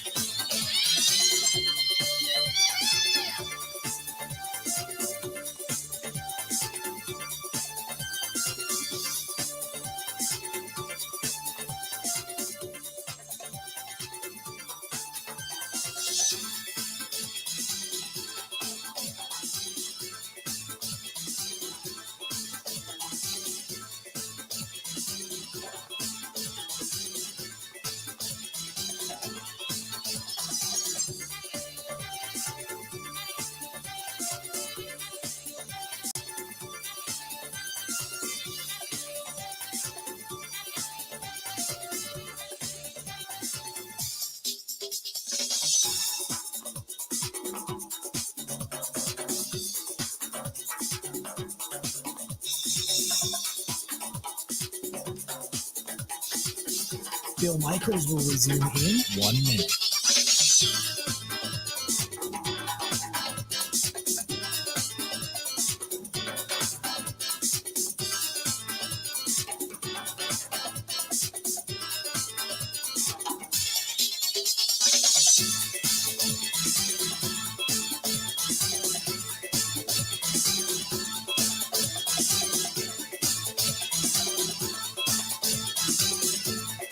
Bill Michaels will resume in 30 seconds.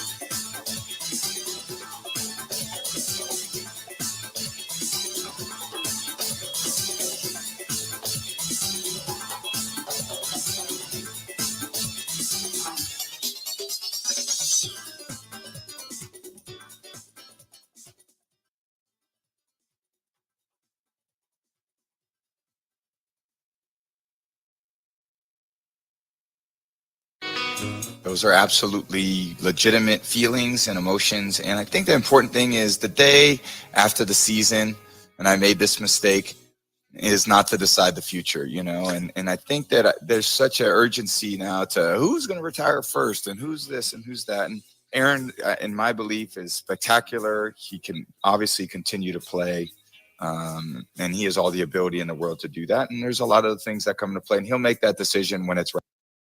And everyone should give him the time and space to do it. Those are the words of Tom Brady talking about Aaron Rodgers and the decision he's got to make. Mike Clemens joining us on the hotline. So, Mike, a lot of guys have gone through this, right? Yes, and so Tom Brady at 45 had some other quarterbacks on his podcast the other day, and a lot of it was to talk about Rodgers. It's called the Let's Go podcast. Jim Gray, is the moderator on there. Right. And here's another guy that, like Steve Young, the 49ers quarterback, says, I went through the exact same thing. It is such a thrill. It's such a charge. You work so hard. You work so hard to get to the quarterback position and then be a successful quarterback in the NFL. And you're going to go to the Hall of Fame one day. And then when your season comes to an abrupt end, it is such a downward spiral. It's this emotional drain. And now you're trying to figure out how do you re-jump that and restart that and do it. Can you do it again? You talk about emotional commitment to go play every year. And there is a time when you can tell that he's seriously thinking about it. There's no question, which you have to. Tom has to be every year. You have to make that commitment. It's got to be tough. And I love his honesty. He's been completely honest and open and vulnerable over the last few years. It's amazing to hear him speak. People can love or hate it, but it's open. And I really appreciate that.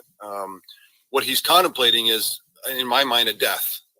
And who chooses death? Because when you're the best at something in the world one day, and then you leave the game, and the next day you're not that anymore, and you find out, you know what? I'm not actually even good at anything else. So you end up wanting so much to go back to the thing I was great at, not because you want the adulation or people to tell you you're great. Like, no, just there's something that you're great at. And as a human being, you don't want to, like, that's what I want to do. Like Tom said, that's my the highest and best use. And so what he's contemplating and is a really difficult thing. And people have no idea that haven't been there and felt that and have to deal with it. And I always tell people the next day you're at the bottom of a cliff in a broken sack of bones. And then you got to stand up and start doing something different. But it's never going to be the same. It'll never be as all-encompassing, every bit of yourself poured out every week There's nothing like it. Now, my life is more sublime with children and raising kids and grandkids, and there's wonderful things out in the world, but nothing like this ever again. And that's why Aaron's sitting on that spot, looking over the cliff going, I don't want to fall down there. I don't want to go there. I don't. And that's to me, I just really viscerally feel him today, what he's going through. Interesting in the sense that he starts out talking about Tom and how open and honest Tom is, and then talks about and goes back towards Aaron in that sense, Mike. It is tough. Anybody that I've ever talked to, especially great players, still believe they can do it, and they don't want to leave while they still believe they can play. And Bill, I told you this right before the Packers played the Buccaneers in Tampa this year. I brought up the friendship between Tom Brady and Aaron Rodgers, and I talked to Aaron about it. I said, what's the difference between you two guys? Like you're hanging out at the Kentucky Derby. He goes, what do you mean? I said, what do you guys talk about? What it was, because we all knew that Tom Brady had missed some time in training camp because his marriage was falling apart, because he'd come back to play football again. And I said, what's the difference between you two? And he said, when Tom talks, it's all football. When I talk, I have other interests in life. And then there's Roger Staubach, who grew up a single child, who now has 5 kids, a bunch of grandkids, even a couple of great-grandchildren, who was so successful as the Cowboys quarterback in the 70s, then in real estate.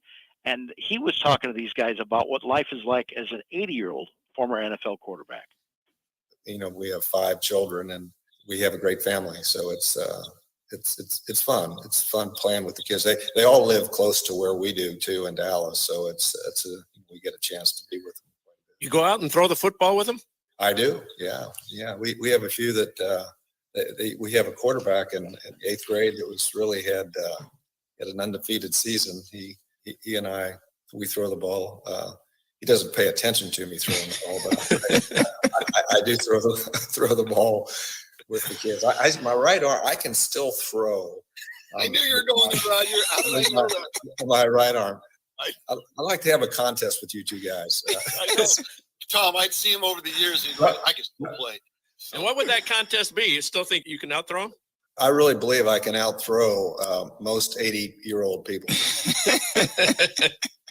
And I know I can outthrow most 45-year-olds. I'm certain of that. The 25-year-olds, not so much.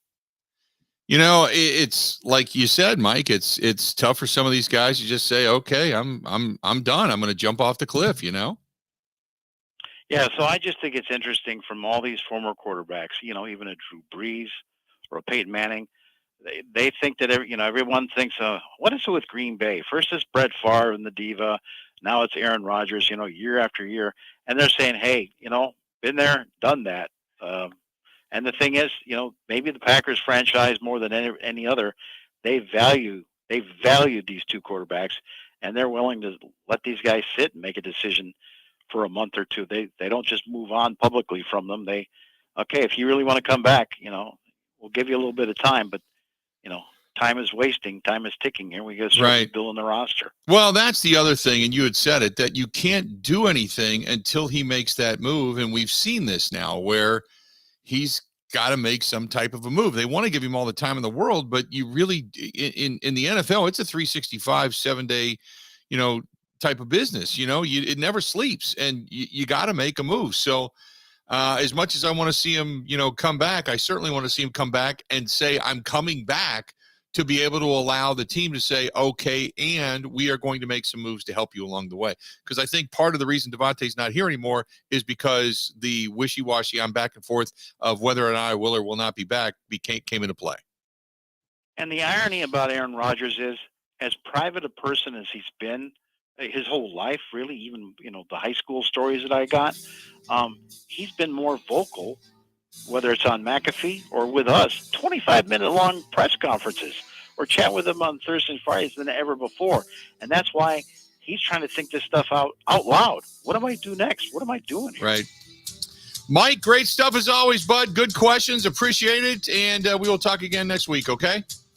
You're the best, Bill. Appreciate it, man. Thank you. Have a great weekend. There you go. That's our guy, Mike Clemens. You have a great weekend as well. That's going to wrap it up. That's going to do it for us. Another week in the books. We will not be back on Sunday, unfortunately.